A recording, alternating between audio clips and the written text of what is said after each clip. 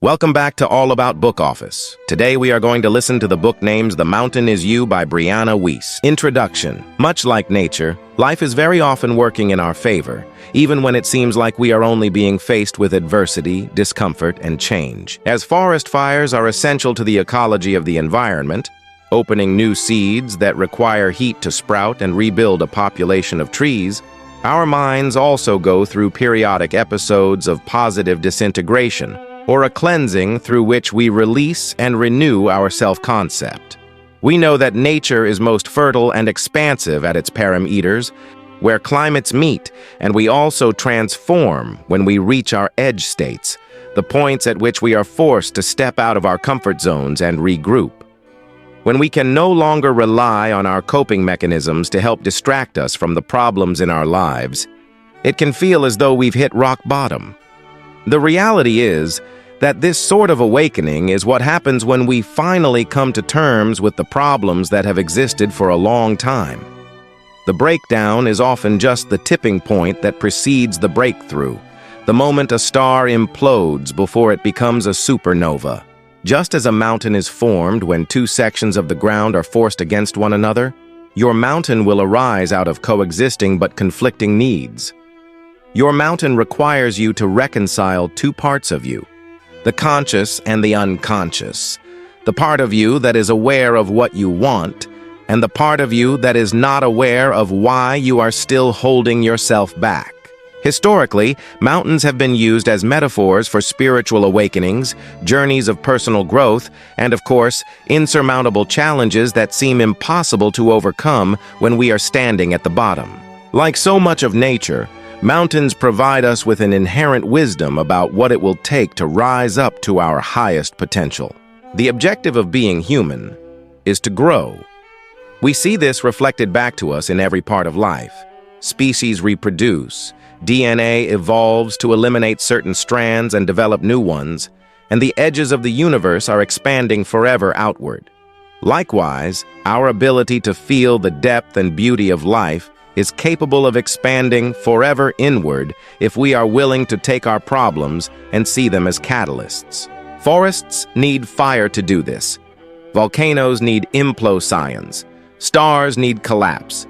And human beings often need to be faced with no other option but to change before they really do. To have a mountain in front of you does not mean you are fundamentally broken in some way. Everything in nature is imperfect, and it is because of that imperfection that growth is possible. If everything existed in uniformity, the gravity that created the stars and planets and everything that we know would not exist. Without breaks, faults, and gaps, nothing could grow and nothing would become. 2. The fact that you are imperfect is not a sign that you have failed. It is a sign that you are human, and more importantly, it is a sign that you still have more potential within you. Maybe you know what your mountain is. Maybe it's addiction, weight, relationships, jobs, motivation, or money. Maybe you don't. Maybe it's a vague sense of anxiety, low self-esteem, fear, or a general discontentment that seems to bleed out onto everything else. The mountain is often less a challenge in front of us as it is a problem within us, an unstable foundation that might not seem evident on the surface, but is nonetheless shifting almost every part of our lives. Usually when we have a problem that is circumstantial, we are facing the reality of life. When we have a problem that is chronic, we are facing the reality of ourselves. We often think that to face a mountain means to face life's hardships. But the truth is that it is almost always because of the years we have spent accumulating tiny traumas, adaptations, and coping mechanisms, all of which have compounded over time. Your mountain is the block between you and the life you want to live. Facing it is also the only path to your freedom and becoming. You are here because a trigger showed you to your wound, and your wound will show you to your path, and your path will show you to your destiny. When you arrive at this breaking point, the foot of the mountain, the heat of the fire, the night that finally wakes you, you are at the crux of the breakdown. And if you are willing to do the work, you will find that it is the entryway to the breakthrough you have spent your entire life waiting for. Your old self can no longer sustain the life you are trying to lead. It is time for reinvention and rebirth. You must release your old self into the fire of your vision and be willing to think in a way you have never even tried before. You must mourn the loss of your younger self, the person who has gotten you this far, but who is no longer equipped to carry you onward. You must envision and become one with your future self, the hero of your life that is going to lead you from here. The task in front of you is silent, simple, and monumental. It is a feat most do not ever get to the point of attempting. You must now learn agility, resilience, and self-understanding. You must change completely, never to be the same again. The mountain that stands in front of you is the calling of your life, your purpose for being here, and your path finally made clear. One day, this mountain will be behind you, but who you become in the process of getting over it will stay with you always. In the end, it is not the mountain that you must master, but yourself. Chapter 1. The mountain is you. There is nothing holding you back in life more than yourself. If there is an ongoing gap between where you are and where you want to be, and your efforts to close it are consistently met with your own resistance, pain, and discomfort, self-sabotage is almost always at work.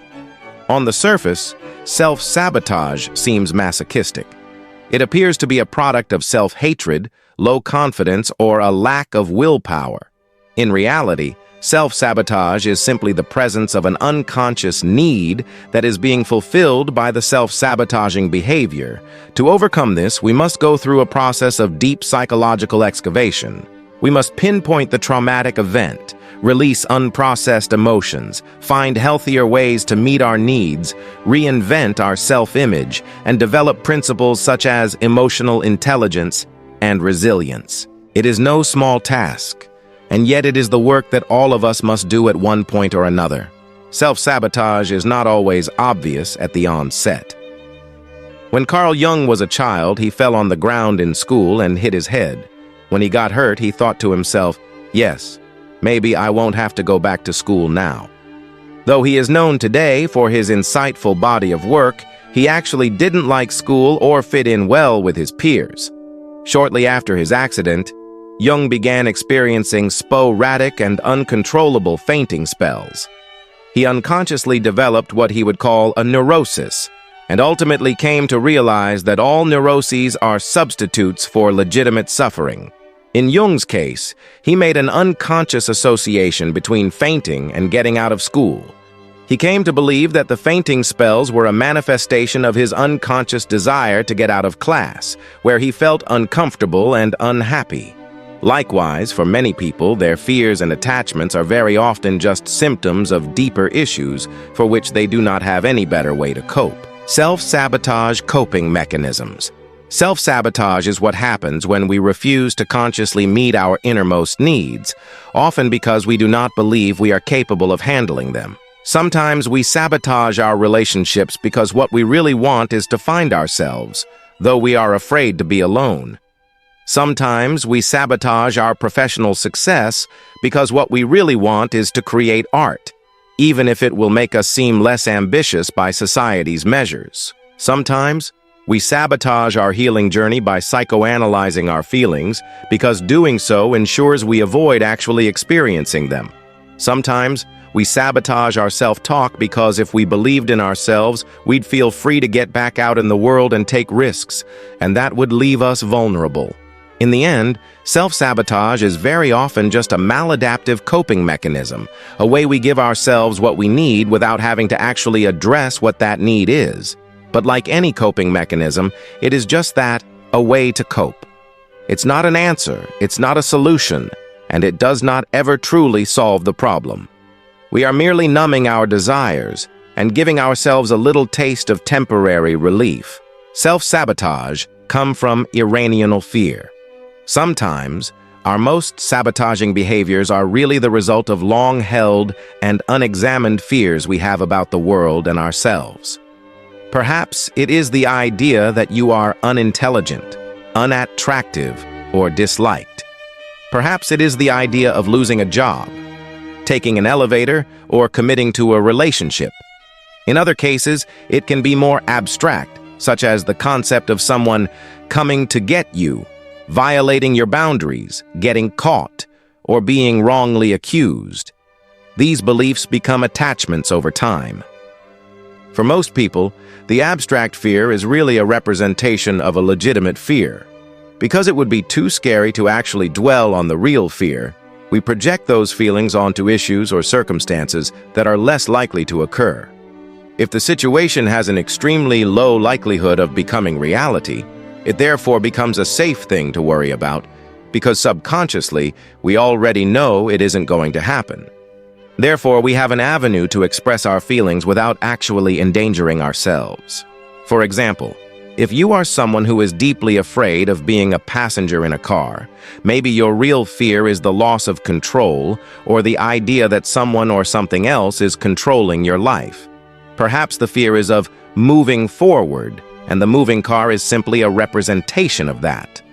If you were aware of the real issue, you could begin working to resolve it, perhaps by identifying the ways you are giving up your power or being too passive.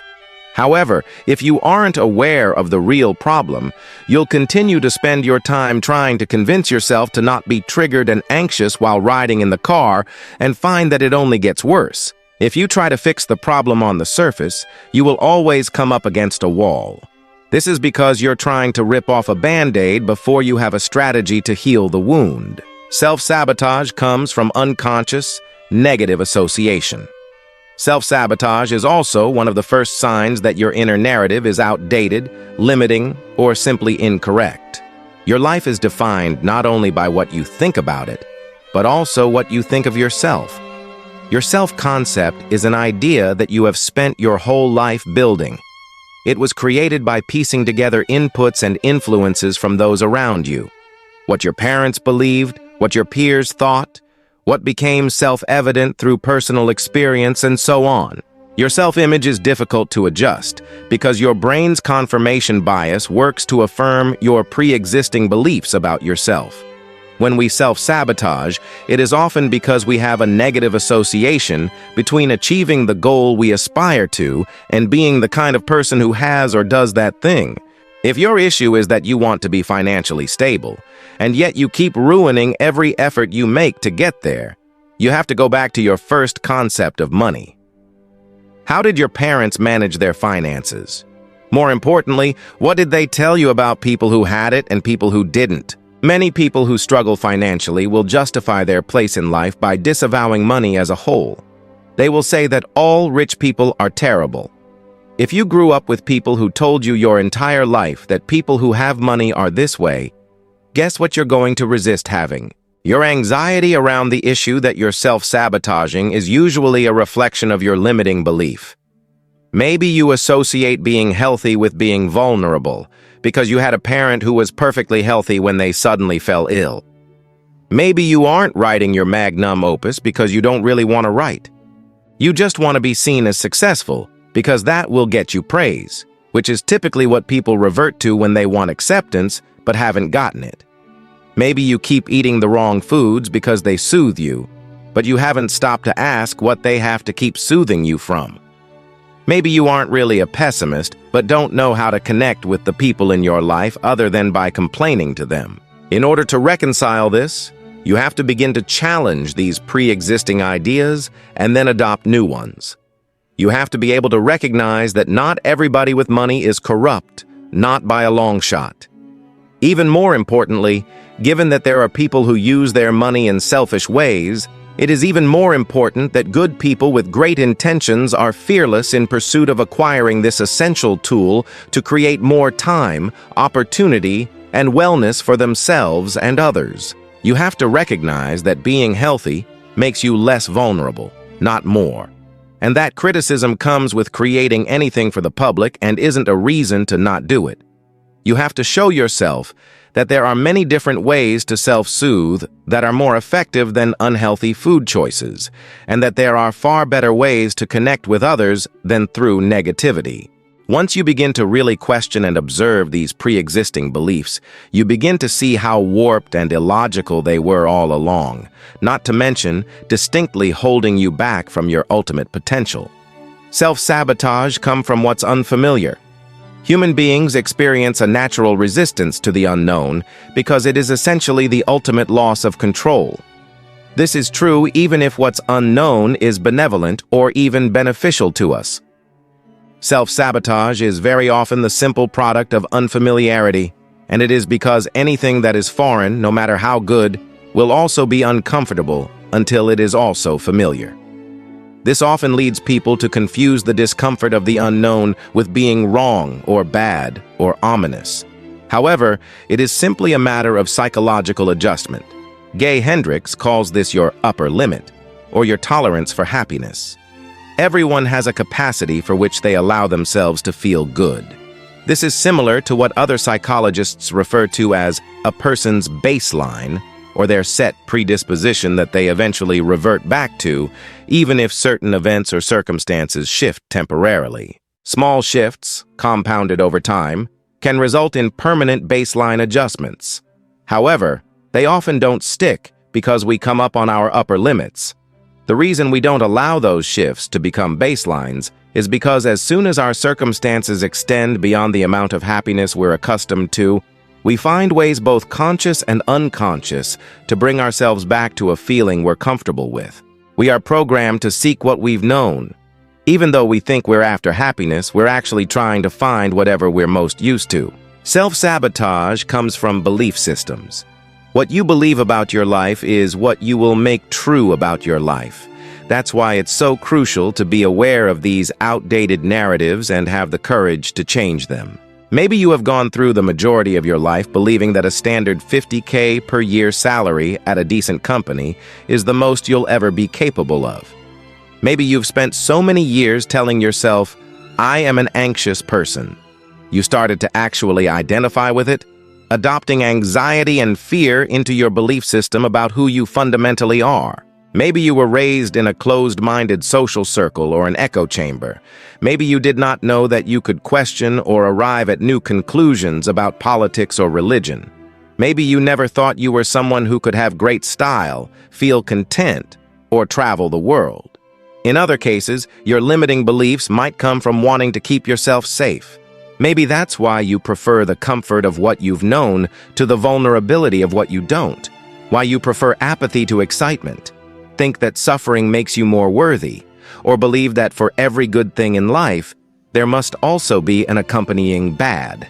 To truly heal, you are going to have to change the way you think. You are going to have to become very conscious of negative and false beliefs and start shifting to a mindset that actually serves you. How to get out of denial. Maybe this preliminary information about self-sabotage resonates a bit. Or maybe it resonates a lot. Either way, if you are here because you truly want to change your life, you are going to have to stop being in denial about your personal state of affairs. You are going to have to get real with yourself. You are going to have to decide that you love yourself too much to stop settling for less than what you really deserve. If you think that you could be doing better in life, you might be right. If you think that there is more that you are here to accomplish, you might be right. If you think that you are not being your authentic self, you might be right. It does not serve us to use endless affirmations to placate our true feelings about where we are in our journey. When we do this, we start dissociating and get stuck. In an effort to love ourselves, we try to validate everything about who we are. Yet those warm sentiments never quite seem to stick, only ever temporarily numbing the discomfort. Why don't they work? Because deep down, we know we are not quite being who we want to be, and until we accept this, we are never going to find peace. When we are in denial, we tend to go into blame mode. We look for anyone or anything to explain why we are the way we are, then we start justifying. If you have to constantly, on a near daily basis, rationalize why you're unhappy about your life, you are not doing yourself any favors. You are not getting any closer to creating the lasting change that you so deeply desire. The first step in healing anything is taking full accountability. It is no longer being in denial about the honest truth of your life and yourself. It does not matter what your life looks like on the outside. It is how you feel about it on the inside. It is not okay to be constantly stressed, panicked, and unhappy. Something is wrong, and the longer you try to love yourself out of realizing this, the longer you are going to suffer. The greatest act of self-love is to no longer accept a life you are unhappy with. It is to be able to state the problem plainly and in a straightforward manner. That is precisely what you need to do to continue truly uprooting your life and transforming it. It is the first step towards real change. Take a piece of paper and a pen and write down everything you aren't happy with. Write down, very specifically, every single problem you face. If you are struggling with finances, you need a very clear picture of what's wrong. Write down every debt, every bill, every asset, and every bit of income. If you are struggling with self-image, write down exactly what you dislike about yourself. If it is anxiety, write down everything that bothers or upsets you. You must first and foremost get out of denial and into clarity about what's really wrong. At this point, you have a choice. You can make peace, or you can commit to changing. The lingering is what is keeping you stuck. The path begins right where you are now. If you know that change needs to be made in your life, it is okay if you are far away from your goal, or if you cannot yet conceive how you will arrive. It is okay if you are starting at the beginning. It is okay if you are at rock bottom and cannot yet see your way through. It is okay if you are at the foot of your mountain and have failed every time you've tried to overcome it. Rock bottom is very often where we begin on our healing journey. This is not because we suddenly see the light, not because our worst days are magically transmuted into some type of epiphany, and not because someone saves us from our own madness. Rock bottom becomes a turning point because it is only at that point that most people think, I never want to feel this way again. That thought is not just an idea. It is a declaration and a resolution. It is one of the most life-changing things you can ever experience. It becomes the foundation upon which you build everything else. When you decide you truly do not ever want to feel a certain way again, you set out on a journey of self-awareness, learning, and growth that has you radically reinvent who you are. In that moment, fault becomes irrelevant. You're no longer mulling over who did what or how you've been wronged. Takes, I will never accept my life getting to this point again. Rock bottom isn't a bad day. It doesn't happen by chance. We only arrive at rock bottom when our habits begin to compound upon one another, when our coping mechanisms have spiraled so out of control that we can no longer resist the feelings we were attempting to hide. Rock bottom is when we are finally faced with ourselves. When everything has gone so wrong, we are left to realize that there is only one common denominator through it all. We must heal. We must change. We must choose to turn around so that we will never feel this way again. When we have a down day, we don't think, I never want to feel this way again. Why? Because it is not fun, but it's also not unbearable. Mostly, though, we are somewhat aware that small failures are a regular part of life.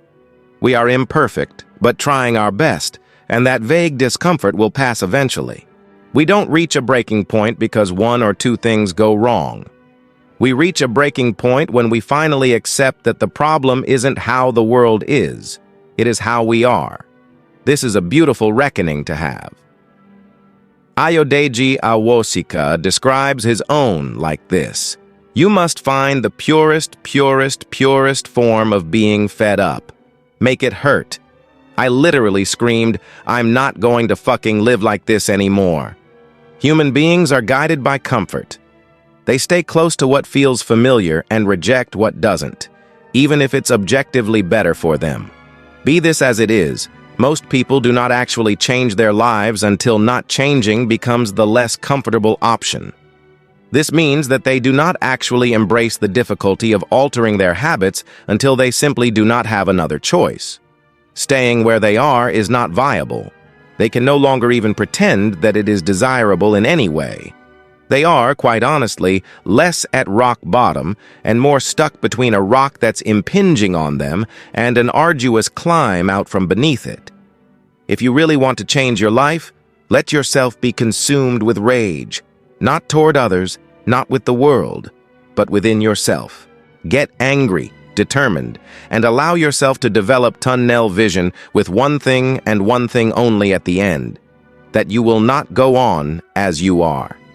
Preparing for radical change.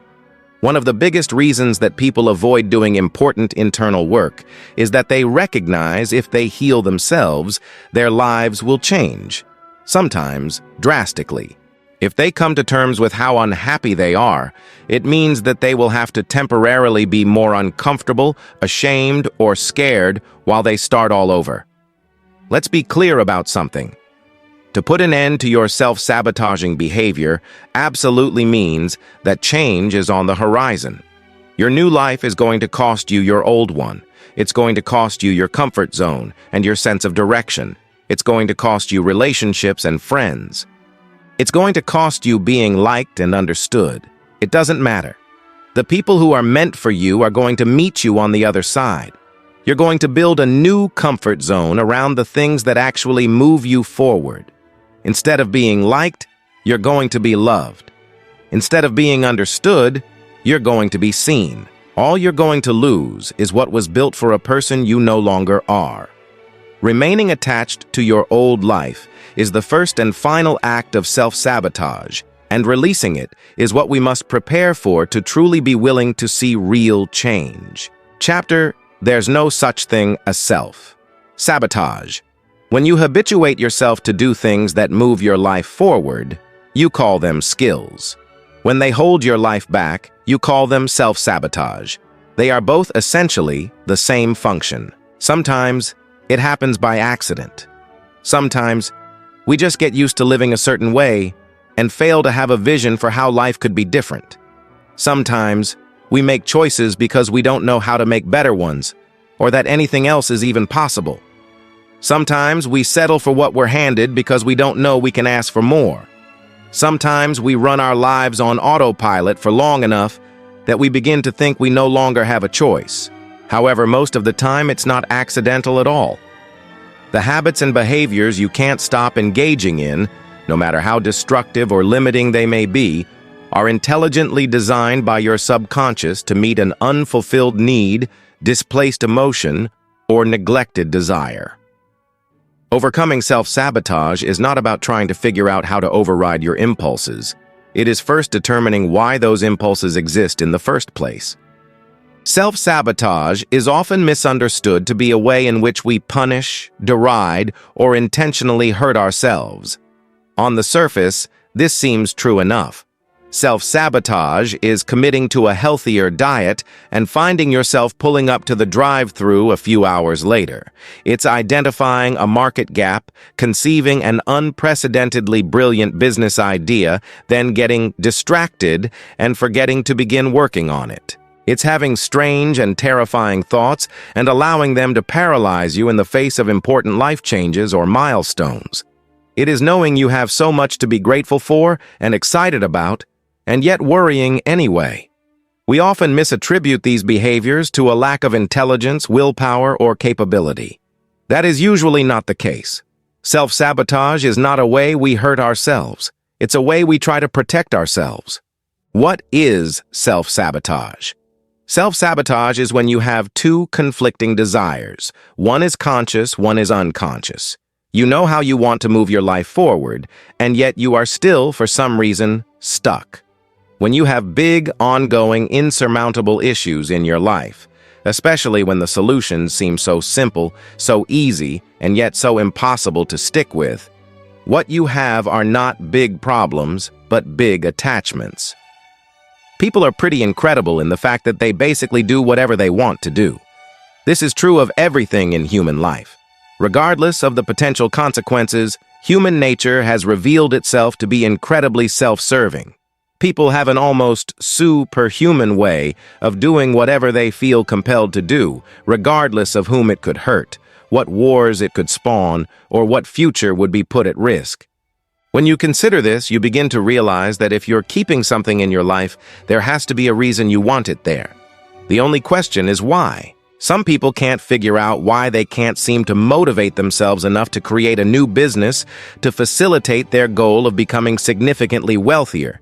perhaps not realizing that they have a subconscious belief that to be rich is to be egocentric or disliked. Or perhaps they actually don't want to be super wealthy. Maybe it's a cover-up for wanting to feel secure and taken care of. Or their real desire is to be recognized for their art. And as this feels too unlikely to ever happen, they fall back on a secondary dream that doesn't actually motivate them. Some people say that they want to be successful at any cost, and yet don't want to log the hours of work it would take to get there. Perhaps it is because they understand at some level that being successful doesn't really make you happy nor liked. In fact, the opposite tends to be true. Success usually exposes you to jealousy and scrutiny. Successful people are not loved in the way that we imagine they would be. They are usually picked apart because envious people need to humanize them in some way. Perhaps instead of being successful, what many really want is just to be loved. And yet their ambition for success directly threatens that. Some people can't figure out why they keep choosing the wrong relationships, people whose patterns of rejection, abuse, or refusal to commit seem to be consistent. Perhaps they don't realize that they are actually recreating the relationship dynamics they experienced when they were young because they associate love with loss or abandonment. Perhaps they want to recreate family relationships in which they felt helpless, but to live them again as an adult where they can help the addict, the liar, or the broken person. When it comes to self-sabotaging behaviors, you have to understand that sometimes it's easy to get attached to having problems. Being successful can make you less liked. Finding love can make you more vulnerable. Making yourself less attractive can guard you. Playing small allows you to avoid scrutiny. Procrastinating puts you back in a place of comfort. All the ways in which you are self-sabotaging are actually ways that you are feeding a need you probably do not even realize you have. Overcoming it is not only a matter of learning to understand yourself better, but realizing that your problems are not problems. They are symptoms. You cannot get rid of the coping mechanisms and think you've solved the problem. What does self-sabotage look like? It's impossible to say decisively what self-sabotage does or doesn't look like, because certain habits and behaviors that can be healthy for one person can be unhealthy in another context. With that said, there are definitely some specific behaviors and patterns that are typically indicative of self-sabotage, and they usually relate to being aware that there's a problem in your life, yet feeling the need to perpetuate it regardless. Here are some of the main signs that you're probably in a cycle of self-sabotage. Resistance. Resistance is what happens when we have a new project that we need to work on and simply can't bring ourselves to do it. It's when we get into a great new relationship and then keep bailing on plans. It's when we get an amazing idea for our business and then feel tension and anger when it comes time to sit down and actually get to work. We often feel resistance in the face of what's going right in our lives, not what's going wrong. When we have a problem to solve, resistance is usually nowhere to be found. But when we have something to enjoy, create, or build, we are tapping into a part of ourselves that is trying to thrive instead of just survive, and the unfamiliarity can be daunting. How to resolve this resistance is your way of slowing down and making sure that it's safe to get attached to something new and important. In other cases, it can also be a warning sign that something isn't quite right, and you might need to step back and regroup. Resistance is not the same thing as procrastination or indifference and shouldn't be treated as such. When we are experiencing resistance, there is always a reason, and we have to pay attention. If we try to force ourselves to perform in the face of resistance, it usually intensifies the feeling as we are strengthening the internal conflict and triggering the fear that's holding us back in the first place. Instead, releasing resistance requires us to refocus. We have to get clear on what we want as well as when and why we want it. We have to identify unconscious beliefs that are preventing us from showing up, and then we have to step back into the work when we feel inspired. Wanting is the entryway to showing up after resistance. Hitting your upper limit. As discussed before, there is only a certain amount of happiness that most of us will allow ourselves to feel. Gay Hendricks calls this your upper limit. Your upper limit is essentially the amount of good that you're comfortable having in your life. It is your tolerance and threshold for having positive feelings or experiencing positive events. When you begin to surpass your upper limit, you start to unconsciously sabotage what's happening in order to bring yourself back to what's comfortable and familiar. For some people, this manifests physically, often as aches, pains, headaches, or physical tension. For others, it manifests emotionally as resistance, anger, guilt, or fear. It might seem totally counterintuitive, but we are not really wired to be happy.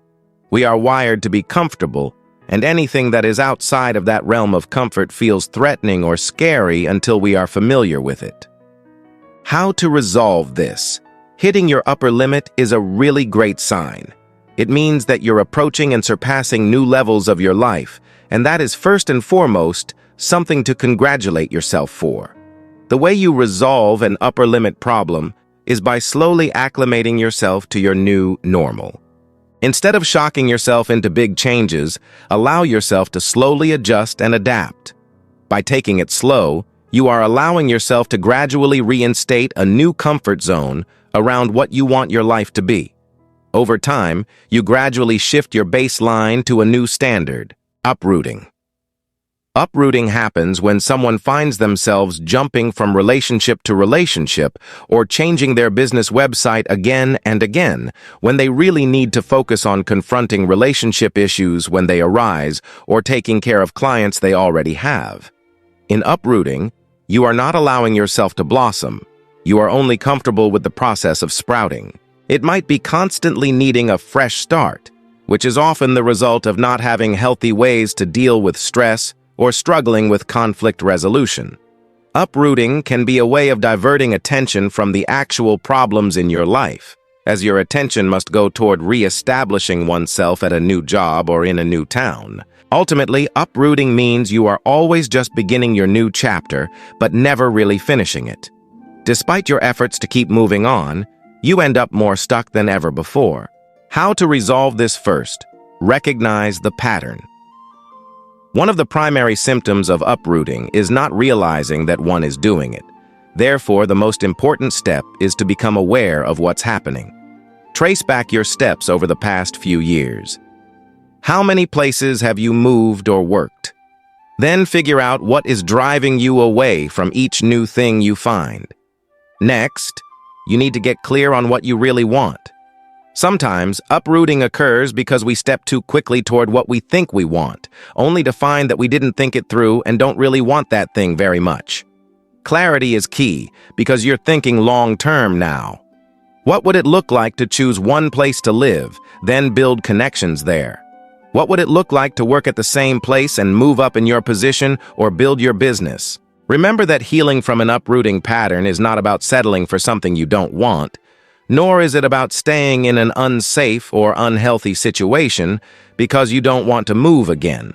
It's about getting clear and determined on what's the right path for you, and then making a plan for how you can thrive, not just survive. When the moment comes that you would typically flee, confront the discomfort and stay where you are. Figure out why you are uncomfortable getting attached to one thing or another, and determine what a healthy attachment would look like for you. Perfectionism. When we expect that our work must be perfect the first time we do it, we end up getting into a cycle of perfectionism. Perfectionism isn't actually wanting everything to be right. It's not a good thing. In fact, it is a hindering thing, because it sets up unrealistic expectations about what we are capable of or what the outcomes of our lives could be. Perfectionism holds us back from showing up and trying or really doing the important work of our lives. This happens because when we are afraid of failing or feeling vulnerable or not being as good as we want others to think, we end up avoiding the work that is required to actually become that good. We sabotage ourselves because it is the willingness to show up and simply do it again and again and again that ultimately brings us to a place of mastery. How to resolve this? Don't worry about doing it well. Just do it. Don't worry about writing a bestseller. Just write. Don't worry about making a Grammy-winning hit, just make music.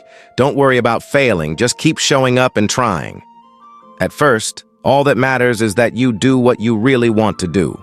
From there, you can learn from your mistakes and over time get to the place where you really want to be. The truth is that we actually do not accomplish great feats when we are anxious about whether or not what we do will indeed be something impressive and world-changing. We accomplish these sorts of things when we simply show up and allow ourselves to create something meaningful and important to us. Instead of perfection, focus on progress. Instead of having something done perfectly, focus on just getting it done. From there, you can edit, build, grow, and develop it to exactly what your vision is. But if you don't get started, you'll never arrive. Limited emotional processing skills. In life, there are going to be people, situations, and circumstances that are upsetting, infuriating, saddening, and even enraging. There will likewise be people, situations, and circumstances that are inspiring, hopeful, helpful, and truly offer purpose and meaning in your life. When you are only able to process half of your emotions, you stunt yourself. You start going out of your way to avoid any possible situation that could bring up something frustrating or uncomfortable, because you have no tools to be able to handle that feeling. This means that you start avoiding the very risks and actions that would ultimately change your life for the better. In addition, an inability to process your emotions means you get stuck with them. You sit and dwell on your anger and sadness because you don't know how to make them go away. When we can only process half of our emotions, we ultimately only live half of the life we really want to. How to resolve this healthy emotional processing looks different for everyone, but generally involves these steps. Get clear on what happened. Validate your feelings. Determine a course correction. First, you need to understand why you're upset or the reason why something is bothering you so much. Without clarity on this, you'll continue to waste your time mulling over the details without really understanding what's hurting you so much. Next, you have to validate how you feel. Recognize that you are not alone. Anyone in your situation would probably feel similarly, and does, and that what you feel is absolutely okay. In doing this, you can allow yourself a physical release such as crying, shaking, journaling about what you feel, or talking to a trusted friend. Once you are clear on what's wrong and have allowed yourself to fully express the extent of your emotions, you can determine how you will change your behavior or thought process so that you get an outcome that you really want in the future. Justification. Your life is ultimately measured by your outcomes, not your intentions. It is not about what you wanted to do or would have done, but didn't have the time. It's not about why you thought you couldn't. It's just whether or not you eventually did. When you're in a pattern of self-sabotaging behavior, you're often treating those excuses the same way you would treat measurable outcomes. You're using them to make yourself feel momentarily satisfied, using them as a replacement for the accomplishment itself. When we have a goal, dream, or plan, there is no measure of intent. It is only whether you did it or did not. Any other reason you offer for not showing up and doing the work is simply you stating that you prioritize that reason over your ultimate ambition, which means that it will always take precedence in your life. You may also be using excuses to help navigate away from uncomfortable feelings that are ultimately necessary for your growth. Start measuring your outcomes and focusing on at least doing one productive thing each day. It's no longer about how many days you really wanted to go to the gym. It's about how many days you did. It's no longer about wanting to show up for your friends. It's whether or not you did. It's no longer about the great ideas you had about how to change your business. It's about whether or not you did. Stop accepting your own excuses. Stop being complacent with your own justifications. Start quantifying your days by how many healthy, positive things you accomplished, and you will see how quickly you begin to make progress. Disorganization. By leaving our lives and spaces in disarray, we are not just mindlessly forgetting to take care of our surroundings. We are often actually creating distractions and chaos that serve an unconscious purpose. A clean, organized space, both for work and for living, is essential to thriving. This means a tidy home, clothes that are easy to reach and put together each morning, a clean kitchen, and an organized desk. Paperwork should be filed in one space. Your bedroom should be calming, and everything should have a home that it can return to at the end of the day. Without cleanliness, we create fewer opportunities for ourselves. Nothing positive nor beautiful flows from chaos. Deep down, we know this. Often when we are self-sabotaging through disorganization, it is because when we are very clean or organized, we get an uneasy feeling. That uneasy feeling is what we are trying to avoid, because it is the recognition that now that everything is in order, we must get to work on doing what we need to do or who we want to become. When we leave our spaces messy, we are always a few tasks or priorities away from stepping out and showing up. How to resolve this? Like anything, you need to start slow and adjust yourself over time. To declutter and reorganize, start with one room, and if that is too much, try one corner, drawer, or closet. Work on that, and only that, and then implement a routine that maintains the organization. From there, start arranging your space so that it works for you, not against you. Put something soothing on your bedside table like a diffuser, or create an organized family calendar in the kitchen so appointments and schedules are visible to others. If you have trouble with the mail being disorganized, create a spot for it to go when it comes in each day. If you have trouble with laundry being disorganized, create a system for it and decide on a day or two that you do the wash and do it in bulk. You must slowly let yourself get used to working at a clean desk, and eventually it will become second nature. You'll begin to realize that you also feel so much less stressed and much more in control of your life. It is very hard to show up as the person you want to be when you are surrounded by an environment that makes you feel like a person you aren't. Attachment to what you don't really want. Sometimes your dreams for your life are adopted from other people's preferences. In other cases, you determine what you want, and then you outgrow your old ambitions. Sometimes we fight endlessly to try to force ourselves to want something that we do not really want, and it always leaves us empty because it isn't a genuine desire. This is different than lacking motivation or experiencing resistance. Our inability to perform is not based in fear or lack of skill. It is based in an inherent knowing that this is not what we want for our lives, and perhaps we're feeling lost or unable to change our path. When you find yourself struggling with something, you have to ask yourself, do I actually want to do this? Do you want the job? Or do you just like how the title sounds? Are you in love with the person? Or do you like the idea of the relationship? Are you still holding an outdated idea of what your greatest success will be? And if so, what would it look like to let that go?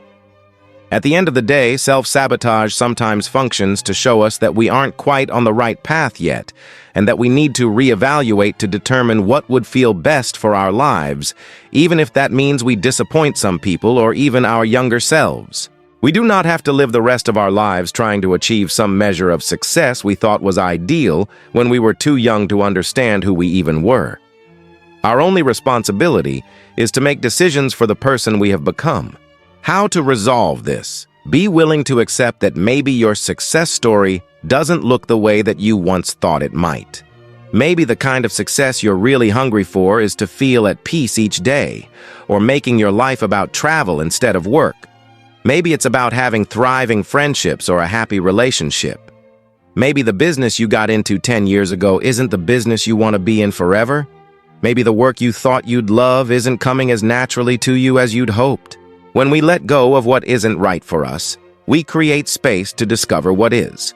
However, doing so requires the tremendous courage to put our pride aside and see things for what they really are.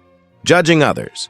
We all know that gossiping or judging other people's lives and choices is not a healthy or positive way to connect with other people. However, it does far more damage than we realize, as it sets up barriers to our own success. If we feel bad about not being as successful as another person, we might try to find something negative about them to make ourselves feel better. If we do that every time we come across a person who is more successful than we are, we begin to associate that level of success with being disliked. When it comes time for us to take action to move our lives forward, we're going to resist doing it, because becoming more successful will create a breach in our self-concept. If we feel bad about not being as successful as another person, we might try to find something negative about them to make ourselves feel better. If we do that every time we come across a person who is more successful than we are, we begin to associate that level of success with being disliked. When it comes time for us to take action to move our lives forward, we're going to resist doing it, because becoming more successful will create a breach in our self-concept. Maybe they chalked all wealthy people up to being morally corrupt. This sweeping characterization sealed itself in your subconscious, and now you find yourself sabotaging your own attempts to become financially healthy because you associate it with guilt and being disliked. When we set up judgments for others, they become rules that we have to play by too. By judging others for what we don't have or because we envy them, we sabotage our own lives far more than we ever really hurt anybody else. How to resolve this? Many people say that you have to love yourself first before you can love others, but really, if you learn to love others, you will learn to love yourself. Practice non-judgment through non-assumption. Instead of reaching a conclusion about a person based on the limited information you have about them, consider that you're not seeing the whole picture and don't know the whole story. When you are more compassionate about other people's lives, you become more compassionate about your own.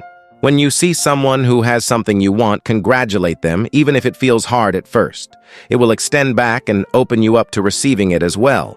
Pride is often involved in many of our worst decisions. Sometimes we know a relationship is wrong, but the shame of leaving seems worse than staying. Sometimes we start a business and realize we don't really like it very much, or refuse to accept that we need to change or ask for help. In these cases, our pride is getting in the way. We are making decisions based on how we imagine people view our lives, not how they actually are. This is not only inaccurate, but it is also very unhealthy. How to resolve this? To overcome our attachment to pride, we have to start to see ourselves more wholly and honestly. Instead of thinking that we need to prove to everyone around us how perfect and flawless we are, we can imagine ourselves more realistically, as people who, despite our weaknesses, are trying our best.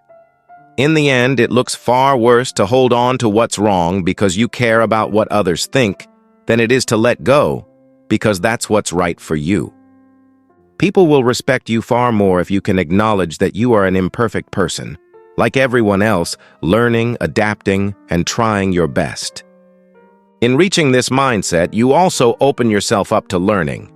By not assuming you know everything or that you need to seem perfect, you can admit when you're wrong, ask for assistance, and lean on others sometimes.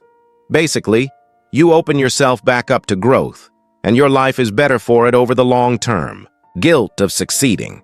In a world of so much pain, horror, and misfortune, who are we to have happy, abundant lives?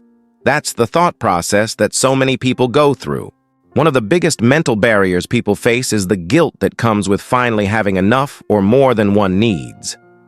This can come from many different sources, but it ultimately boils down to feeling as though you don't deserve to have it. This feeling often comes up when we start to earn more money or have nicer things.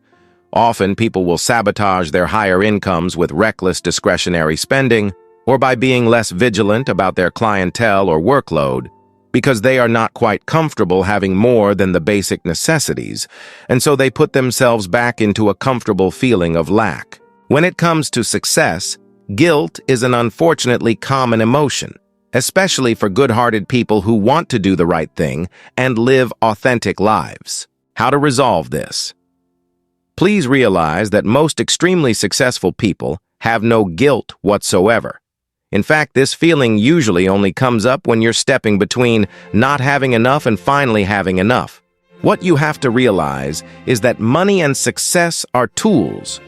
They buy you back time and offer you the opportunity to help, employ, influence, and change the lives of others. Instead of looking at your success as a status differentiator, which will always make you feel bad and uncomfortable, see it instead as a tool with which you can do important and positive things in the world and your own life. Fear of failing. How often do we not even attempt something because we are afraid to look bad or fail immediately? The fear of failing is often something that holds people back from putting in the work they would need to become truly great at something. But it can also take another, more insidious form. Once we have established something new in our lives, this fear can come up as a constant, irrational worry that we're missing something, that our partner is being unfaithful, or that we're one misstep away from losing it all. These catastrophic thoughts happen when we want to shield ourselves from potential loss. They only come up when we finally have something we care enough about and really want to keep. How to resolve this? There is a difference between failing because you are trying something new and daring, and failing because you are not showing up, doing the work, or being responsible for your actions. These are two very different experiences and should be separated in your mind. As scary as it might be to not be great at something initially, or perhaps even experience a loss, it is even worse to fail by virtue of never trying and always playing small.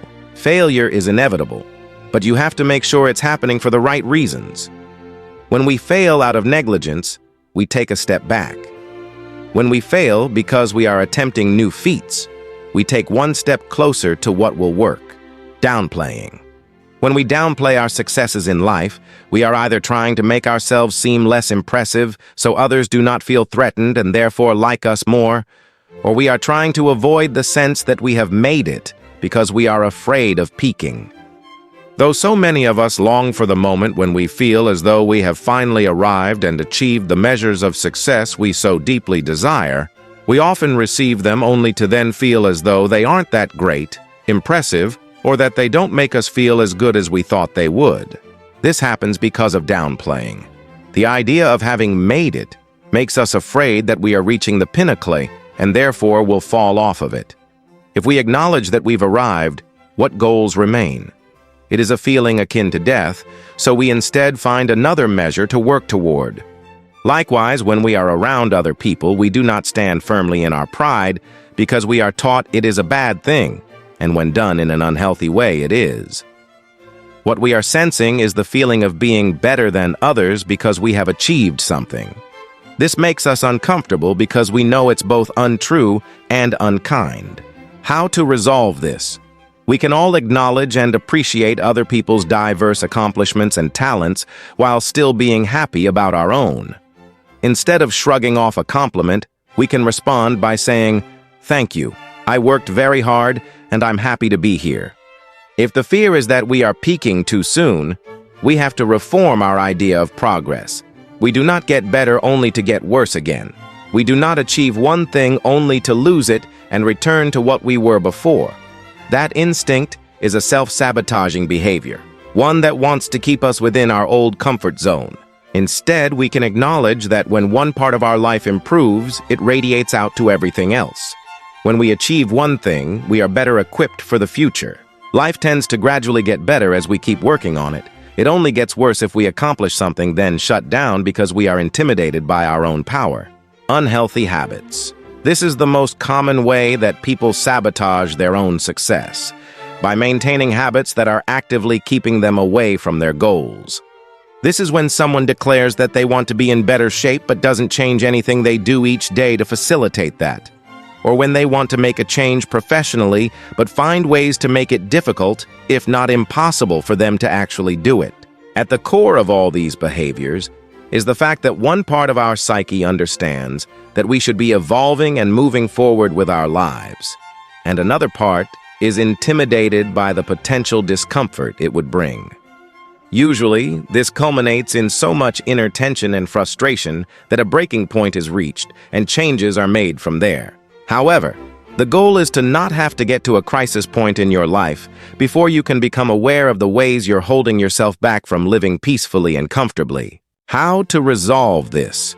Define health on your own terms. What does a healthy life look like for you? How would it make you feel? And what would you be doing?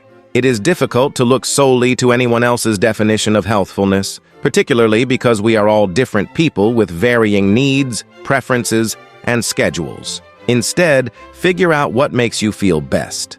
Decide what combination of healthy eating, exercise, and sleep is right for you, and stick to it. Like so many things, Healthy habits are best established gradually.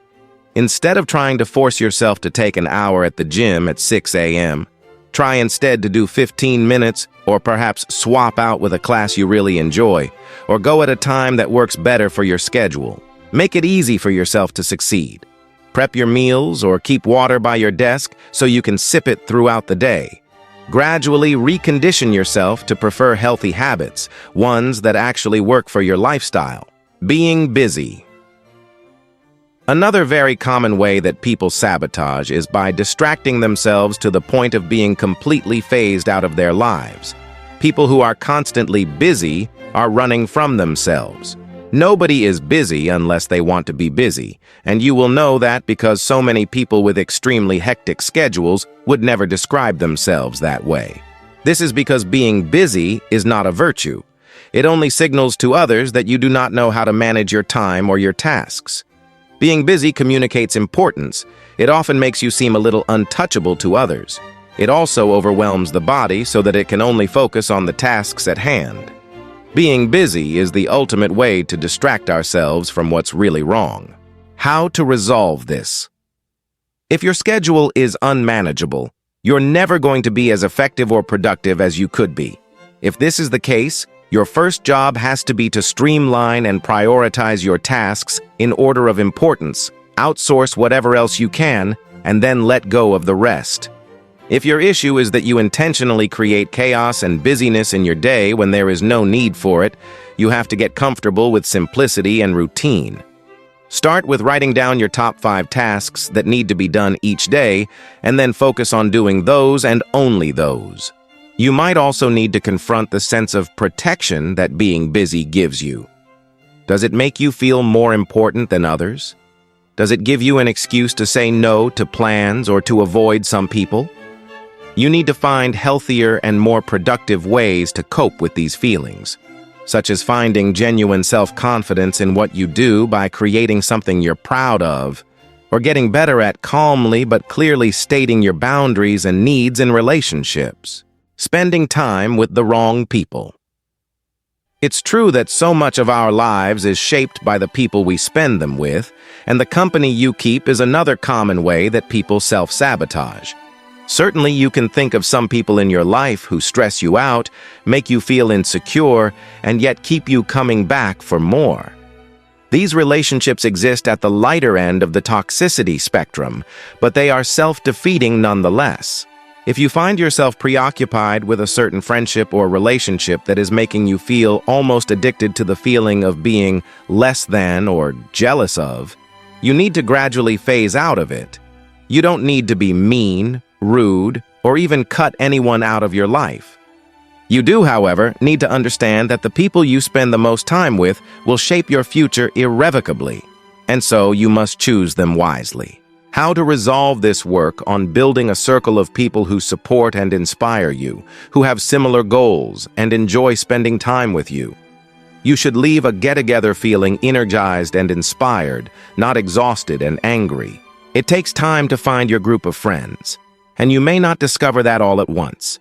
It could start with offering to take someone you admire out for coffee, or reaching out to do something with a person with whom you'd like to reconnect.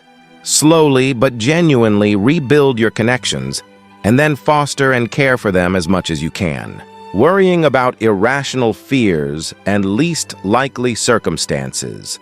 Another very common way that people sabotage without realizing is by preoccupying themselves with fears of worst-case scenarios. You're probably familiar with this, at least to some degree. You have a weird or highly unlikely thought that evokes a deep sense of dread, fear, and series of doomsday scenarios in your head.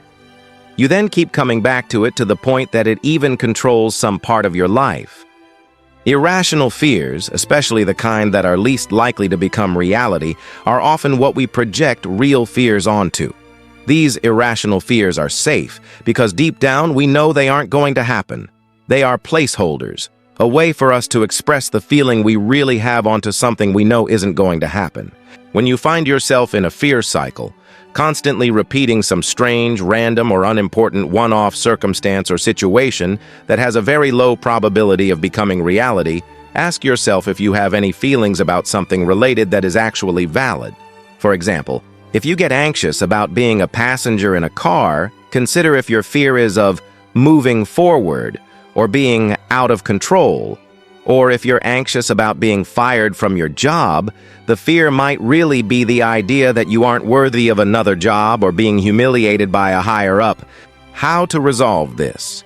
Instead of wasting all of your energy trying to control some worst-case scenario, consider what the message of the fear may be and what it is telling you that you need in your life. If the fear was an abstract metaphor, what would the meaning be? Is the abrupt loss of income a symbol of your desire for security? Is the fear of the future a symbol for not living fully right now? Is the anxiety about making decisions a symbol for knowing what you really want and being too afraid to choose it? At the core of the things we most fear is a message that we are trying to send ourselves about what we really care about. If we can identify what we want to protect, we can find healthier and more secure ways to do it. How to tell if you're in a self-sabotage cycle. Even if you can cognitively understand self-sabotaging behaviors, sometimes the most difficult shift is recognizing that we are engaging in them. In fact, sometimes the signs are so subtle, they are barely recognizable and often don't come to our attention until they become highly problematic or someone else points them out. Some of the most prominent symptoms of self-sabotage are as follows. You are more aware of what you don't want than what you do. You spend more of your time worrying, ruminating, and focusing on what you hope doesn't happen than you do imagining, strategizing, and planning for what you do. You spend more time trying to impress people who don't like you than you spend with people who love you for who you are. You are more focused on growing into the kind of person who evokes the envy of your supposed enemies, rather than the kind of person who is beloved by their family and friends and prioritizes them no matter what. You're putting your head in the sand. You don't know basic facts about your life, like how much debt you have or what other people in your field are being paid for similar work. When you get into an argument, you run away until you forget, rather than talking about what's wrong and coming up with a solution. In other words, you are in denial, and so any hope of healing is futile. You care more about convincing other people you're okay than actually being okay. You'd rather post photos that make it look like you had a great time than being concerned about whether you actually had a good time. You put more effort toward trying to convince everyone you're doing well rather than being honest and connecting with people who could help or support you. Your main priority in life is to be liked, even if that comes at the expense of being happy. You think more about whether or not your actions will earn you the approval of people, who are people, by the way, rather than whether or not they will actually make you feel fulfilled and content with who you are. You're more afraid of your feelings than anything else. If you get to the point in life at which the scariest, most detrimental thing you face is the fear of whether or not you will be able to handle your own emotions, you are the one standing in your own way.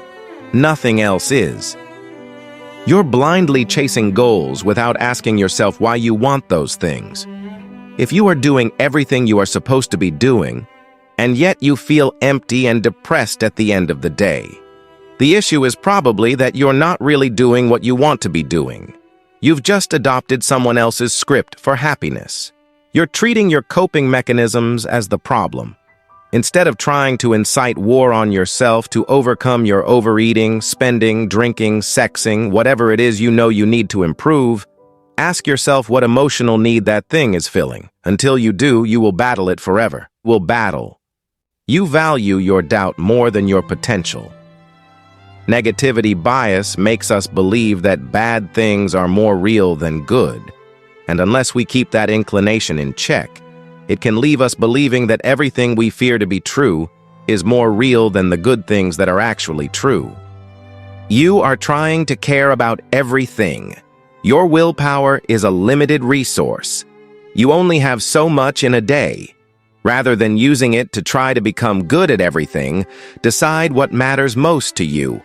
Focus your attention on that and let everything else slip away. You are waiting for someone else to open a door, offer approval, or hand you the life you have been waiting for. We grow up with the illusion that success is what's handed to people who are most deserving, talented, or privileged. When we arrive, however, we realize it is constructed by those who find an intersection of their interests, passions, skills, and a market gap. Sprinkle on a little bit of persistence, and the only way to fail is to give up. You don't realize how far you've come. You are not the person you were 5 years ago. You evolve as your self-image does, so make sure that it's an accurate one. Give yourself credit for everything you've overcome that you never thought you would, and everything you've built that you never thought you could. You've come so much farther than you think, and you're so much closer than you realize. Identifying your subconscious commitments. Part of the reason we often experience intense inner conflict or self-sabotage is because of something called a core commitments, which is essentially your primary objective or intention for your life. Your subconscious commitments are basically what you want more than anything else, and you often aren't even aware of them.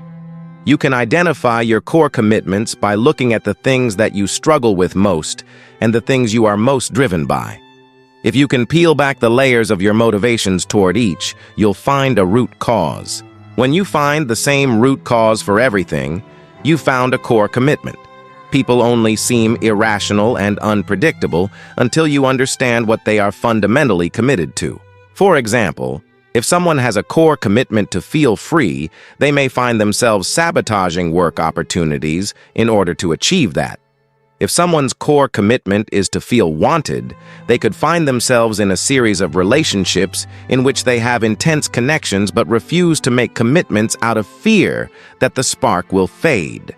If someone's core commitment is to be in control of their lives, they might have irrational anxiety about things that represent a loss of control. If someone's core commitment is to be loved by others, they might pretend to be helpless in certain areas of life because if they don't need others, they might be left by them. If someone's core commitment is to be in control of their lives, they might have irrational anxiety about things that represent a loss of control. If someone's core commitment is to be loved by others, they might pretend to be helpless in certain areas of life because if they don't need others, they might be left by them. Your core need is also another way to identify your purpose. For example, if your subconscious core commitment is to be in control, your core need is trust. If your subconscious core commitment is to be needed, your core need is to know you are wanted. If your subconscious core commitment is to be loved by others, your need is self-love. The less that you feed your core need, the louder your core commitment symptoms will be. If you are a person who needs trust and is therefore committed to staying in control, the less that you believe you are supported, the more your negative coping mechanisms are going to flare up. Perhaps this could happen in the form of disruptive eating patterns, isolating yourself, or hyperfixation on physical appearance. If you are committed to freedom and therefore need a sense of autonomy, the less that you build a life on your own terms, the more you are going to sabotage opportunities and feel drained and exhausted when you should feel happy. The more you lean into fulfilling your core needs, the more your commitment symptoms will disappear. Once you understand what a person really wants, you will be able to explain the intricacies of their habits and behaviors. You will be able to predict down to the detail what they will do in any given situation.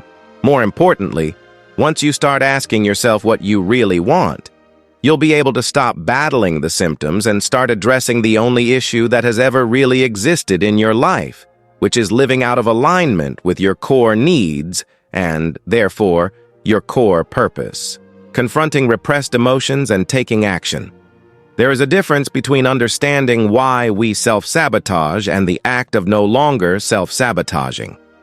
This means that once we understand the root and purpose of the behavior, we adjust it, we adapt. Overcoming self-sabotage is not just a matter of understanding why you're holding yourself back. It is being able to take action in the direction that you want and need to, even if it is initially uncomfortable or triggering. This is a very important part of the process because you are essentially going to be confronting the exact emotions you have been trying to avoid. When you stop engaging in self-sabotaging behavior, repressed emotions that you weren't even aware of will start to come up. and you might feel even worse than you did before. The thing about overcoming self-sabotage is that we don't often need to be told what to do. We know what we want to do, and we know what we need to do. It is simply that we are being held back by our fear of feeling. To begin to unravel this emotional holding pattern, we can work through the following to find more ease and space and freedom while we change our lives. The most common emotions that arise while you're breaking self-sabotaging behaviors. The first feeling you are likely to confront is resistance. This is that generalized sense of being stuck, or your body feeling so tense that it is almost hard, as though you are hitting a wall. This feeling is usually a masking emotion that is preventing you from actually being aware of the sensations beneath it, which are more acute. When you start to feel resistance, you don't want to just push through it. In fact, trying to do that means you'll keep hitting the same wall that you're up against already. You're going to strengthen the self-sabotaging behavior because you aren't really solving the problem by just trying to override it. Instead, start asking the right questions. Why do I feel this way? What is this feeling trying to tell me about the action I am trying to take? Is there something I need to learn here? What do I need to do to honor my needs right now? Then you have to reconnect to your inspiration or your vision for life. Get clear on why you want to take this action and make a change. When your motivation is the fact that you want to live a different and better existence, you're going to find that a lot of the resistance fades because you're being pushed by a vision that's greater than your fear. In other cases, you might run into other emotions, such as anger, sadness, or inadequacy. When those feelings come up, it is very important to make space for them. This means to allow them to rise up in your body and observe them. Watch where they make you tense up or constrict. Feel what they want you to feel. There is nothing worse than the fear of feeling the emotion, as the experience itself is ultimately often just some physical tension around which we've crafted a story. Remember that a lot of these feelings may very well have a root in something related to the self-sabotaging behavior. If you are angry about how one of your parents treated you, it probably won't come as a surprise that the core feeling of why you are sabotaging your relationships is anger and mistrust. The feelings associated with self-sabotage are not usually random. In fact, they can lead us to deeper insights about what we really need and what problems within us are still unresolved. To fully release those feelings once you are aware of them, try writing yourself a letter. Write something to your younger self, or from the perspective of your future self. Write down a mantra or a manifesto. Remind yourself that you love yourself too much to settle for less, or that it is okay to be angry in unfair or frustrating circumstances. Give yourself space to experience the depth of your emotions so that they do not control your behaviors. Disconnecting action and feeling.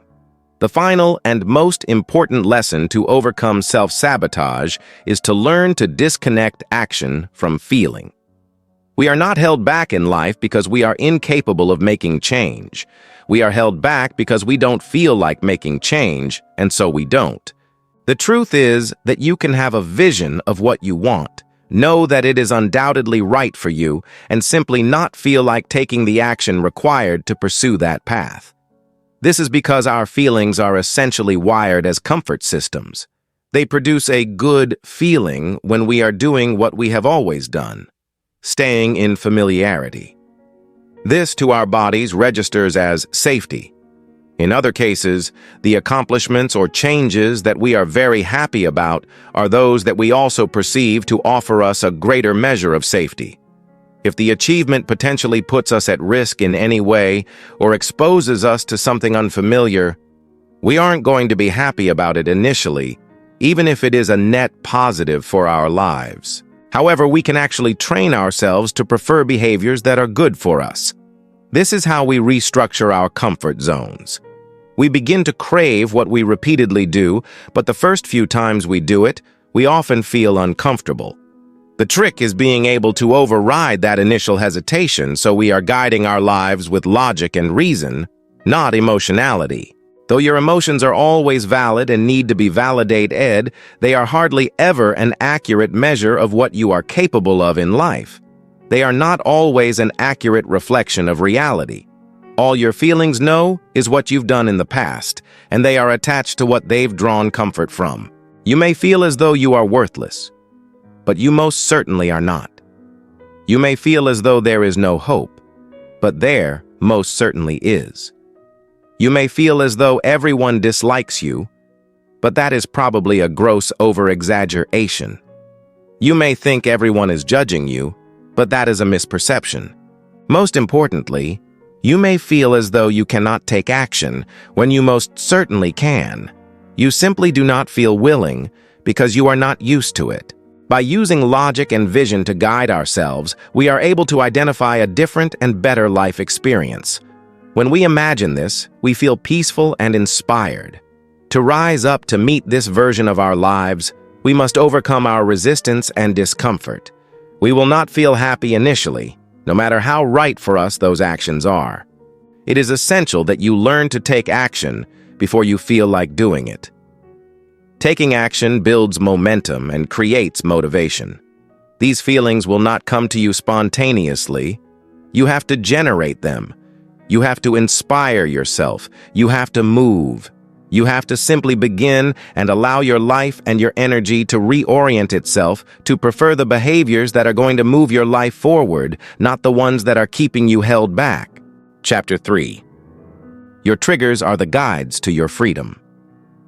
Now that you have begun to identify your self-sabotaging behaviors, you can use them to uncover deeper and more important truths about who you are as a person and what you really want and need out of life. This is an important part of the process, because overcoming our self-defeating habits is not just about knowing what they are or why we engage in them. It is also about better understanding what our inherent needs are, what we really desire, and how we can use this as a pivot point to begin building a life that is aligned with who we really are and what we are here to do. Our triggers do not actually exist just to show us where we are storing unresolved pain. In fact, they show us something much deeper. Each negative emotion we experience comes with a message, one that we do not yet know how to interpret. This is when a single challenge begins to become a chronic issue. Unable to honor and use the guidance of the emotion, we shut the feeling down, store it in our bodies, and try to avoid anything that might bring it up again. This is when we become sensitive to the world around us, because there are a lot of repressed feelings mounting. On the surface, it seems as though the thing that triggers our emotional response is the problem. It is not. The problem is that we don't know what to do with how we feel and therefore do not have all of the emotional processing skills that we need. When we can identify why something is triggering us, we can use the experience as a catalyst for a release and positive life change. How to interpret negative emotions. Though everyone's particular triggers are unique to them, it helps to better understand the function of some of the feelings that we often condemn. Some of the emotions that are most strongly connected with self-sabotaging behaviors are actually important for us to better understand. It is not about simply getting over them. It is about listening to what they are trying to tell us about our experience. Anger is a beautiful, transformative emotion. It is mischaracterized by its shadow side, aggression, and therefore we try to resist it. It is healthy to be angry, and anger can also show us important aspects of who we are and what we care about. For example, anger shows us where our boundaries are. Anger also helps us identify what we find to be unjust. Ultimately, anger is trying to mobilize us, to initiate action. Anger is transformative, and it is often the peak state we reach before we truly change our lives. This is because anger is not intended to be projected onto someone else. Rather, it's an influx of motivation that helps us change what we need to change within our lives. When we do not see it as such, we tend to bury it, not ever resolving the real issue at hand. This is when anger starts to cross over into aggression. When we take that energy out on those around us, as opposed to using it as an impetus to change ourselves. Instead of being afraid of anger, we can instead use it to help us see our limits and priorities more clearly. We can also use it to help us make big, important changes, both for ourselves and the world around us. Sadness. Sadness is the normal and correct response to the loss of something you very much love. This is an emotion that often comes up in the aftermath of a disappointment. This could be the loss of a relationship, a job, or just a general idea of what you thought your life would be. Sadness only becomes problematic when we do not allow ourselves to go through the natural phases of grief. Sadness does not release itself all at once. In fact, we often find that it happens in waves, some of which strike us at unexpected times. We do not ever need to feel embarrassed or wrong for needing to cry, feel down, or miss what we no longer have. In fact, crying at appropriate times is one of the biggest signs of mental strength, as people who are struggling often find it difficult to release their feelings and be vulnerable. Guilt tends to affect us more for what we didn't do than what we did. In fact, people who struggle the most with guilt are the people who are not actually guilty of something terrible. People who commit heinous acts tend to not feel much remorse. The fact that you feel bad that you could have done wrong by someone is a good sign in itself. However, guilt requires us to look deeply at what behaviors, if any, we feel badly about, as well as what we may have done that was not in our best interest. If we have treated others unfairly, we must be able to admit, apologize, and correct that behavior. However, if the feeling of guilt is more generalized and not specifically relating to any one incident, we need to look closely at who or what made us always feel as though we were wrong or inconveniencing others. Guilt is often an emotion we carry from childhood and then project onto current circumstances when we felt as though we were burdens to those around us. Embarrassment. Embarrassment is what we feel when we know that we did not behave in a way that we are proud of. Other people can never make us feel as embarrassed as we make ourselves feel. When you are truly and completely confident that you are doing the best you can with what you have in front of you, you stop feeling embarrassed all the time. Sure, others can make you feel bad with their comments or ideas, but even their worst judgments tend to be neutralized when we accept ourselves and feel proud of who we are. Shame is the shadow side of embarrassment. This is when the natural, occasional feeling of being embarrassed turns into a way for us to completely condemn ourselves as human beings and begin to see ourselves as worthless and invalid. When we do not process the feeling of embarrassment, it tends to turn into something far darker. Jealousy. Jealousy is a cover-up emotion. It presents as anger or judgment, when in reality, it is sadness and self-dissatisfaction. If you want to know what you truly want out of life, look at the people who you are jealous of. No, you may not want exactly what they have, but the feeling that you are experiencing is anger, that they are allowing themselves to pursue it while you are not. When we use our jealousy to judge other people's accomplishments, we are siding into its shadow function. When we use our jealousy to show us what we would like to accomplish, we begin to recognize the self-sabotaging behavior and get ready to commit to what we actually desire. You can think of it this way. When we see someone who has something we really want, but we are suppressing our willingness to pursue it, we must also condemn it in them so we can justify our own course of action. Instead of this, we can see what we'd also like to create: resentment. When we resent people, it is often because they did not live up to the expectation of them that we had in our minds. Resentment in some ways is like a projected regret. Instead of trying to show us what we should change, it seems to want to tell us what other people should change. However, other people are under no obligation to live up to our ideas of them. In fact, our only problem is that we have an unrealistic expectation that someone was meant to be exactly as we think they should or love us exactly as we imagined they would. When we are faced with resentment, what we instead must do is reinvent our image of those around us or those we have perceived as having wronged us. Other people are not here to love us perfectly. They are here to teach us lessons to show us how to love them and ourselves better. When we release the ideas we have about who they should be, we can see them for who they are and the role they are meant to play in our lives. Instead of focusing on how they should change, we can focus instead on what we can learn. Regret. Much like jealousy, Regret is also another way that we show ourselves not what we wish we could have done in the past, but what we absolutely need to create going forward. The truth is that most people regret what they did not do more than they ever regret what they did. This isn't a coincidence. Regret isn't actually trying to just make us feel bad that we didn't live up to our own expectations.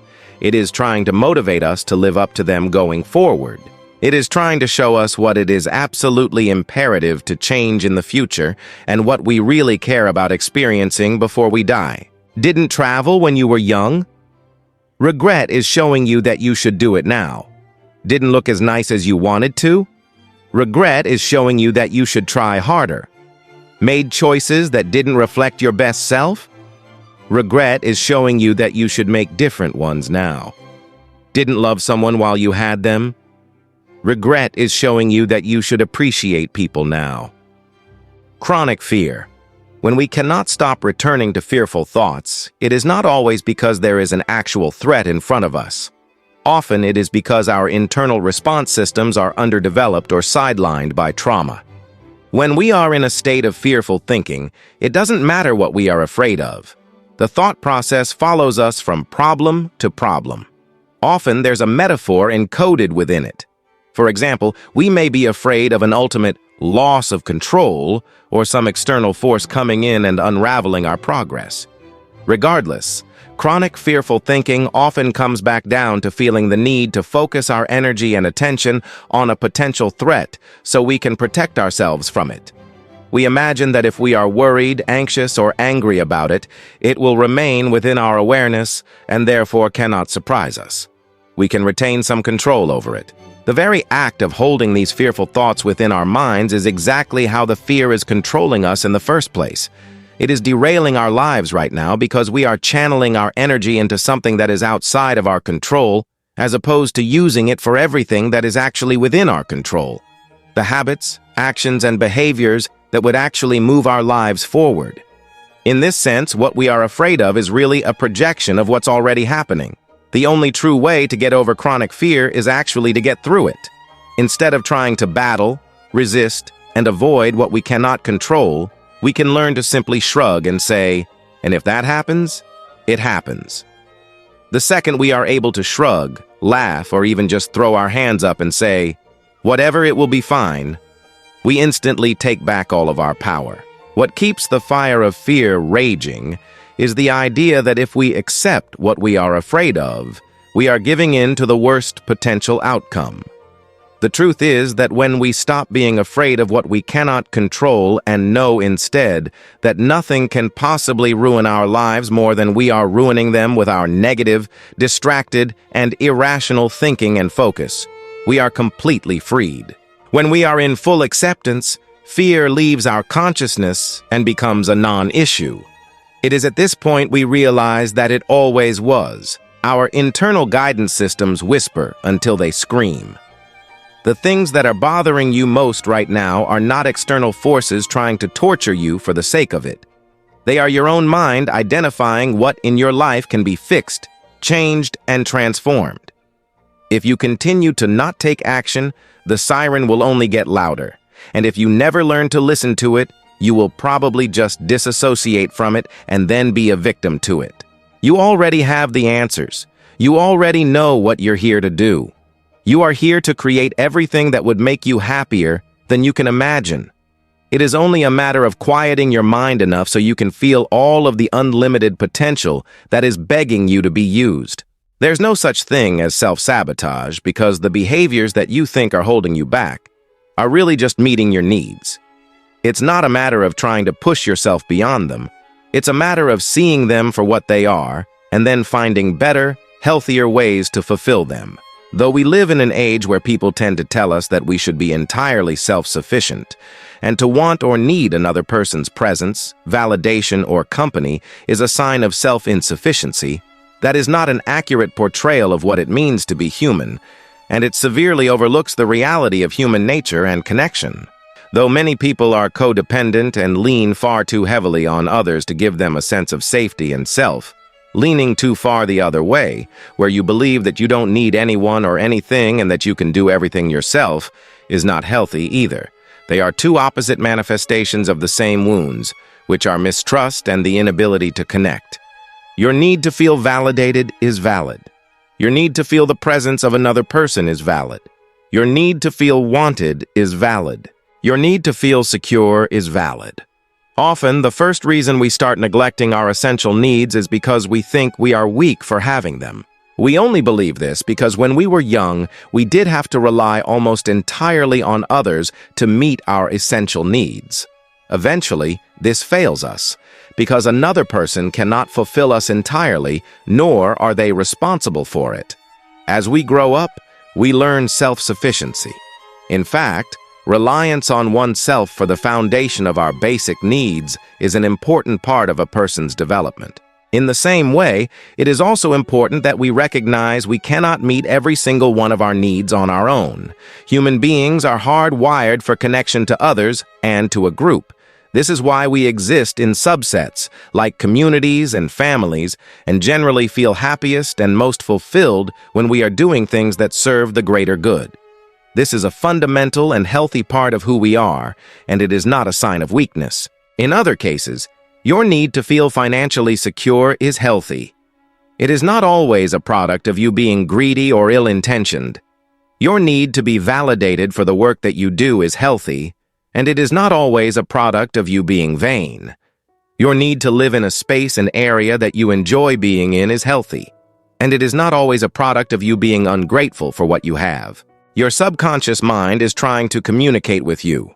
Within our self-sabotaging behaviors lies incredible wisdom.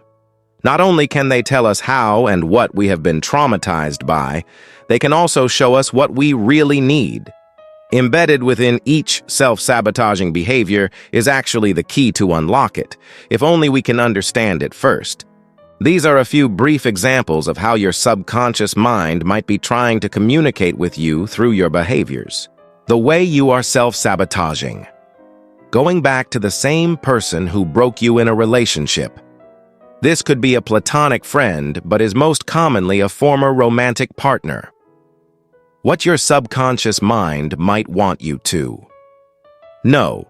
It could be time to evaluate your childhood relationships. If you find something comforting or appealing about someone who hurts you, there's usually a reason. The way you are self-sabotaging. Attracting people who are too broken to commit in a real way. What your subconscious mind might want you to know. You are not too broken to find someone who actually wants you, and when you begin to recognize that you are worthy of being committed to, you'll start choosing partners who do just that. The way you are self-sabotaging.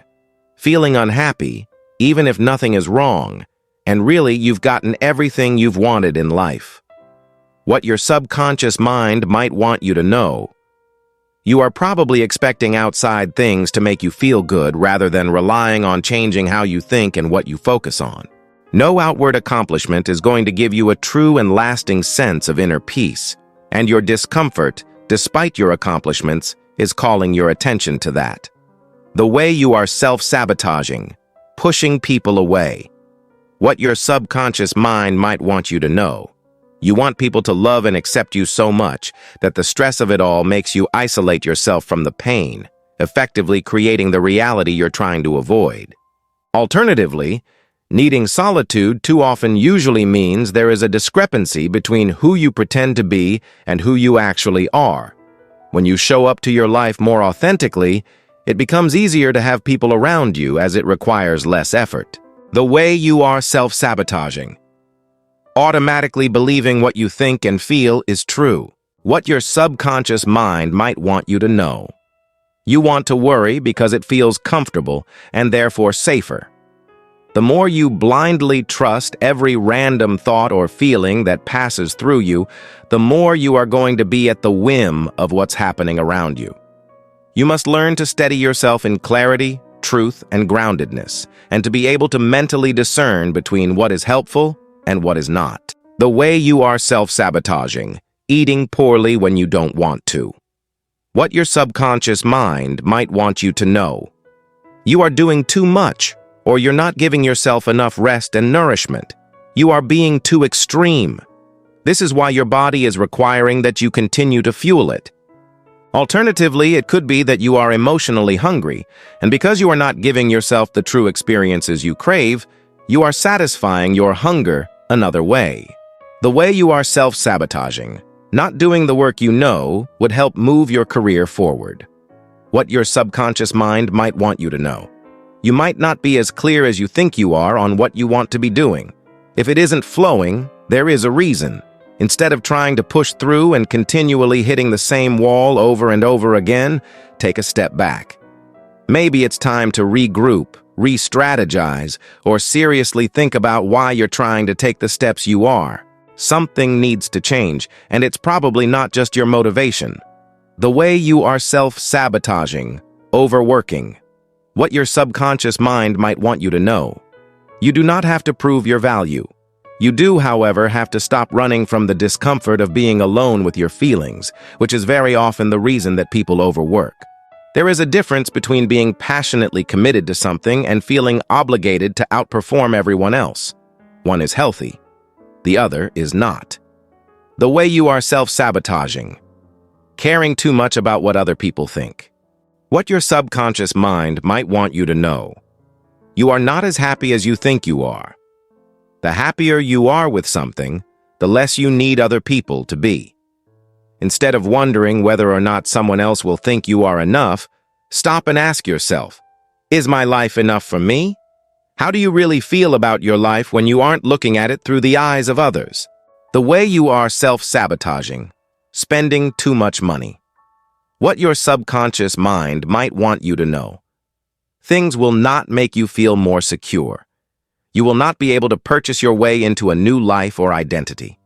If you are overspending or spending outside of your means on a regular basis, to the point that it is detrimental to you, you need to look at what function buying or shopping serves. Is it a distraction, a replacement for a hobby, or an addiction to the feeling of being renewed in some way?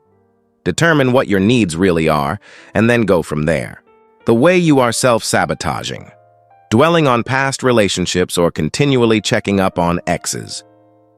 What your subconscious mind might want you to know. This relationship affected you more than you are letting yourself believe. The ending hurt you more than you acknowledged, and you need to process that. Your continued interest in this person means there's something about the relationship that is still unresolved, and it is probably some kind of closure or acceptance that you need to find for yourself. The way you are self-sabotaging. Choosing friends who always make you feel like you're in competition with them. What your subconscious mind might want you to know. Wanting to feel better than people is not a replacement for needing to feel connected to them, but that's often how we use it. We do this not because we actually want to be superior, but because we want to seem valuable and valued. What we want is authentic connection and to feel important to others. But making them feel inferior is not the way to accomplish it. The way you are self-sabotaging. Having self-defeating thoughts that hold you back from doing what you want. What your subconscious mind might want you to know. Being mean to yourself first will not make it hurt less if other people judge or reject you, though that is why you are using this defense mechanism. Thinking the worst of yourself is a way of trying to numb yourself to what you really fear, which is that someone else could say those things about you. What you don't realize is that you're acting as your own bully and enemy by doing it to yourself. What could someone else's judgment realistically do to your life? Honestly, it could stop you from pursuing your dreams, ambitions, and personal happiness. And that's exactly what you're doing when you stay fixated on those damaging ideas.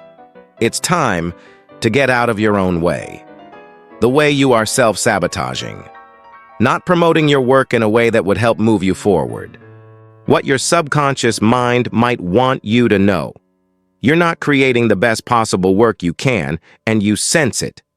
The reason why you're holding back is a fear of judgment, but that wouldn't exist if you weren't already judging yourself.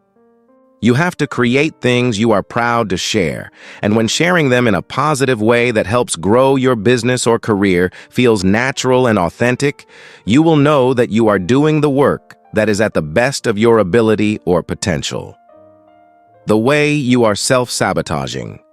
ascribing intent or worrying that things are about you when they aren't. What your subconscious mind might want you to know. You think about yourself too often.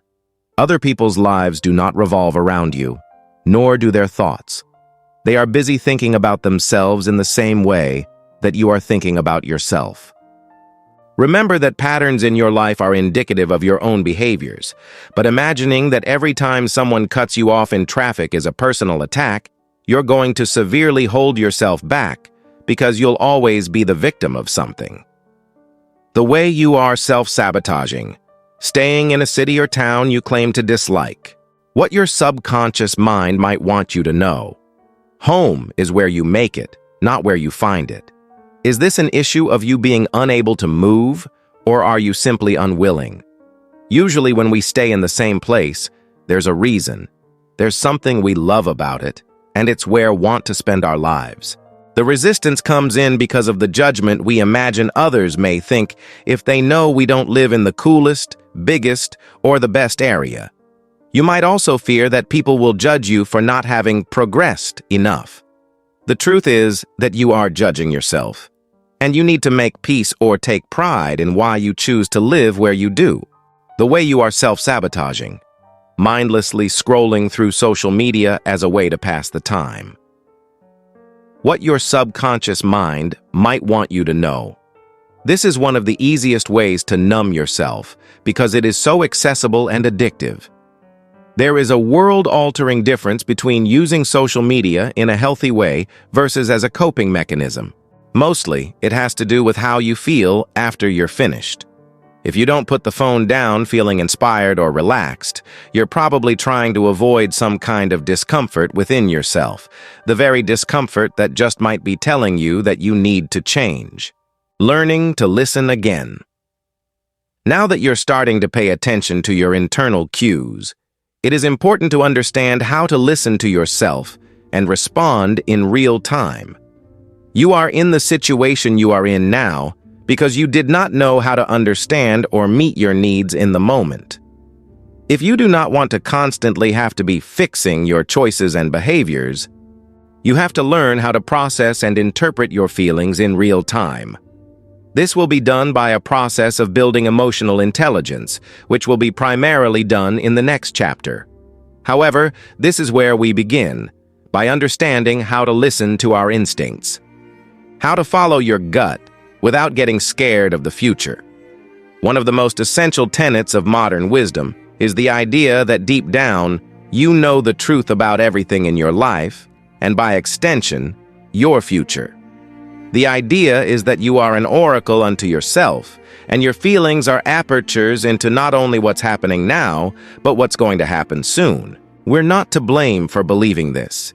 There's a significant amount of research that proves the interconnectedness of our brains and bodies, explaining why, when we have a gut feeling or an instinct that precedes logic, it is often correct. This is because the lining of our gastrointestinal system functions as a second brain, given how it stores a backlog of information that your conscious mind can't recall faster than your body can sense. It is this incredible skill that makes your instinct almost always correct. Your gut, though intelligent, isn't psychic.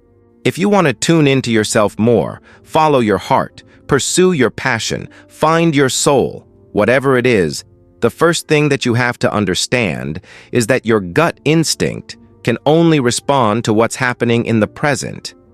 If you have an instinct about a future event, you're projecting. This is how you can start breaking down your gut feelings. Are you responding to someone who is in front of you? Or are you responding to your idea of them in your head? Are you reacting to a situation that's playing out right now? Or are you reacting to one you imagine, assuming you know how it will go? Are your feelings regarding what's happening right now, or what you hope and fear will happen in the future? Aside from only really being able to function in the present, your gut instinct is also quiet. The little voice within is just that, little. It does not scream. It does not panic. It does not pump your body with adrenaline to get your attention. It is not angry. It is the wave of clarity that overcomes you in the middle of your darkest moments, in which something tells you, it's going to be all right. It's not as bad as you think. Everything is okay. Your gut instinct functions to make things better, whereas your imagination can often make things worse. But this is often confusing to people, because which feelings are your instincts, and what are your fears or doubts or limiting beliefs? How do we know the difference? Well, your instincts aren't actually feelings, they are responses. If you find yourself particularly drained after spending time with someone or are feeling like you don't want to see them again, that's your instinct. If the work that you do exhausts you and every bit of it is forced and undesirable, that is your instinct. Instinct is not a feeling. You don't have an instinct that you're sad today. Instinct is quickly moving yourself out of harm's way without having to think about it. You have to remember that your feelings, while valid, are not often real. They are not always accurate reflections of reality. They are, however, always accurate reflections of our thoughts. Our thoughts change our feelings. Our thoughts do not change our instincts. Instinct is quickly moving yourself out of harm's way without having to think about it. You have to remember that your feelings, while valid, are not often real. They are not always accurate reflections of reality. They are, however, always accurate reflections of our thoughts. Our thoughts change our feelings. Our thoughts do not change our instincts. Sometimes your instinct can move you to keep working on a relationship, even when it's hard. Your instinct doesn't exist to ensure you feel comfortable and ecstatic at all hours of the day. It moves you toward what you're meant to do, because it shows you where your interests, skills, and desires intersect. Instinct and fear can feel similar. To trust your gut is not to treat it as an oracle. This is when the concept becomes so problematic. We are not only believing random feelings blindly, but also applying future meaning to them, assuming that everything we feel is actually warning us or showing us what's ahead. Let's unpack why and how this happens, and how you can prevent it from ruining your life. Feelings do not inform you of the right decision to make. Right decisions create the right feelings. Your feelings are not intended to guide you throughout life. That is what your mind is for. If you were to honestly follow your every impulse, you would be completely stuck, complacent, and possibly dead, or at the very least in severe trouble. You aren't, because your brain is able to intervene and instruct you on how to make choices that reflect what you want to be experiencing long-term. You begin experiencing feelings of peace and joy in your life when you condition yourself to take repeated daily actions that facilitate clarity, calmness, healthfulness, and purposefulness, not the other way around. If you want to master your life, you have to learn to organize your feelings. By becoming aware of them, you can trace them back to the thought process that prompted them, and from there you can decide whether or not the idea is an actual threat or concern, or a fabrication of your reptilian mind just trying to keep you alive. Remember, your brain was built for nature. Your body was designed to survive in the wild. You have an animalistic form trying to navigate a highly civilized, modern world. Forgive yourself for having these impulses, and at the same time understand that your choices are ultimately yours. You can feel something and not act on it. So why are we even told to listen to our instincts in the first place? Your gut is deeply connected to your mind. There's a physiological connection between your gastrointestinal system and serotonin production in your brain. Your vagus nerve runs from your gut to your head, acting as a communication device to help your system regulate. Your stomach and your mind are inherently connected, which is why people allude to just knowing something deep down, or explain that when they're upset, they're sick to their stomach, or had a gut reaction to something. What isn't being addressed is the fact that listening to your instinct is something that happens in the present moment. You cannot have an instinct about a future event because it doesn't exist yet. You can have a fear-based or memory response that you are projecting into the future, but you cannot instinctively know something about another person or a future event until it is in front of you. When you have a gut instinct about someone, it is after interacting with them. When you know whether or not a job is right for you, it is only after having done it for a while. The problem is that we are trying to use our instincts as fortune-telling mechanisms, our brain's creative way of trying to manipulate our body to help us avoid pain and increase pleasure in the future. But that's not what happens. We end up stuck because we are literally trusting every single thing that we feel instead of discerning what's an actual reaction and what's a projection. Identifying the difference between instinct and fear. First and foremost, understand that your instinct can serve you immensely in the present moment.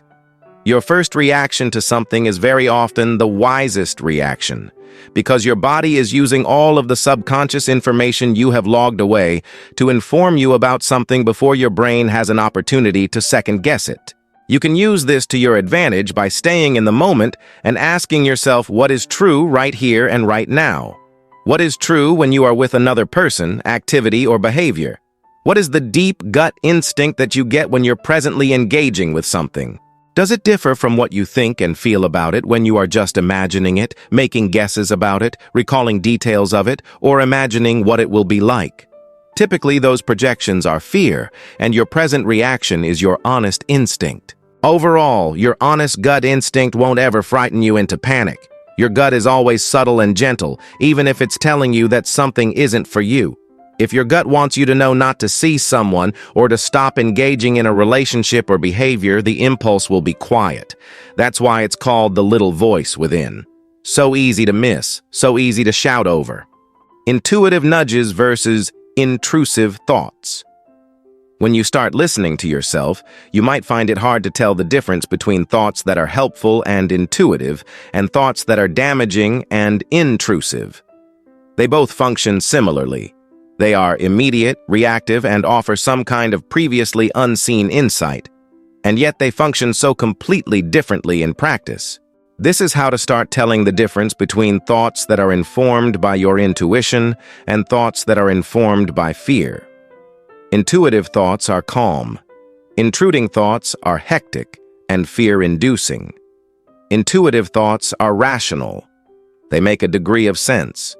Intruding thoughts are irrational and often stem from aggrandizing a situation or jumping to the worst conclusion possible. Intuitive thoughts help you in the present. They give you information that you need to make a better informed decision. Intruding thoughts are often random and have nothing to do with what's going on in the moment. Intuitive thoughts are quiet. Intruding thoughts are loud, which makes one harder to hear than the other. Intuitive thoughts usually come to you once, maybe twice, and they induce a feeling of understanding. Intruding thoughts tend to be persistent and induce a feeling of panic. Intuitive thoughts often sound loving, while invasive thoughts sound scared. Intuitive thoughts usually come out of nowhere. Invasive thoughts are usually triggered by external stimuli. Intuitive thoughts don't need to be grappled with. You have them, and then you let them go. Invasive thoughts begin a whole spiral of ideas and fears, making it feel impossible to stop thinking about them. Even when an intuitive thought doesn't tell you something you like, it never makes you feel panicked. Even if you experience sadness or disappointment, you don't feel overwhelmingly anxious. Panic is the emotion you experience when you don't know what to do with a feeling. It is what happens when you have an invasive thought. Intuitive thoughts open your mind to other possibilities. Invasive thoughts close your heart and make you feel stuck or condemned. Intuitive thoughts come from the perspective of your best self. Invasive thoughts come from the perspective of your most fearful small self. Intuitive thoughts solve problems. Invasive thoughts create them. Intuitive thoughts help you help others. Invasive thoughts tend to create a me versus them mentality. Intuitive thoughts help you understand what you're thinking and feeling. Invasive thoughts assume what other people are thinking and feeling. Intuitive thoughts are rational. Invasive thoughts are irrational. Intuitive thoughts come from a deeper place within you and give you a resounding feeling deep in your gut. Invasive thoughts keep you stuck in your head and give you a panicked feeling. Intuitive thoughts show you how to respond. Invasive thoughts demand that you react. How to start truly meeting your needs. Though the term self-care has become an umbrella term that more often refers to behaviors that distract one from the actual problem at hand rather than really taking action to fix the problem at hand, actual self-care is the most fundamental aspect of meeting your own needs. Aside from your own basic security, your needs are to be nourished, to sleep well, to live in a clean environment, to dress appropriately, and to allow yourself to feel what you feel without judgment or suppression. Finding ways to meet these needs on your own is the foundation of overcoming self-sabotage. You are going to feel far more willing to exercise if you got a good night's sleep. You are going to feel much better about work if you don't have to sit there with an ongoing backache and instead seek out a professional who can help you with your posture or chiropractic care or massage. You are going to enjoy spending time in your home if your home is organized and meaningful to you. You are going to feel better about yourself each day if you take the time to put yourself together with care. These things are not little things. They are big things. You just can't see it because their impact is that you do them every day. Understanding your needs, meeting the ones you are responsible for, and then allowing yourself to show up so others can meet the ones you can't do on your own will help you break the self-sabotage cycle and build a healthier, more balanced, and fulfilling life. Chapter 4. Building Emotional Intelligence. Self-sabotage is ultimately just a product of low emotional intelligence. To move on with our lives in a healthy, productive, and stable way, we need to understand how our brains and bodies work together. We need to understand how to interpret feelings, what different emotions mean, and what to do when we are faced with big, daunting sensations that we don't know how to handle. We are going to specifically focus on aspects of emotional intelligence that relate to self-sabotaging behaviors, though there is an incredible body of work on EI from experts around the world that is continually growing with time. What is emotional intelligence? Emotional intelligence is the ability to understand, interpret, and respond to your emotions in an enlightened and healthy way. People with high emotional intelligence are often able to better get along with different types of people, feel more contentment and satisfaction in their everyday lives, and consistently take time to process and express their authentic feelings. Mostly, though, emotional intelligence is the ability to interpret the sensations that come up in your body and understand what they are trying to tell you about your life. The root of self-sabotage is a lack of emotional intelligence, because without the ability to understand ourselves, we inevitably become lost.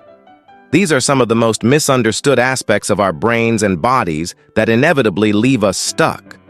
Your brain is designed to resist what you really want. Something interesting happens in the human brain when we get what we want. When we imagine what goals we want to achieve, we often do so with the expectation that they will elevate our quality of life in some tangible way, and once we have arrived at that place, we will be able to coast. Coast as in let go, relax into life, let things be for a while. That is not what happens. Neurologically, when we get something we really want, we just start to want more. New research in the nature of the chemical dopamine, which was previously believed to be the driving force behind desire, lust, and acquisition, proves that it is more complex than previously thought. In The Molecule of More, Daniel Z. Lieberman explains that experts who studied the hormone found that when an individual was introduced to something they highly desired, the dopamine surge would diminish after acquisition. Dopamine, it turns out, is not the chemical that gives you pleasure.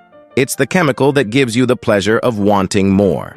So the big, huge goal that you're working toward, you'll get there, and then there will be another mountain to scale. This is one of the many reasons that we deeply sabotage what we truly want. We know instinctively that arriving won't really give us the ability to abstain from life. It will only make us hungrier for more. Sometimes we don't feel up to that challenge.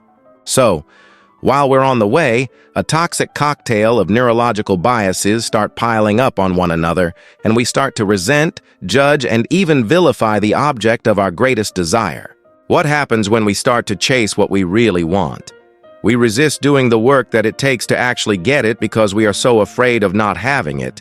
Any brush with failure makes us rescind our effort and tense up. When we go so long not having what we really want, we create subconscious associations between having it and being bad because we have judged others for having it. When we get it, we fear losing it so badly that we push it away from ourselves so as to not have to withstand the pain. We are so deeply enmeshed in the mental state of wanting, we cannot shift to a state of having. First, when we want something really, really badly, it is often because we have unrealistic expectations associated with it. We imagine that it will change our lives in some formidable way, and often that's not the case. When we are relying on some goal or life change to save us in some unrealistic way, any incident of failure will trigger us to stop trying. For example, if we are absolutely certain that a romantic partner will help us stop being depressed, we are going to be extremely sensitive to rejection because it makes us feel as though we will never get over depression. Of course, the obvious issue here is that dating is a process of trial and error. You have to fail first to succeed. Then, for all the time we spend not having the thing we want, such as a romantic relationship, our brains have to justify and validate our stance in life as a form of self-protection. This is why we unconsciously vilify those who do have what we want. Instead of being inspired by their success, we doubt them. We become a skeptic about relationships. Being so jealous of others' happiness, we assume that they must be faking it, or that love isn't real, or that they'll split eventually anyway. If we hold tightly to these beliefs for long enough, guess what will happen when we finally get that relationship we really want? Of course, we are going to doubt it and assume it will also fail. This is what's going on when people push others away or give up on their big dreams the moment something challenging comes up. When we are so scared that we are going to lose something, we tend to push it away from ourselves first as a means of self-preservation. So let's say that you work through the limiting beliefs that are creating this much resistance in your life, and you do eventually allow yourself to build and have the thing you really, really want. Next, you'll be upon the last and most trying challenge, which is the shift from survival mode to thriving mode. If you have spent the majority of your life in a state in which you are just getting by, you are not going to know how to adapt to a life in which you are relaxed and enjoying it. You are going to resist it, feel guilty, perhaps overspend or disregard responsibilities. You are, in your head, balancing out the years of difficulty with years of complete relaxation. However, this is not how it works. When we are so deeply enmeshed in the feeling of wanting, it becomes extremely hard to adjust to the experience of having. This is because any change, no matter how positive, is uncomfortable until it is also familiar. It is difficult to acknowledge the ways in which we are so deeply inclined to self-validate, so we end up standing in our own way out of pride. It is even more difficult to acknowledge that very often, the things we envy in others are fragments of our deepest desires, the ones we won't allow ourselves to have. Yes, your brain is predisposed to want greater things, and more of them. But by understanding its processes and tendencies, you can override the programming and start governing your own life. Your body is governed by a homeostatic impulse. Your brain is built to reinforce and regulate your life. Your subconscious mind has something called a homeostatic impulse, which regulates functions like body temperature, heartbeat, and breathing. Brian Tracy explained it like this. Through your autonomic nervous system, your homeostatic impulse maintains a balance among the hundreds of chemicals in your billions of cells so that your entire physical machine functions in complete harmony most of the time. But what many people don't realize is that just as your brain is built to regulate your physical self, it tries to regulate your mental self. Your mind is constantly filtering and bringing to your attention information and stimuli that affirm your pre-existing beliefs. This is known in psychology as confirmation bias, as well as presenting you with repeated thoughts and impulses that mimic and mirror what you've done in the past. Your subconscious mind is the gatekeeper of your comfort zone. It is also the realm in which you can either habituate yourself to expect and routinely seek the actions that would build and reinforce the greatest success, happiness, wholeness, or healing of your life.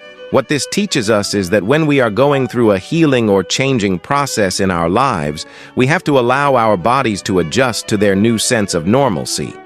This is why all change, no matter how good, will be uncomfortable until it is also familiar.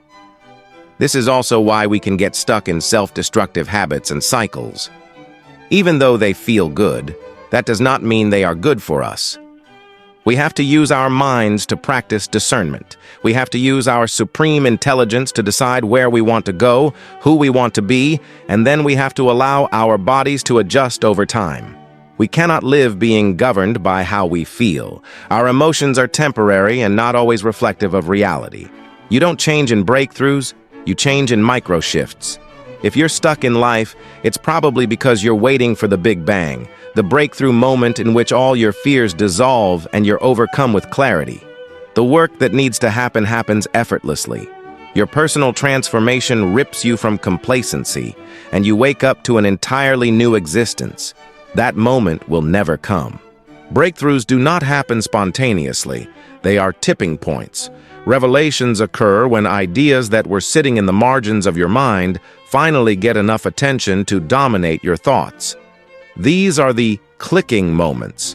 The moments when you finally understand advice you've heard your entire life. The moments when you've habituated yourself to a pattern of behavior for long enough that it becomes instinctive. A mind-blowing singular breakthrough is not what changes your life. A micro shift is. Breakthroughs are what happen after hours, days, and years of the same mundane, monotonous work. But a mind-blowing singular breakthrough is not what changes your life. A micro shift is. As writer and media strategist Ryan Holiday has noted, epiphanies are not life-altering. It's not radical moments of action that give us long-lasting, permeating change. It's the restructuring of our habits.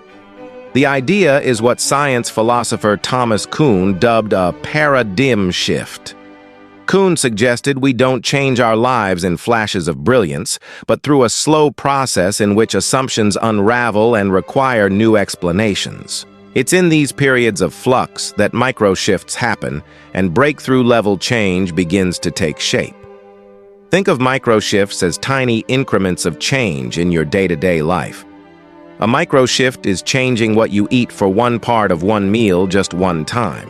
Then it's doing that a second time and a third. Before you even realize what's happening, you've adopted a pattern of behavior. What you do every single day accounts for the quality of your life and the degree of your success. It's not whether you feel like putting in the work, but whether or not you do it regardless. This is because the outcomes of life are not governed by passion. They are governed by principle. You may not think what you did this morning was important, but it was. You may not think that the little things add up, but they do. Consider the age-old brain teaser. Would you rather have $1 million in hand today or a penny that doubles in value every day for the next month? The $1 million right now sounds great, but after a 31-day month, that one penny would be worth over $10 million. Making big, sweeping changes is not difficult because we are flawed, incompetent beings. It's difficult because we are not meant to live outside of our comfort zones. If you want to change your life, you need to make tiny, nearly undetectable decisions every hour of every day until those choices are habituated. Then you'll just continue to do them. If you want to spend less time on your phone, deny yourself the chance to check it one time today. If you want to eat healthier, drink half a cup of water today. If you want to sleep more, go to bed 10 minutes earlier tonight than you did last night. If you want to exercise more, do it now for just 10 minutes. If you want to read, read one page. If you want to meditate, do so for 30 seconds. Then keep doing those things. Do them every single day. You'll get used to not checking your phone. You'll want more water, and you'll drink more water. You'll run for 10 minutes, and you won't feel like you have to stop, so you won't. You'll read one page, grow interested, and read another. At our most instinctive physiological level, change translates to something dangerous and potentially life-threatening. No wonder why we build our own cages and stay in them, even though there's no lock on the door. Trying to shock yourself into a new life isn't going to work, and that's why it hasn't yet. You don't need to wait until you feel like changing to start changing. All you need is to make one micro shift at a time, and then let the energy and momentum build. Your mind is anti-fragile. Is your brain the greatest antagonist in your life? Is irrational fear at the core of the majority of your greatest stressors? Do you ever have the hunch that you're almost seeking out problems, creating issues where they don't exist, overreacting, overthinking, and catastrophizing? If you said yes to these, congratulations, you're self-aware. You're also just like anybody else. If you feel like you're always subconsciously scanning your life trying to identify the next thing to worry about, the next potential threat to fear, you'd be right. What we fear most is what our minds identify as the least likely threat that we cannot control. If the threat is highly likely, we don't fear it. We respond to it. That's why most worry comes from not just identifying the one thing we cannot control, but the one small, unlikely thing we cannot control. So why do our minds need this, though? Can't we just enjoy what we have and be grateful? To a point, absolutely. But our minds also need adversity, and that's why it's instinctual to keep creating problems, even if there aren't any real ones in front of us. The human mind is something called anti-fragile, which means that it actually gets better with adversity.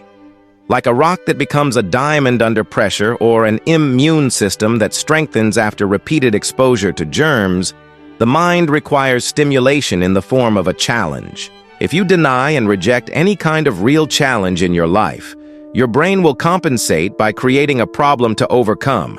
Except this time, there won't be any reward at the end. It will just be you battling you for the rest of your life. The cultural obsession with chasing happiness, shielding oneself from anything triggering, and the idea that life is primarily good and any challenge we face is a mistake of fate are what actually weaken us mentally. Shielding the mind from any adversity makes us more vulnerable to anxiety, panic, and chaos. Those who can't help but create problems in their minds often do so because they have ceased creative control of their existence. They move into the passenger's seat, thinking that life happens to them rather than being a product of their actions. Who wouldn't be afraid if that were the case? But what most people don't tell you is that adversity makes you creative. It activates a part of you that is often latent. It makes things interesting. Part of the human narrative is wanting something to overcome. The trick is keeping it in balance, choosing to exit your comfort zone and endure pain for a worthy cause, focusing on problems that are real problems in the world, like hunger or politics or whatever else. But most importantly, it's about staying engaged with what we can control in life, which is most things, if you really think about it. Anti-fragile things need tension, resistance, adversity, and pain to break and transform. We get this by deeply communing with life and being part of it, rather than fearing our emotions and sitting on the sidelines. You can't stay there forever, nor do you really want to. Embracing the grit of it all was what you were made for. Lean in and start living. New change creates adjustment shock. Of all the things that nobody tells you about life, that you might not experience instantaneous happiness after a positive life change is perhaps the most confusing. The truth about your psyche is this: anything that is new, even if it is good, will feel uncomfortable until it is also familiar. Our brain works the opposite way, too, in that whatever is familiar is what we perceive to be good and comfortable, even if those behaviors, habits, or relationships are actually toxic or destructive. Positive life events can actually trigger depressive episodes. This happens for a few reasons. First, a spike and then decline in mood or attitude can exacerbate stress. Second, the expectation that a positive event will eliminate all stress and bring unprecedented happiness is a destructive one, because the event rarely does that. This is why weddings, childbirth, or a new job can be so incredibly stressful. On top of being a massive life change, there's also the silent assumption that this should be a wholly positive thing, and anxiety and tension should be eliminated. It is jarring to discover this isn't the case. Overall, it comes down to the simple fact that any accomplishments, achievements, or life changes, no matter how positive, elicit change. Change elicits stress. This is particularly true for those who are already predisposed to anxiety and depression, because the concept of one's comfort zone is absolutely essential to stabilizing their mood. This is also why those people can often seem overwhelmingly particular or narrow-minded. What are the signs of adjustment shock? Adjustment shock can manifest as simply an increase in anxiety or irritability. However, it is often more complex than that. Adjustment shock often comes across as hypervigilance. If you make financial gains, your mind immediately shifts to what could potentially derail your progress, a big bill that could come up, or the loss of the job you just got. If you have a new, happy relationship, you could become paranoid about infidelity or lies. Adjustment shock can bring to light unconscious attachments and beliefs. If you are someone who was raised to think that wealthy people are morally corrupt, you are going to resist having more money. If you wanted to be famous to be more loved, you are going to resist public success, because famous people are often more criticized and disliked than the average person. Adjustment shock can bring feelings of intense fear. This is because when we attain something we very much care about or have worked toward for a long time, our instinct can be to shield ourselves from the potential loss of it by putting up walls and desensitizing ourselves to the experience. We often resist most deeply the things that we want most. This is because of adjustment shock, though we don't always know that's what's causing the resistance. It is scary to receive everything we want, because it forces us to shift out of a survivalist, fear-based mindset and into a more stabilized one. If all we are accustomed to is doing what we need to do to survive, we are then confronted with the next phases of our self-actualization. If we are no longer worried about basic survival, our minds are free to turn to the bigger questions in life. What is our purpose? Have we lived meaningfully? Are we who we want to be? We often think of big achievements as a get-out-of-life-easier card. They rarely are that. In fact, the opposite tends to happen. They level us up, force us into greater responsibilities, to think more deeply about big issues, to question ourselves and what we previously knew to be true. Big achievements actually pressure us to become increasingly better versions of ourselves. This is a net positive for our lives, but can be just as uncomfortable as struggling was, if not more so. How do I overcome adjustment shock? When something positive happens in your life, you are going to have to adjust your mindset about other things to create alignment and a new, more accurate and sustainable perspective. If you have anxiety about having more money, you will need to learn how to manage it better. If you have anxiety about relationships, you will need to learn to relate to others like you never have before. Your big life change is going to force you to level up in every way imaginable, and the way to overcome the initial fear of stepping into the unknown is to familiarize yourself with it, to make it a part of you, one that you are certain you are prepared for, and that you deserve. Psychic thinking isn't wisdom. When we talk about psychic thinking, we are not referring to the palm-reading, neon sign advertised occultist professionals you can hire to evaluate your energy and predict your future. Psychic thinking is far more insidious than that. Psychic thinking is assuming you know what somebody else is thinking or what they intend to do. It is assuming that the least likely outcome is the most viable outcome because you feel it most strongly. It is believing that you have missed out on another life, a path you did not choose, that you were possibly more meant for. It is believing that the person with whom you have the most electric connection is your most ideal life partner. Of course, the way other people see us is dynamic. Their thoughts, feelings, and intentions are largely, if not entirely, unknown to us. The least likely outcome is just that. The least likely outcome. There is no such thing as the path we could have taken, only a projection of our needs and desires onto another fantastical idea of what our lives might be. Electric connection is not soulmate-ship. Love and compatibility are not the same thing. Psychic thinking detaches us from reality. In place of logic, we put emotions, ones that are often incorrect, unreliable, and wholly biased toward what we want to believe. Beyond being inconveniencing, psychic thinking is absolutely terrible for your mental health. Psychic thinking breeds anxiety and depression. It's not just that something scares or upsets us, it's that we believe that the thought must not only be real, but predictive of future events. Instead of feeling like we are having a down day, psychic thinking makes us assume we are having a terrible life. We heard "trust yourself," and then began to liken ourselves to oracles, that when a particularly triggering thought or feeling passes through us, it must indicate something more to come. Indeed, psychic thinking as a whole has begun taking on an entirely new light because of the popularity of pop psychology, dating back to the 50s and 60s.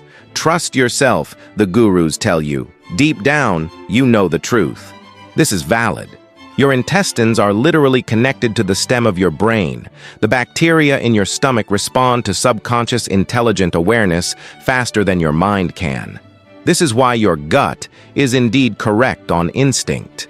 But when this advice is given to people who cannot differentiate a gut feeling from fear or from a passing thought that has no bearing on reality or their lives as a whole, it becomes a dangerous practice in which they become completely stuck and limited because they assume their random feelings are all real, and then not only real, but a prediction for what's to come. Psychic thinking is nothing more than a series of cognitive biases, the most prominent of which are the following. Confirmation. At any moment in time, your brain is inundated with stimuli. To help you process, your conscious mind is aware of about 10% of it or less. Your subconscious mind is still paying attention, logging away information you might one day need. However, what determines what makes it to that 10% of our conscious awareness has a lot to do with what we already believe. Our brains are literally working to filter out information that does not support our pre-existing ideas, and then to draw our attention to information that does. This means that we are subject to a confirmation bias, which is that we literally seek out and sort through stimuli that supports what we want to think. Extrapolation. Extrapolation is when we take our current circumstances and then project them out into the future. Ryan Holiday says it best. This moment is not my life. It is a moment in my life.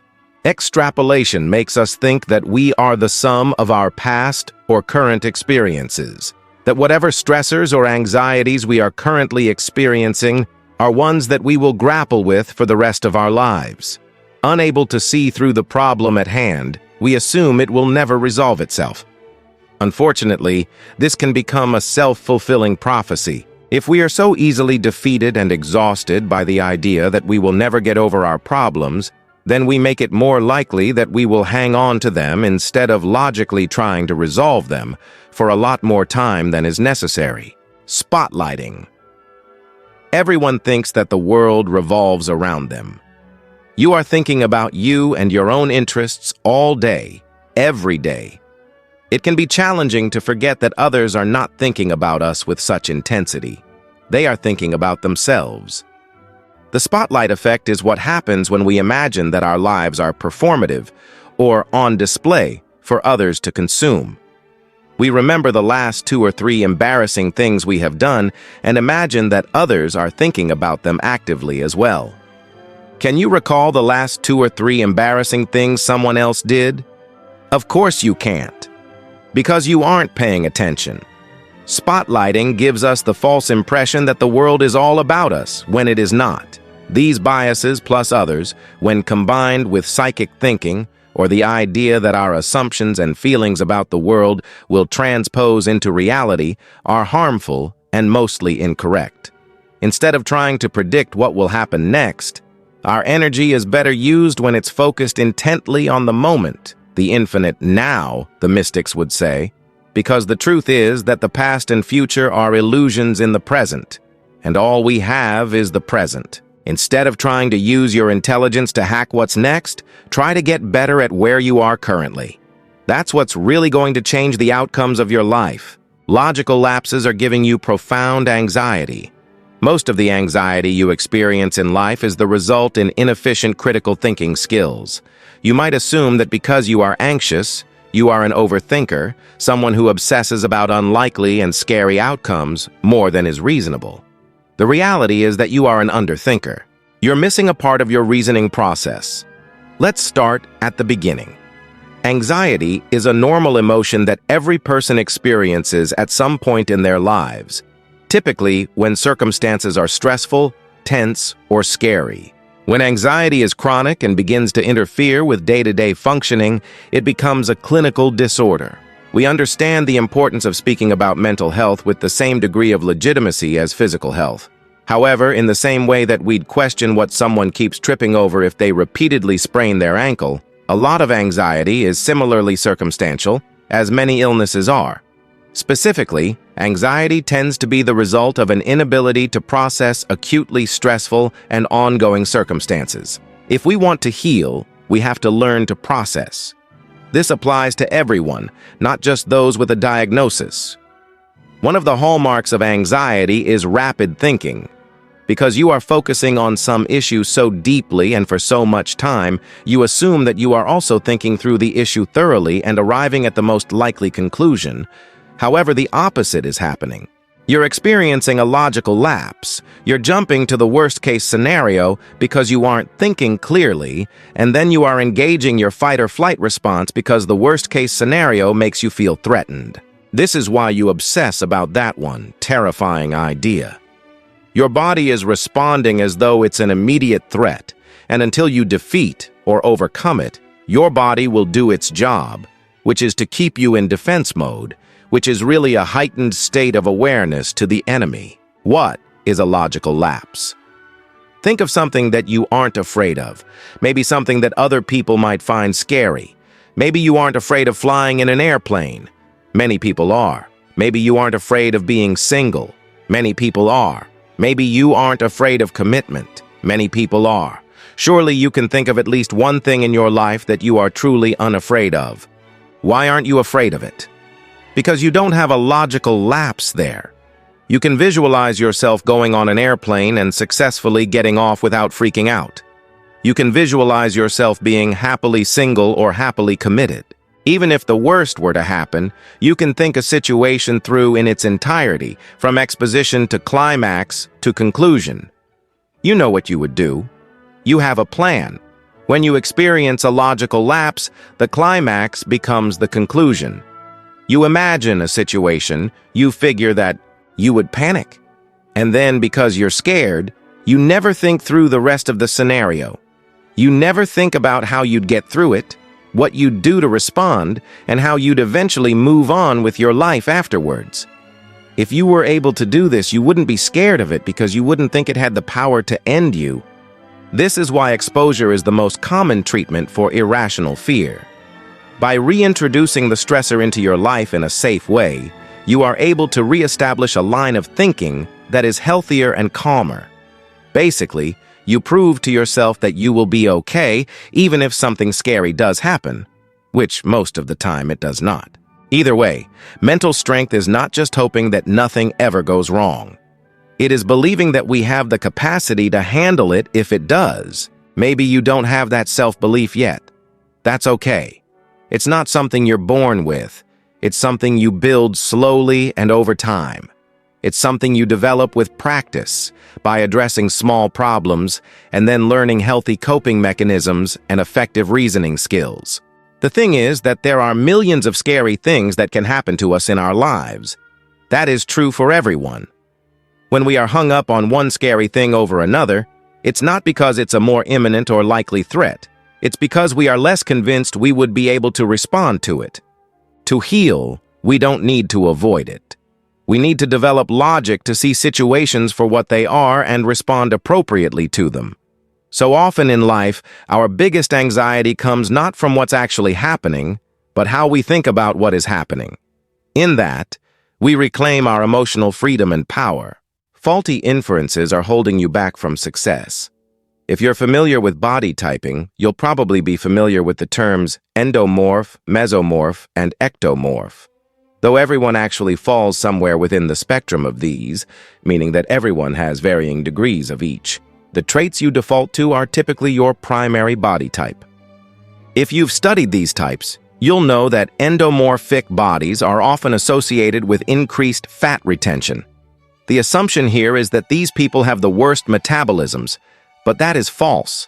Endomorphs actually have the best metabolisms of anyone. They are alive today because their ancestors adequately adapted to survive. Their metabolisms do precisely what they were intended to do: store fat for later use. Something similar happens with highly intelligent people who experience high levels of anxiety. You assume that because these people are smart, they would be able to use logic to disrupt illogical fears. Logical lapses, or an inability to adequately reason, often generate anxiety. However, their brains are doing exactly what they were meant to do, which is to piece together unrelated stimuli and identify potential threats. Highly intelligent people have a psychological function others do not, which is the ability to infer. They can extract meaning and understanding from things that others simply take at face value. This is why people who have extremely high IQs often struggle with basic things such as social skills or driving a car. Where others see the world as one-dimensional, the highly intelligent see it as three-dimensional. They think more deeply than is often necessary. This gives them their ability to create, understand, strategize, and invent. In the same way that the endomorph's excellent metabolism can work against them, so too can a highly intelligent person's brain. This is because at times they make something called faulty inferences, which are when fallacies, biases, and incorrect assumptions are made from valid evidence. What's happening in your brain when you're very anxious is that you're taking an often innocuous stimulus and extracting some kind of meaning or prediction from it. When you're scared, your brain is working in overdrive to identify the thing that can potentially hurt you and then creatively come up with ways to completely avoid that experience. The smarter you are, the better you become at this. However, the more you avoid a fear, the more intense it becomes. What's a fault Y inference? A faulty inference is when you come up with a false conclusion based on valid evidence. This means that what you're seeing, experiencing, or understanding might be real, but the assumptions that you are piecing together from it are either not real or are highly unlikely. One example is a hasty generalization, which is when you make a claim about an entire group of people based on one or two experiences you've had. This is the bias at the base of a lot of racism and prejudice.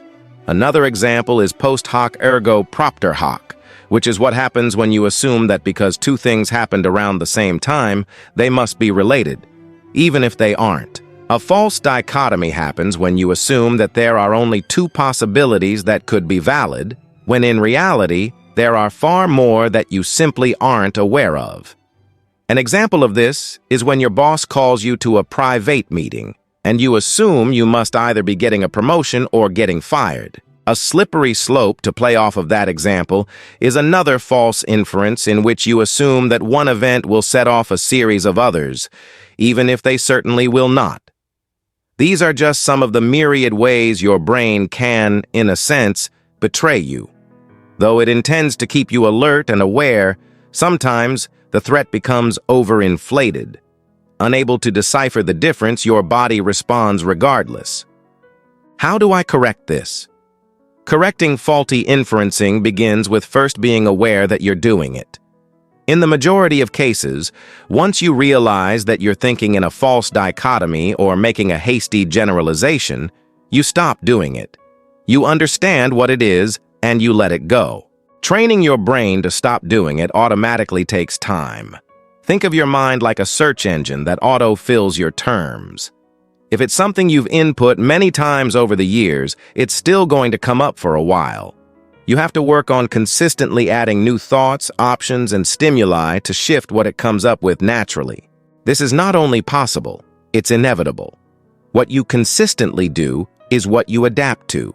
Your brain will start to reorient your comfort zone, and eventually it will feel as natural to think logically as it once did to think dramatically. It will feel as natural to be calm as it does now to feel anxious. It takes awareness, and it takes time, but it is always possible. Worrying is the weakest defense system. Rumination is the birthplace of creativity. They're controlled by the same part of the brain. That's the neurological reason there's a stereotype about depressed creatives. Any artist will tell you that the toughest times in their lives inspired the most groundbreaking work. What they won't tell you, though, is that crisis is not necessary to function. Well, of course it's not, you're thinking. Crisis is the worst-case scenario, and yet how many of us place ourselves in a state of panic over fear of that least likely scenario coming true? How many of us, in an effort to shield ourselves from panic, actually create a crisis out of our fear each day? We're not just masochists. We're wildly intelligent, unconsciously functioning beings. Our brains understand something. If we imagine our worst fears, we can prepare for them. If we mull them over again and again, we can feel protected in a way. If we are ready for the storm, it can't hurt us. Except it can. Worrying excessively is not a malfunction. You are not of lesser character because you can't just stop and enjoy life. Worrying is a subconscious defense mechanism. It's what we do when we care about something so much we are equally terrified that it could hurt us, so we prepare to fight for it. Or, what is the exact opposite of your fear? That's what you want. That's what you want so much that you'd go to the ends of your sanity to defend it. There's nothing wrong with you for thinking this way, but there's also nothing wrong with you for being ready to move in a new direction. The reality is that worrying does not protect us in the way that we think it might. We cannot beat fear to the finish line. Worrying sensitizes us to an infinity of negative possible outcomes. It shifts our mindset to expect, seek out, and create a worst-case scenario. If a crisis were to occur, we'd start panicking, because our brains and bodies had been preparing for this epic war for a long time. Had we not premeditated these fears so excessively, we wouldn't be as impacted were they to actually happen. We'd see the situation for what it is and respond accordingly. That's where the nasty cycle forms. Once we worry ourselves sick over something that is totally delusional and it doesn't happen, because of course it was never going to, we start to associate worry with safety. See, I thought this through so many times that I've avoided it. But that's not what's happening at all. Just telling someone to stop worrying and be present strengthens their impulse to be fearful, because you are effectively asking them to place their guards down. Making yourself feel more vulnerable when you're already at your edge is not the answer. Instead, you have to find a different way to feel safe. Rather than spending your time rehearsing how much you'd panic if such a situation were to come to fruition, imagine how a third party would handle it if they were in your shoes. Imagine getting to the other side of the issue, perhaps even treating it as an opportunity to create something you otherwise couldn't. Rather than spending your time shrinking yourself and your life out of fear of potentially confronting some kind of hardship, work on developing your self-esteem and know that even if you were to fail, you wouldn't be judged, exiled, or hated in the way you fear. Rather than spending your life trying to identify the next thing to worry about and then overcome, learn to move into a new pattern of thinking in which you recognize that you don't need to balance out the bad with the good, to live a full and fair life. Stability and wholeness, health and vitality are your birthright. You are allowed to have everything you want. You are permitted to be at peace. Worrying is so primal in the way that it fulfills a deep need within us to feel as though we've conquered and thus are protected and saved. Yet at the same time, our discomfort with it is a higher aspect of ourselves informing us that it isn't necessary, and in fact, it's holding us back from the people we want and are meant to be. There's a better way to feed your emotional hunger, and it's not fighting yourself for your own inner peace. Chapter 5. Releasing the past. Throughout the course of our lives, we will routinely go through a process of self-reinvention. Over time, we are meant to change, and we are designed to evolve. Our bodies show us this as we eliminate and replace cells to the point that some argue we are essentially completely made new again every 7 years. Our mental and emotional growth follow a similar process, though it tends to occur much more often. It makes sense, then, that some of our most profound suffering comes from resistance to this natural process. We are in pain because though we must change our lives, we are holding on to baggage and debris from the past. As we carry unresolved emotions from day to day, we gradually move our past trauma into our future lives. Releasing the past is a process and a practice, one that we have to learn. This is where we begin. How to start letting go. You cannot force yourself to let go, no matter how much you know you want to. Right now, you are being called to release your old self, your prior afflictions, past relationships, and all of the guilt from the time you spent denying yourself what you really wanted and needed out of life. Recovering from self-sabotage always necessitates a process of letting go. However, you cannot force something out of your brain space, no matter how much you don't want it to be there.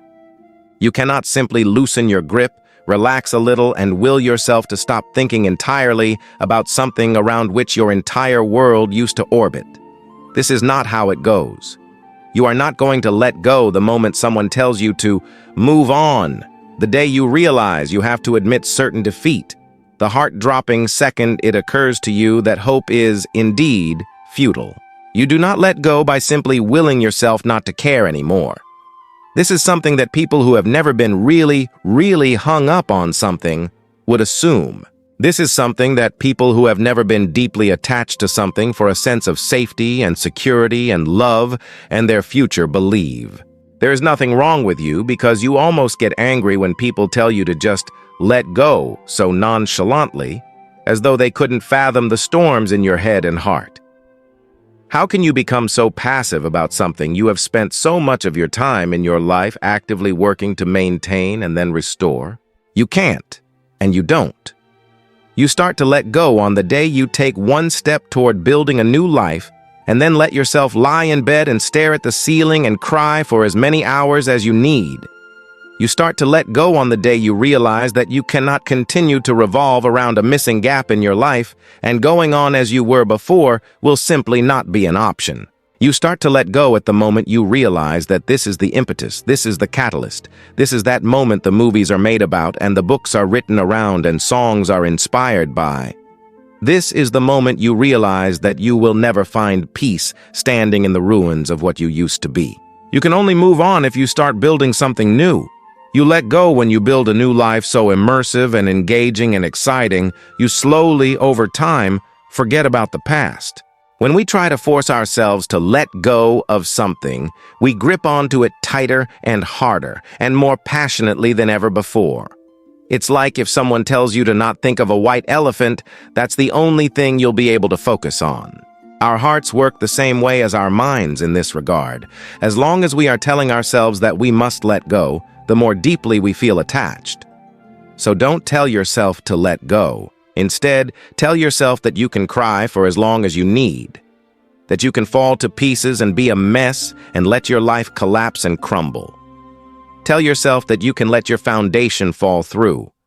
What you will realize is that you are still standing. What you build in the wake and the aftermath of loss will be so profound, so stunning, you will realize that maybe the loss was part of the plan. Maybe it awakened a part of you that would have remained dormant had you not been pushed the way you were. If you are certain that you cannot let go of what is hurting you, then don't. But take one step today and another tomorrow to rebuild a new life for yourself, piece by piece, day by day.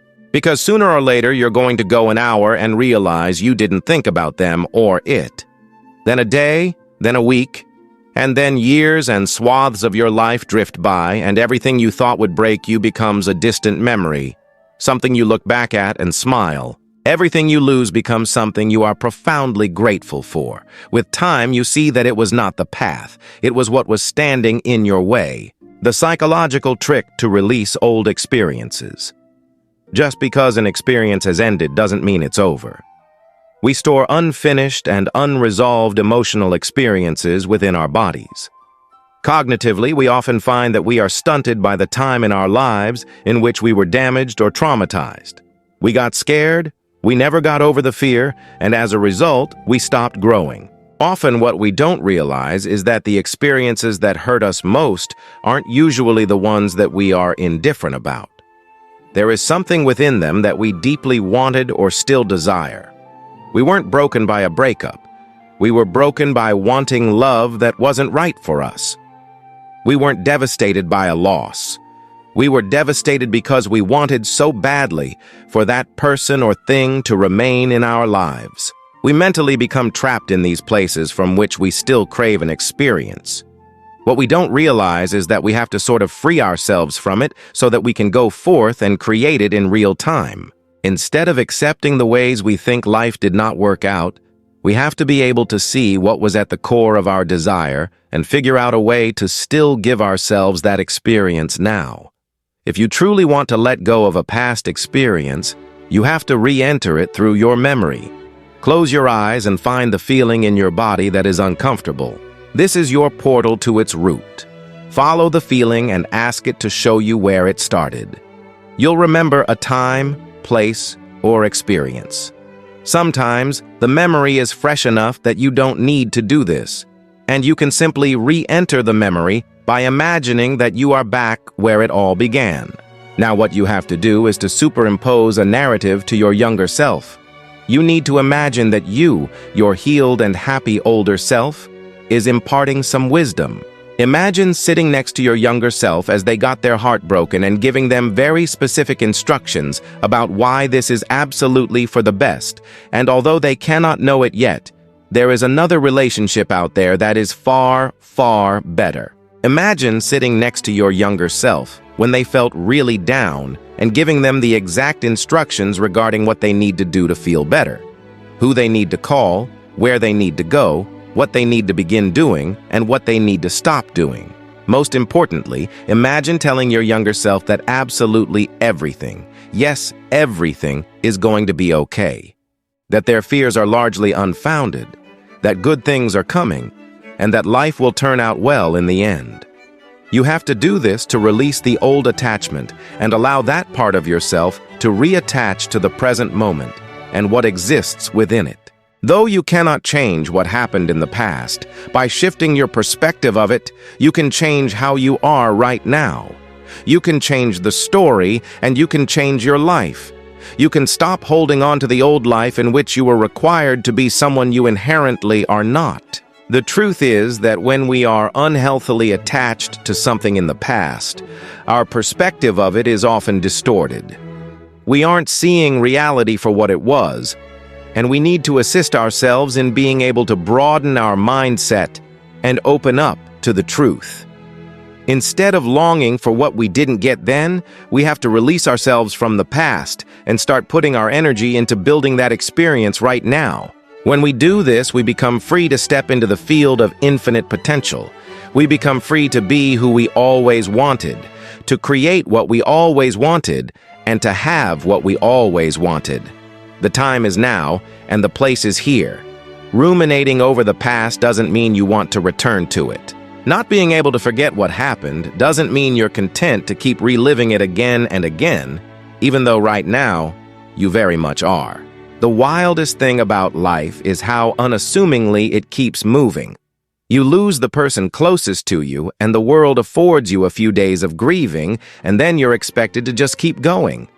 You go through something so life-shifting, mind-altering, and deeply traumatic, then find that society only has a small bandwidth for tolerating your fear. Here's what you're allowed. You're okay to cry, and you're forgiven for being sad or canceling a few plans here and there. You're permitted a few days off of work and someone to listen to you vent a handful of times. But processing and accepting the gravity of something that touched every last inch of you is not something you can do on a mental health day. It's not something the world affords you enough time for, and so you botch the job. You carry on. One day, you wake up and discover that by every identifiable measure, you have moved on. You're so many miles from where you started, you can't even remember it clearly. What you're underestimating is the fact that though you can leave a place, or a person, or a situation, you can't leave yourself. Why would it ever come as a surprise that you keep thinking about the past? You weren't given the opportunity to shine a light on that particular darkness and deem it okay. You weren't given much of anything at all. When your mind is stuck in the past, it isn't because it wants to return there. It's because you were impacted far more deeply than you ever realized, and the aftershocks are still rippling through you. They surface as thoughts here and there, but under the surface is a deep echo that has the power to place you right back where you were as though you never left. You can leave the country, get remarried, build a whole new career, date 12 other people, find an entirely new friend group, feel happier and more fulfilled than ever, and still grieve for what your younger self went through. Even though you're different on the outside, that part of you still very much exists within. That younger self doesn't just want you to keep walking, it wants you to turn around and acknowledge it. You will, with time. You are not wrong or broken for feeling the way that you do. You responded to your circumstances as any healthy person would have. If anyone else was in your shoes, they would have reacted the exact same way. They would feel the exact same way. You were a healthy person who went through something traumatic and responded accordingly. You are someone who moved on because they had to, but who wasn't sick enough to disassociate entirely from the past. The fact that you can still recall what happened is a signal that you're healthier than you think, more willing to heal than you realize, and more forgiving than you ever imagined you could be. Everything that's haunted you is rising in your consciousness so you can see it and bow out with grace. You are not the person you were, even if all those pieces are still very much a part of you. You are not broken for being in pain. You're seeing yourself out of it. Letting go of unrealistic expectations. It is not that brave to say you love your body only after you've contorted it to precisely what you want it to look like. It is not that brave to say you don't care about possessions when you have access to everything in the world. It is not that brave to say you aren't motivated by money when you have enough of it. When you only find happiness and peace after you've fixed every flaw, mastered every challenge, and are living decidedly in the after part of the picture of your life, you have not resolved anything. You have only reinforced the idea that you cannot be okay until everything is perfect. The truth is that you do not change your life when you fix every piece and call that healing.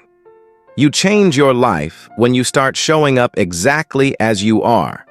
You change your life when you become comfortable with being happy here, even if you want to go forward. You change your life when you can love yourself even though you don't look exactly the way you want to. You change your life when you are principled about money and love and relationships, when you treat strangers as well as you do your CEO, and when you manage $1,000 the same way you would $10,000. You change your life when you start doing the truly scary thing, which is showing up exactly as you are. Most of the problems that exist in our lives are distractions from the real problem, which is that we are not comfortable in the present moment as we are here and now. So we must heal that first. We must address that initially, because everything else builds from it. We must be brave and confront our discomfort, sit with it, even if it churns our stomachs and pinches our faces and makes us certain we will never find a way out. We will. We must listen to what's wrong, feel it, move through it, allow it to be. The truth is that this discomfort is the true problem, and we are running around trying to fix one thing after another because those are all just symptoms. If we become okay with money, we're on to our bodies. If we're okay with our bodies, we're on to our relationships. Once we master all the things we care about, we start at the beginning. We try to level up, to change, to fix, to identify a problem that is any problem but the actual problem at hand.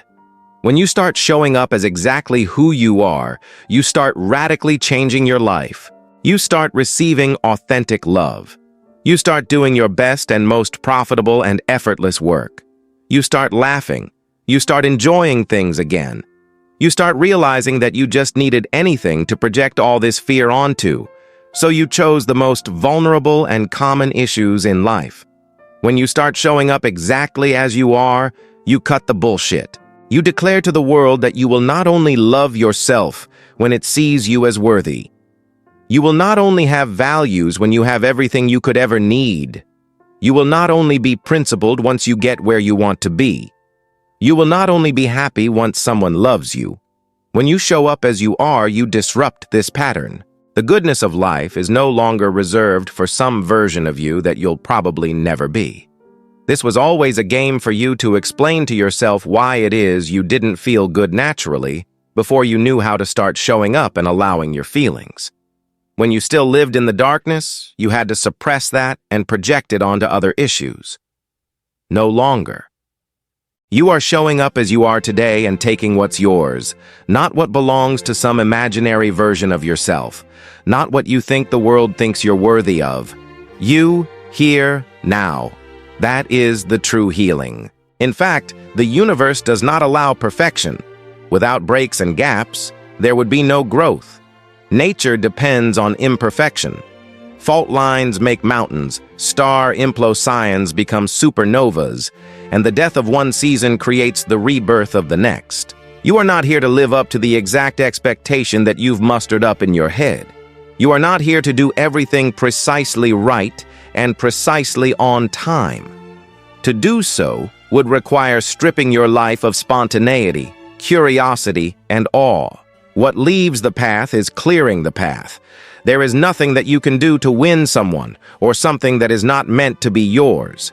You can fight with everything you have. You can hold on for as long as you can.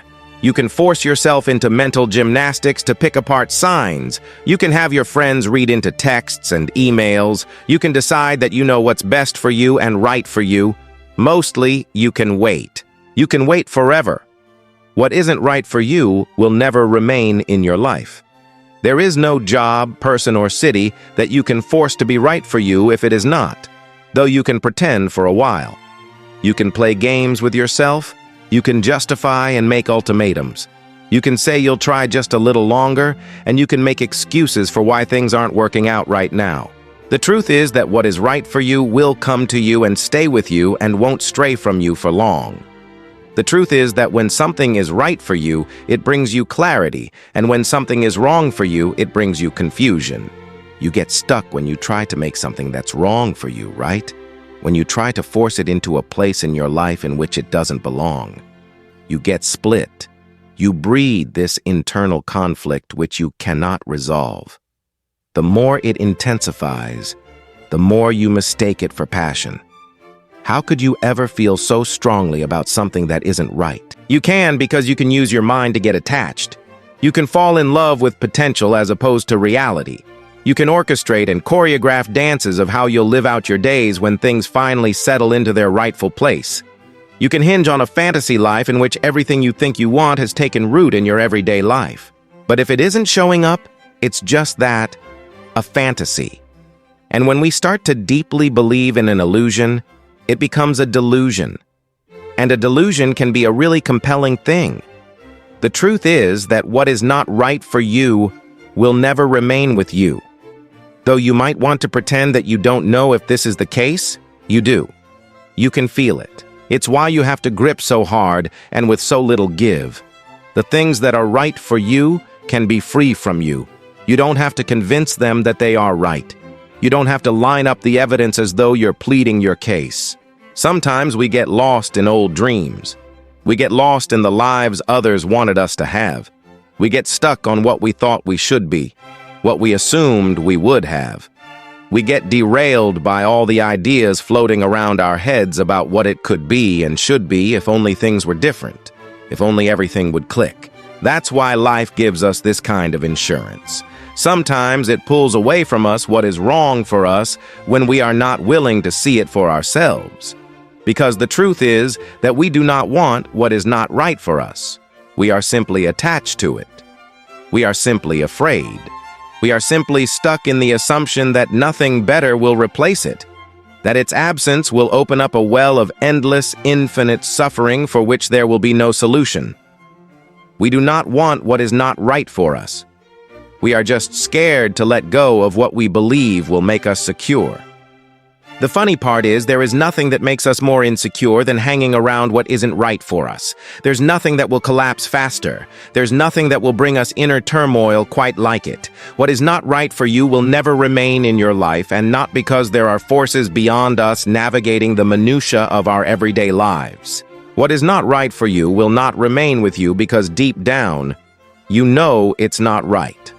You are the one who eventually lets go, sees reality, and walks away. You are the one resisting. You are the one holding back. You are the one concocting healing fantasies about how great it will be when you force something wrong to finally be right. What is not right for you does not remain with you because you don't want it, and so you don't choose it. You step away when you are ready. You let go when you are able. And you realize, all along, that all you were really in love with was a little trick of the light that made you feel safe, recovering from emotional trauma. You might think trauma is in your head in the metaphorical sense. It is actually in your body in the literal sense.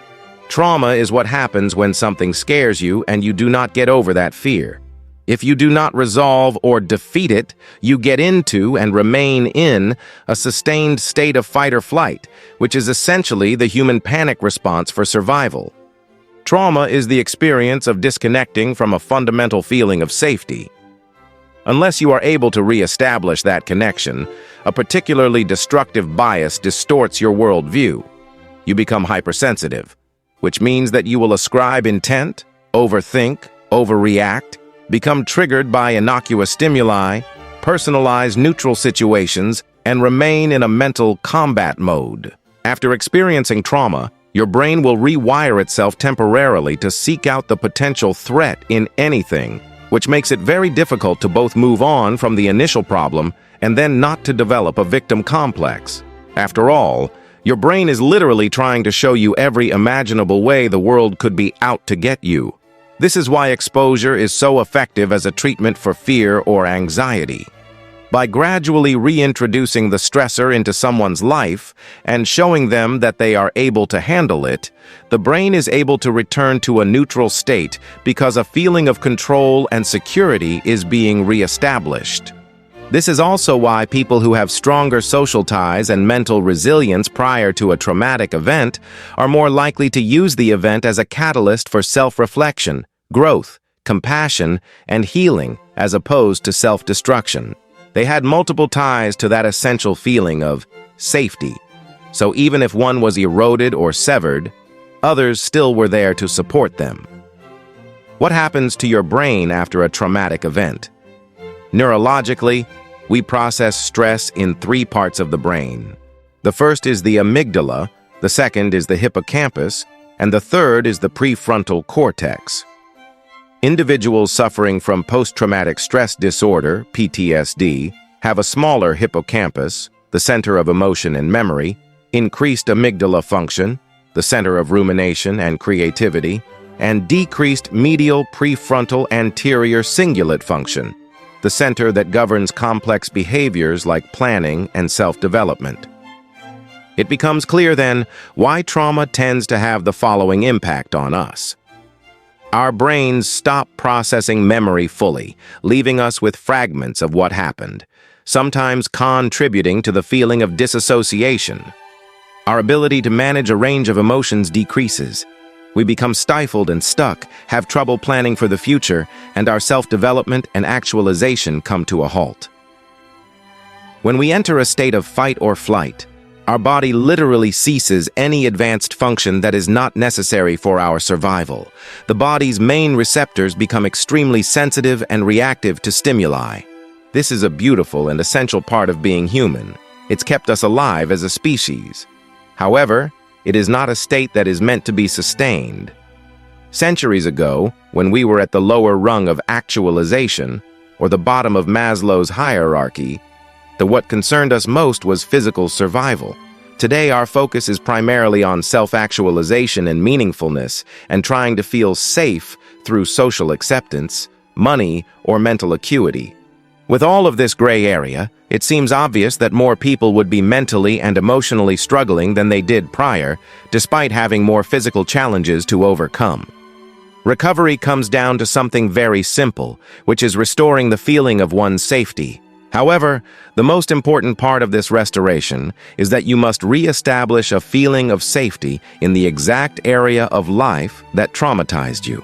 Often, if someone is traumatized by a relationship they had when they were young, They will reinvest that energy into valuing being attractive or successful.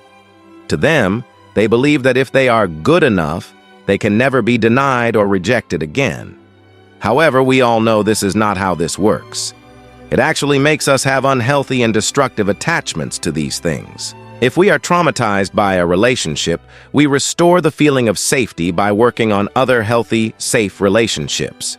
If we are traumatized by money, we restore the feeling of safety by doing what we must to ensure we have enough and by saving for an emergency expense. If we are traumatized by job loss, we restore the feeling of safety by having a backup plan or a side gig in line in case it were to happen again. If we are traumatized by being bullied, we restore the feeling of safety by finding new friends. What most people try to do is overcompensate in an area of life that is not the real problem. For example, if they struggled in relationships, they hoard money to keep themselves feeling safe. Of course, this is always futile because the problem never gets solved. Your trauma is not in your head. It is literally a changed state in your brain. And the only way you will help your body to return to its actual state is by recreating the feeling of safety that allows you to turn off survival mode and return to normal life. Releasing emotional backlog. Your emotional backlog is like your email inbox. It might be a simple analogy, but it's an effective one. When you experience emotions, it's as though you're getting little messages from your body stacking up one at a time. If you don't ever open them, you end up 1,000 plus. Notifications deep, totally overlooking crucial information and important insights that you need to move your life forward.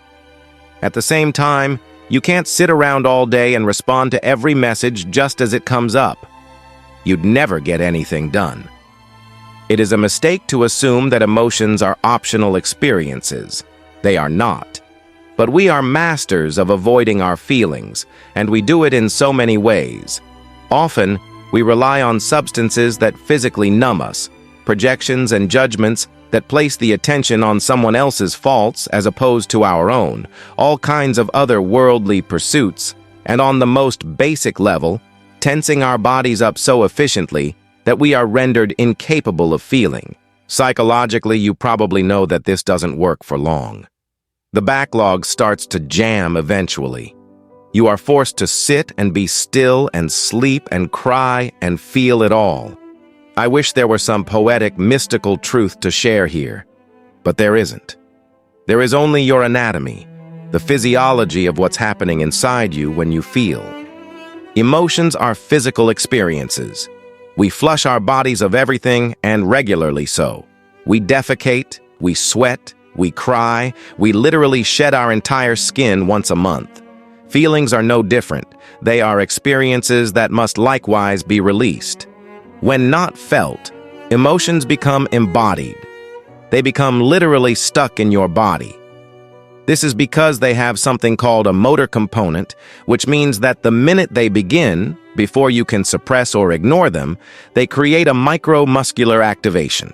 Our bodies respond instantaneously. We often store pain and tension in the area of the body where an expression began but was never fully materialized. This is because, neurologically speaking, the part of your brain that regulates emotions, the anterior cingulate, is next to the premotor area, which means that when a feeling is processed, it immediately begins to generate a physical bodied response. The premotor area connects to the motor cortex and then spans back into the specific muscles that are going to express the emotion. Which muscles express which emotion? Well, it depends. We have a lot of language that clues us into where we have physical reactions to emotions. We often feel fear in our stomachs. Think of a nervous stomach or a gut instinct.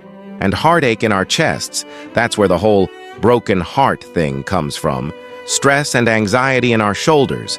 Think of the weight of the world on your shoulders. And relationship problems in the neck. Think, they are a pain in the neck. But it actually goes even deeper than this. Let's say that someone did something to you that crossed a boundary, and your instinct was to yell at them. However, because you understood it was not effective to literally scream, you held back. Though this may have been the right thing to do in the moment, Your body may be storing residual tension in the neck or throat area. In other cases, people can experience psychosomatic effects of their emotions that are a bit more abstract, such as pain in their knees or feet when they are traumatized by moving forward in their lives and so on. The truth is that our bodies are speaking to us in voiceless symbols. If we can learn to interpret what they are saying, we can heal ourselves in an entirely new way. So you know that emotions sometimes get stored in your body when they are not fully expressed. Be this as it is, how do we begin to flush ourselves from them? There are a number of strategies that you can use to do this, and what matters is that it's effective for you. There is no one-size-fits-all, but there are a few options that tend to work well for most people, particularly when they are used in tandem. Stop meditating to feel calm. Start meditation to just feel. I know that this goes against everything you've ever heard about meditation, but it is actually the point of meditation. If you sit down for a 10-minute session and try to force yourself to be relaxed and light, you are effectively doing the exact same type of suppression that likely gave you the need to meditate in the first place. Instead, the point of meditation is to sit idly as you experience all of those feelings come up. The rage, the fear, the sadness, the overwhelming mind chatter, and in spite of how alluring or triggering it may be, you learn to stay still and not respond to it. You learn to allow these thoughts and feelings to come up and then pass by virtue of you not reacting to them. This takes practice. Use breath scans to find residual tension in the body. It usually doesn't take too much extra effort to figure out where in your body you are storing pain. You feel it. It's in your chest, your stomach, your shoulders, whatever is bothering you. However, if you aren't sure, or if you want to zero in specifically on where that pain is, do something called a breath scan. In this, you will breathe in and out slowly and without taking a break between breaths. When you do this, you will begin to notice that you might hit a snag or hiccup somewhere. That in the process of taking your breath, you will start to feel precisely where in your body you are storing tension. Once you know, you can start to go into that feeling more, visualizing what it is, where it came from, and what it needs you to know. Often in this scenario, we are brought back to specific memories or past versions of ourselves that need assistance or guidance.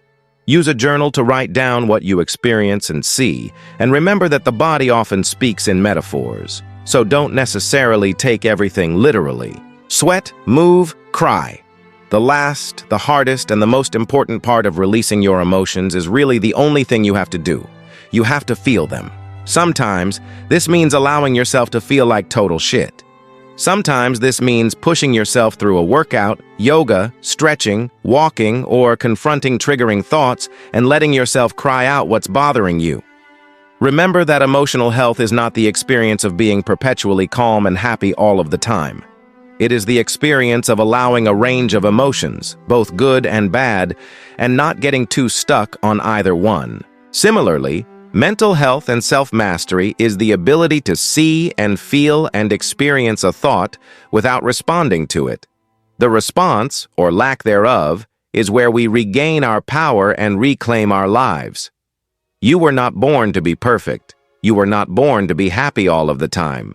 But if you can commit each day to doing the work of being fully human and feeling even when you are afraid, you can transcend in a way that is truly beautiful. What it really means to heal your mind.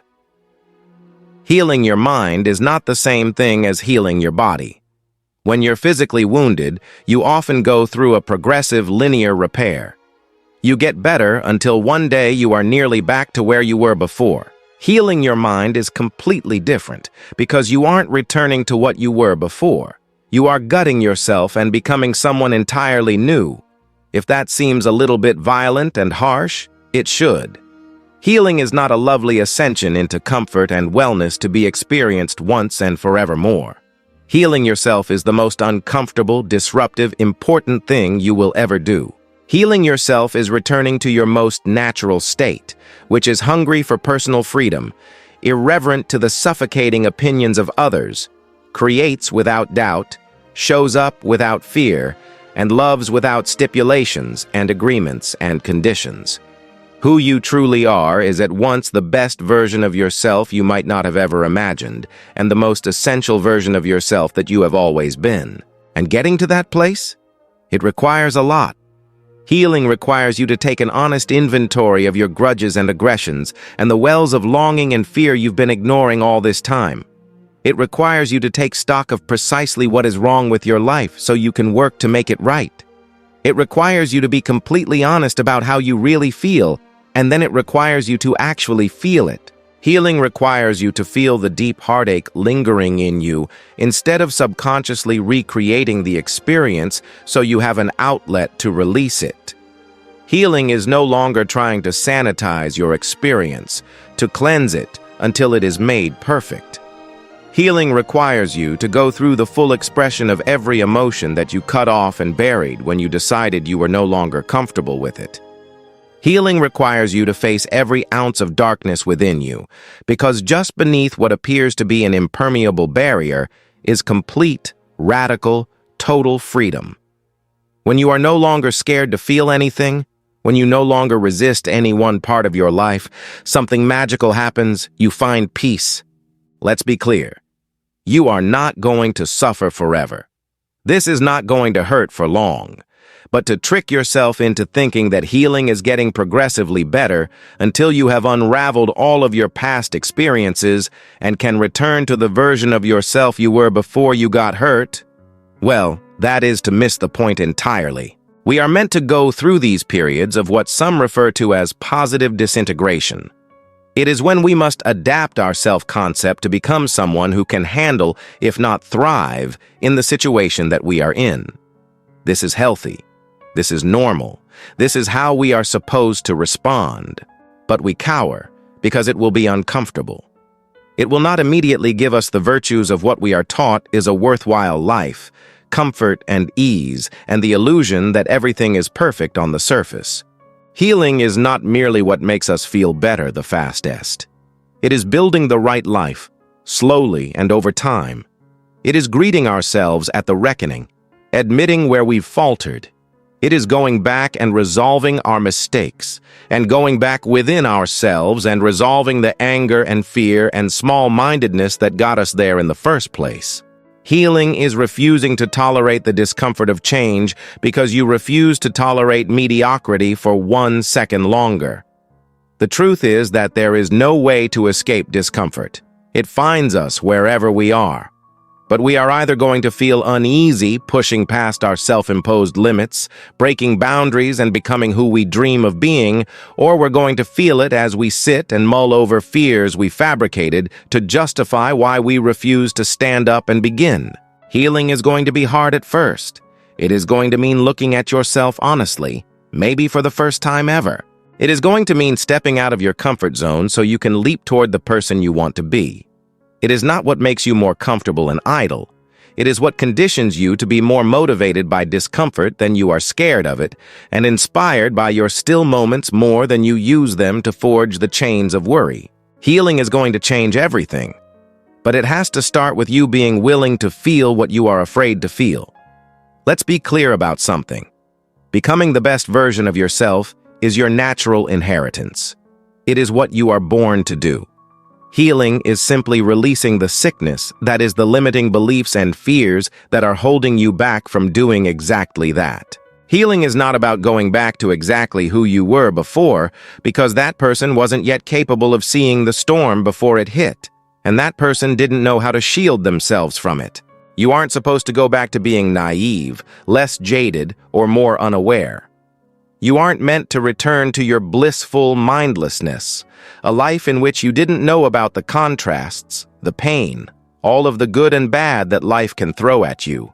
What you get on the other side of healing is greater than that. You just haven't experienced it yet to know. What you get for going through something painful is that you become more resilient, more self-sufficient, more empowered. You realize that nothing will save you, and so you must begin the work of saving yourself, which is the entire purpose of your life. When you begin this work, you find your inner strength. You realize that you have power and influence, and you can strategize and redirect your life. You realize that instead of what you can't control, your life can be built on what you do. When you heal, you become stronger where you've been broken. You become grounded where you've been egotistical. You become responsible where you've been neglectful. You become more sensitive and able and conscious. You become more considerate. You are more empathetic. You are more mindful, more careful. But what you don't need to be more of is afraid. Fear is not going to protect you. Action is. Worrying is not going to protect you. Preparing is. Overthinking is not going to protect you. Understanding is. When we hold on to fear and pain after something traumatic has passed, we do it as a sort of safety net. We falsely believe that if we constantly remind ourselves of all the terrible things that we didn't see coming, we can avoid them. Not only does this not work, but it also makes you less efficient at responding to them if they do. Because most of the time you're so busy worrying about monsters in the closet, you forget to address the actual things that will erode you over time: your health, your relationships, your long-term vision, your finances, your thoughts. When you heal completely, you stop tolerating discomfort. When something is wrong, you recognize that it is wrong and take action to fix it because you've seen what happens when you don't. When you heal completely, you are able to think ahead and rationally consider cause and effect. You recognize that your actions will generate results, and if you want to better control the outcomes of your life, you have to better adjust your habits. When you heal completely, you realize that there is nothing more important than being able to enjoy where you are, right here and right now. Whatever obstructions are in the way of you being present and savoring your life are the challenges you have to face, because life is quick and it's temporary. What you have now you could lose tomorrow, and gripping it so tightly, binding it up with resistance, doesn't mean it's safer. It means that when the day comes that it passes, as does everything, as does everyone, you will realize you never really enjoyed it. And healing? It's about getting to a place where you prioritize nothing over the quality of your one short life. Moving forward isn't about getting revenge. Your glow-up might not be something others can see. It might not come across as a shift on the surface. In a world of revenge bodies and comeback relationships, a world that tries to tell you that your ultimate transformation should be splayed out across your Instagram feed, we've lost what it really means to heal, to improve, to move on with our lives.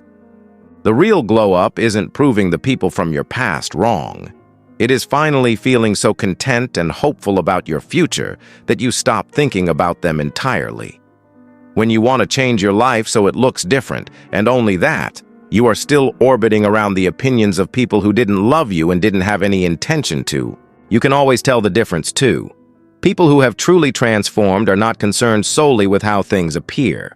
Their lives are now focused intently on how things feel, how they really are underneath it all. A real glow-up is authentic. It is lifting off all the cover-up bullshit and addressing the real problems. It is healing. It is changing for good. It is, for the first time, prioritizing your heart over someone else's eyes. Anyone can piece together an image that looks better. Anyone can edit and filter and lay picture after picture side by side to create a narrative, a story, a semblance of the whole. Anyone can buy their way into beauty. Anyone can look nicer if they really try. Anyone can convince you that they are doing better than they really are. If they are so intent on trying to prove that, it is probably because they are still so empty inside. What if you weren't worried about whether or not you look bigger or smaller or nicer or better than you did 10 years ago? What if you were more concerned about whether or not you gain self-respect, real relationships, emotional freedom, mental clarity, a job you appreciate, work you respect, a kinder and more empathetic disposition? What if your accomplishments were not something you could photograph or measure, nothing you could loosely try to communicate across some pixels and status updates? How are you feeling today? Better than you did yesterday? More whole? More confident? The truth is that there is no before and after in life. We are always in a process of shedding and becoming.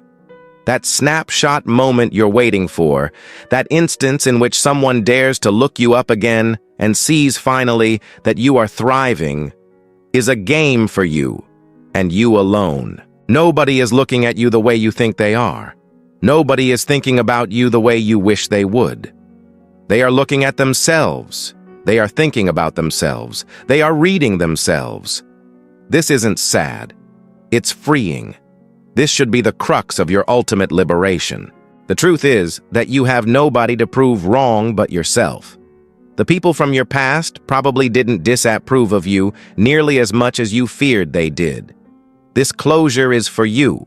This growth is for you. This change is yours. This is you versus you meeting you seeing you for the first time. This is about you becoming who you know you can be. This is about you finally living up to your potential. But mostly, this is about you recognizing that you were not your best self before. You didn't behave the way you wish you would have. You didn't do what you should have. You weren't what you hoped you'd be. Whenever we want desperately to prove someone else wrong, we are really trying to quell our own lingering disappointment that we didn't live up to our own expectations. So remember this. The next time you're trying to craft a glow-up story that is compelling to others, ask yourself why you are still waiting for their approval. The answer, almost always, is that you still do not have your own. Chapter 6. Building a New Future. Now that you have done the challenging work of beginning to release your past experiences, you must turn your attention toward building a new present and future.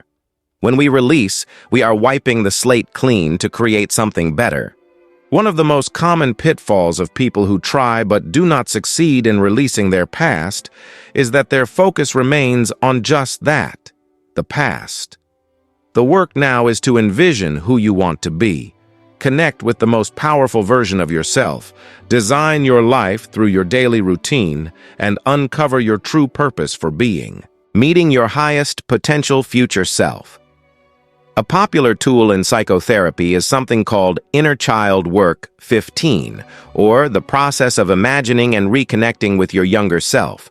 In this process, you can offer yourself guidance, even going back to certain traumatizing events and readdressing them with the wisdom you have now. But more often, the process of reconnecting with your inner child is to let them communicate with you.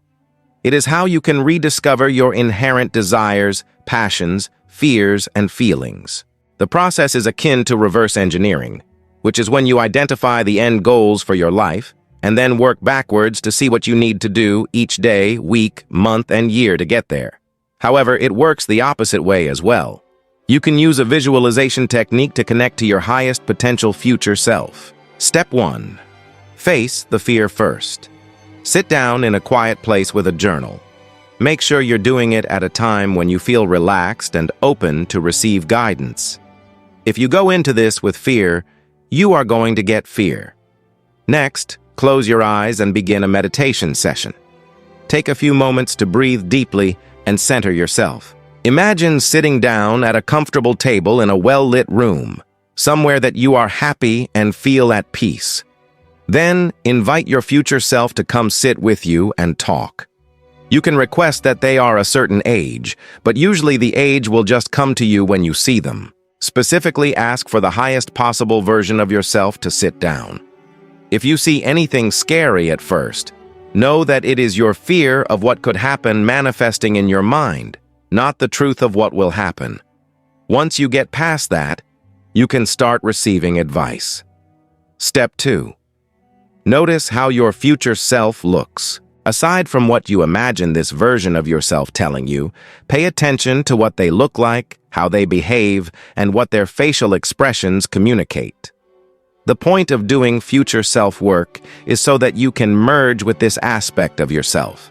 You want to clearly envision the most ideal version of yourself so that you know how your own life needs to grow, shift, and change. See what they wear, how they feel, what they do each day.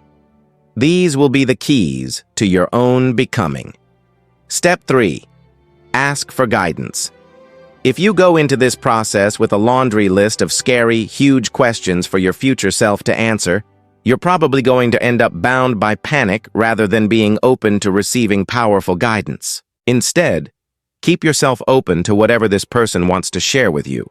The messages should be positive, uplifting, affirming, and helpful.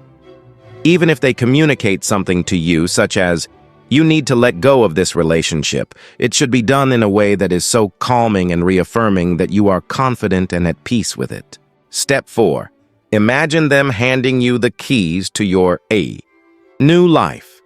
Another powerful exercise using your future self is to imagine yourself now sitting down with yourself 3, 5, or even 7 years ago. It has to be close enough that you can relate to this person, but far enough that you've changed. Imagine sitting down in a space you used to frequent or inhabit. What you're going to do now is hand them the pieces of your current life and all of the information they will need to go from who they are then to who you are now. You can hand them your car keys, your email account for your job, your bank account, an outfit, or instructions on what to do in terms of career, relationships, or just day-to-day habits. Or you can imagine your future self giving you aspects of your life now. Imagine them handing you the keys to the home you live in, or your wedding band, or anything else that is a part of your highest possible future life.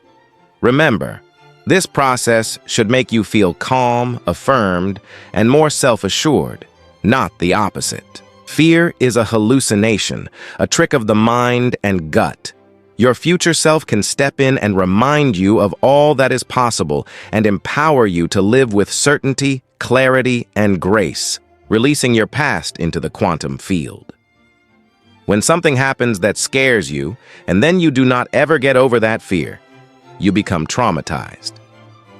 Trauma is the experience of disconnecting with a fundamental source of safety. It happens most severely when our attachment to our primary caretakers is compromised. But there is truly an infinite number of ways the world can traumatize you, and to varying degrees. There are lots of theories about what trauma is and where it comes from. Some believe that it is passed down physically through DNA. Others argue that it is shared mentally and emotionally through learned patterns and observations. Most commonly, trauma is believed to be an interpersonal experience we have in which we were challenged and then lacked the skills and coping mechanisms to rise to it. No matter where it came from, if you have some kind of lingering trauma, you will know, because you will feel it. You will feel it physically in your body. You will feel anxiety, tension, fear, terror, sadness, or guilt. It will be displaced. It will not have a clear, direct cause. You will overreact to certain things, and even when a problem is solved, you will still panic. This is the mark of trauma. Trauma is not in your head. It is in your body. This is the first and most important thing you need to know in order to overcome it. Trauma is a legitimate physical issue. You store those emotions, energies, and patterns at a cellular level. Thankfully, we can use the ripples at the top of the water to trace back down to the problem at the bottom. You can begin to use your body to help you heal. First, identify what caused the traumatic experience. You do this by feeling into yourself and noticing where you are tight or tense. Our bodies harden to protect us. When we have a broken leg, our fascia tightens like a natural cast, so that we do not bend ourselves that way again. Similarly, when our hearts are broken, our emotions tighten so that we do not let ourselves feel again. Of course, eventually we have to walk. We have to love. We have to experience life again. We have to slowly soften the pieces of us that are trying to protect us so that we can move forward. Healing trauma is not just a matter of psychoanalyzing it. It is a matter of literally working through it physically. The next time you feel yourself overreacting to some kind of stimulus, you will notice that your body is starting to tense up and create a fight-or-flight response. To heal this, you have to force yourself to take deep, soothing breaths until the part of your body that was once tense is relaxed again. You will need to self-soothe in different ways. Meditating, breathing, drinking enough water, getting enough sleep, using aromatherapy, sound therapy, or whatever else works for you. You absolutely must work to take your brain and body physically out of panic-doc survival mode. Second, reinstate a sense of safety. Why? You are traumatized because something scared you and you are convinced that it is still out to get you. This is what happens when we don't face or overcome something difficult.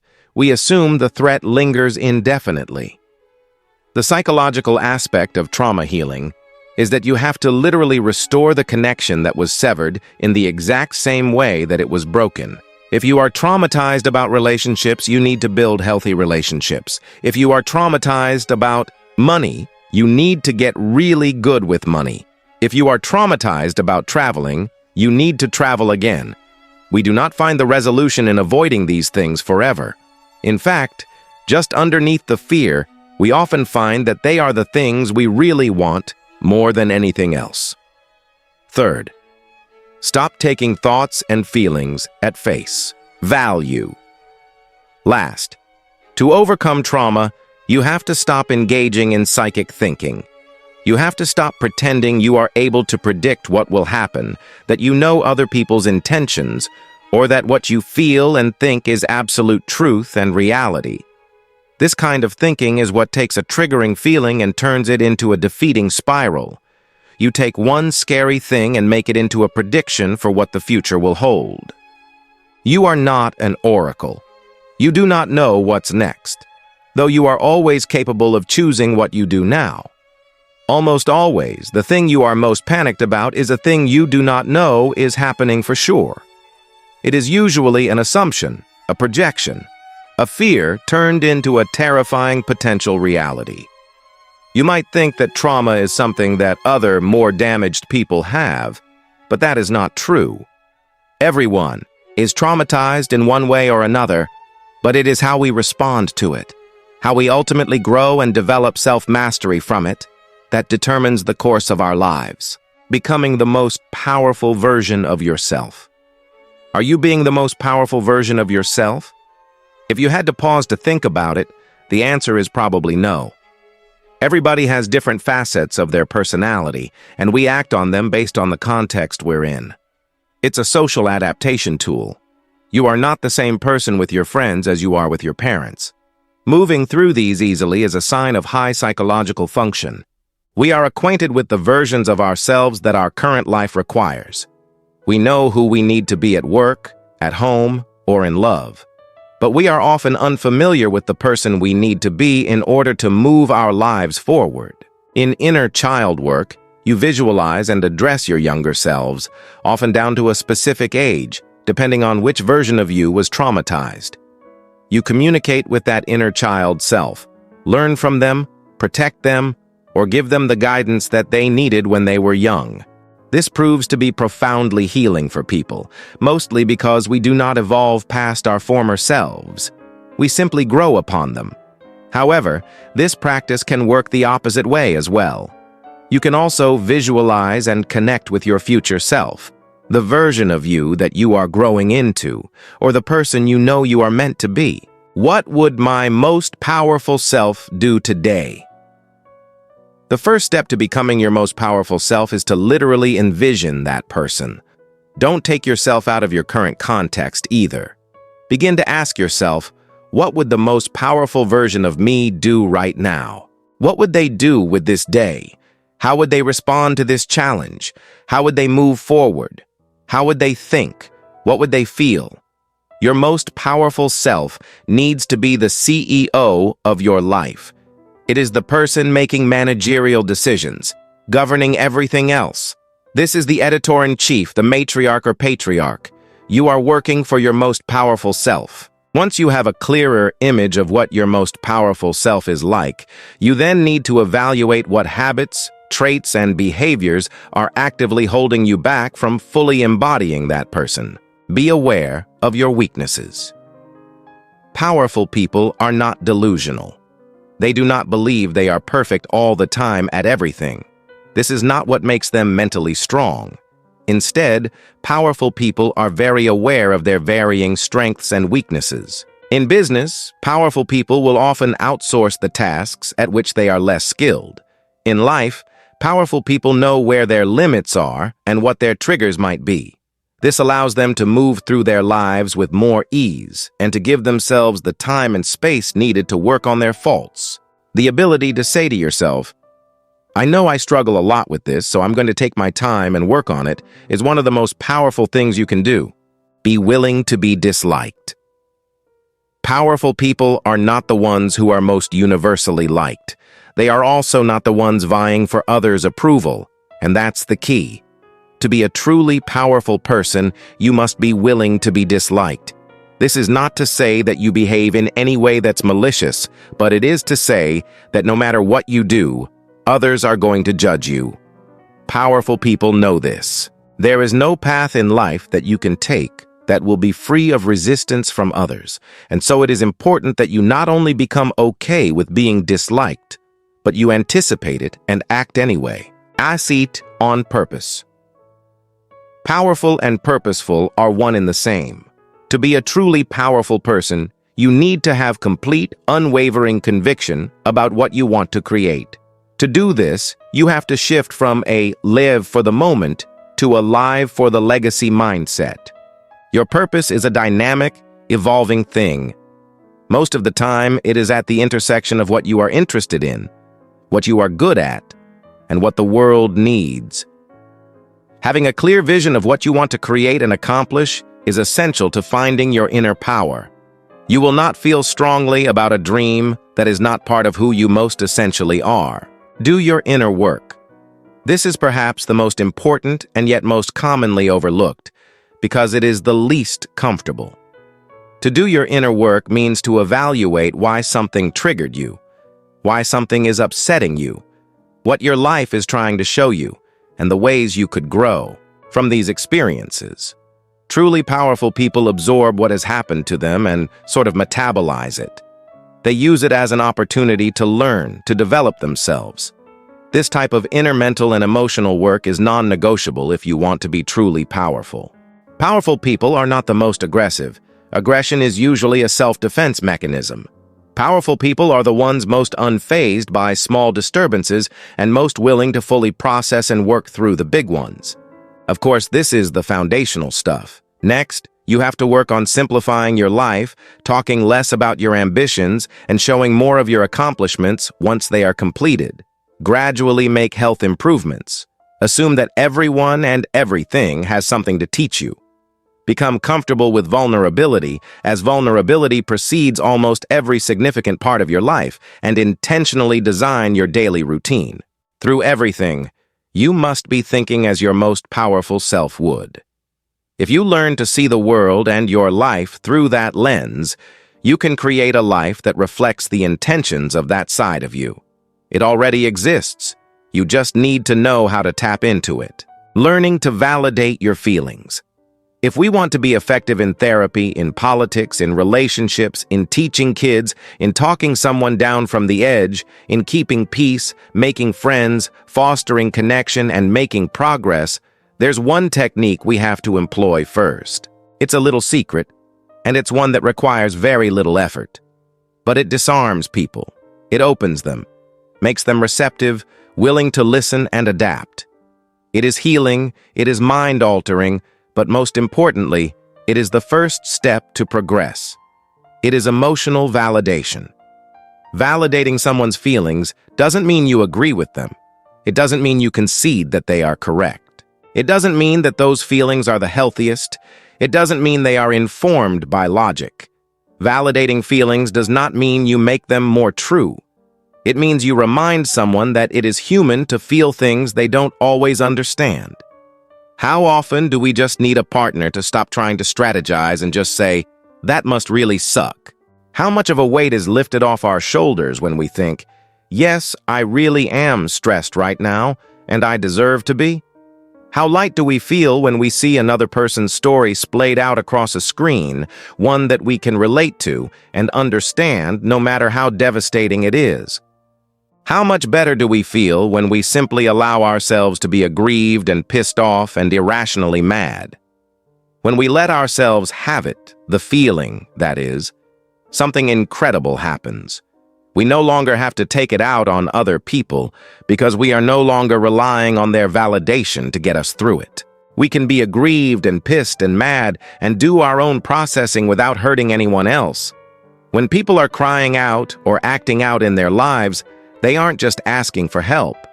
They are most often just asking for someone to affirm that it is okay to feel the way that they do. And if they have to inflate and exaggerate circumstances for you to truly feel the weight and impact that they do, they'll do it. They'll do whatever it takes to get someone else to say, "I am so sorry for what you are going through." This is not because they are incompetent or dumb. It is because in a world that does not teach us how to adequately process our own feelings, we must often rely solely on our maladaptive coping mechanisms. When we cannot validate our own feelings, we go on a never-ending quest to try to force others to do it for us. But it never works. We never really get what we need.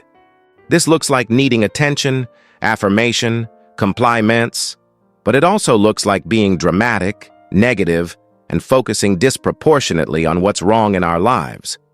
When someone is complaining about something simple, and they seem to be doing it more than the given situation would call for, they aren't trying to get your help about a small issue. They are trying to have their feelings validated. This is also a common root of self-sabotaging behaviors. Sometimes when we have deep wells of grief within us, we absolutely cannot allow ourselves to relax and enjoy our lives and relationships. We cannot just have fun, because doing so feels like a betrayal. It feels offensive. We need to feel validated, but we don't even know why. Why is this effective? Think of your feelings like water running through ducts in your body. Your thoughts determine whether or not the ducts are clean. The cleanliness of the ducts determines the quality of the water. If you suddenly have a feeling that you dislike and don't expect, a sudden rush of water, let's say, it's common to want to shut that valve off and not allow it to pass. However, stopping the flow of water does not make the water go away. Instead, it begins to intensely pressurize and create serious damage to the parts of your body that are no longer receiving flow. This begins to have a ripple effect on your entire life. Sometimes, the water disperses itself gradually. Other times, it implodes and creates what we see on the surface as a complete emotional breakdown. When all of that water finally comes through, and we grieve and cry and fall apart, we are going through a process of being reset. It is positive disintegration. We are gutted, but at the same time, feel better when it's over. All that happened in that implosion was that your feelings became validated when you gave yourself permission to feel them, because you had no other choice. This is what we do in therapy. This is what we do when we vent. This is what happens when we experience a catharsis. A sad movie that we kind of enjoy being sad about allows us to feel sad in a world that otherwise does not. But there's a healthier, easier way, which is learning how to process our feelings in real time. Validating your feelings sounds like a big term, but it really means one thing. It's just letting yourself have them. When you are healing past trauma, often a big component is allowing yourself to experience the full expression of an emotion. You have probably done this in the past.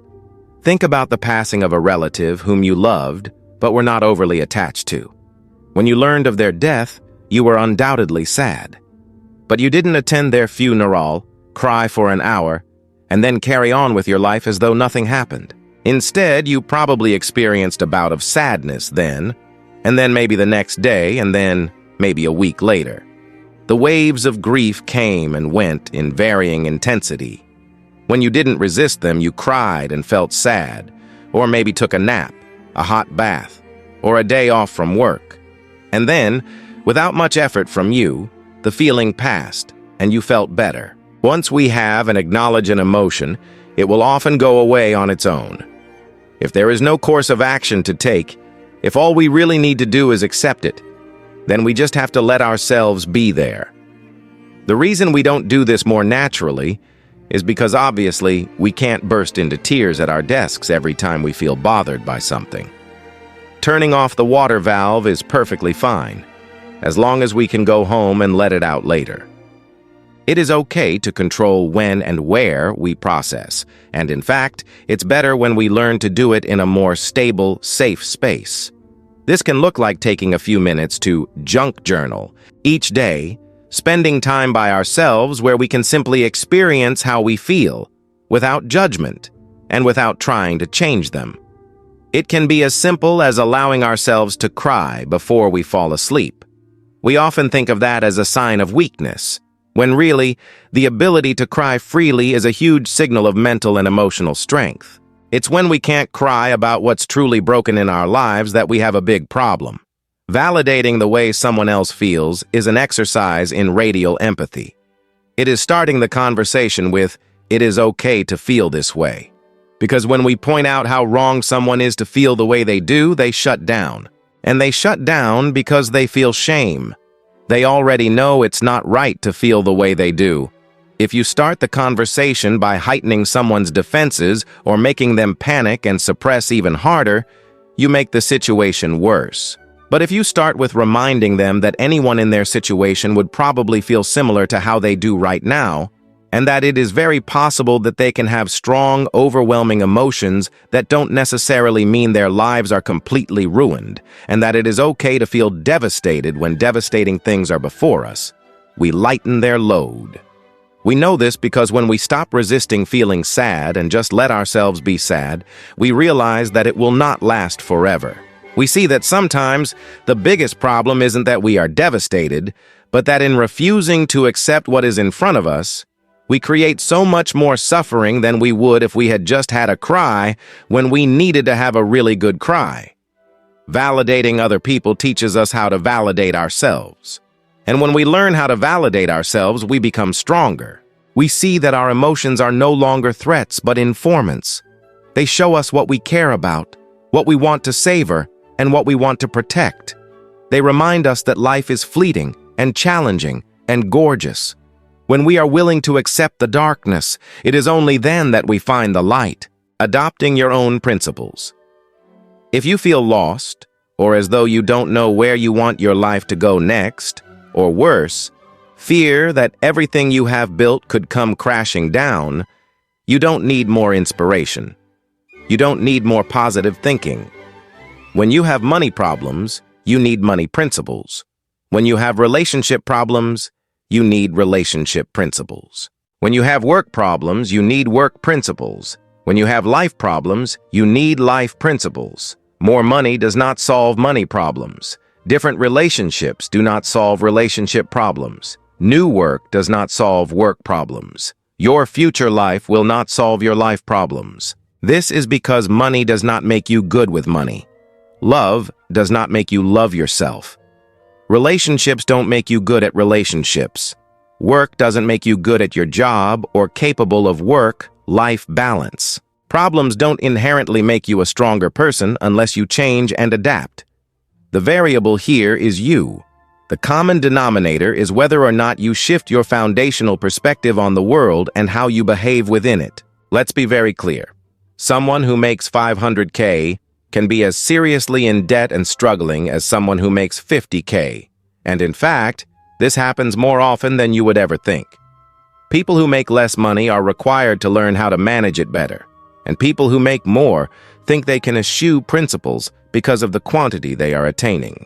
You can screw up your dream relationship just as quickly as you can a hookup, because the way you relate to others is an issue with you, not something that shifts depending on whether or not you meet the most perfect person who never triggers or annoys you and relates to you with unconditional positive regard.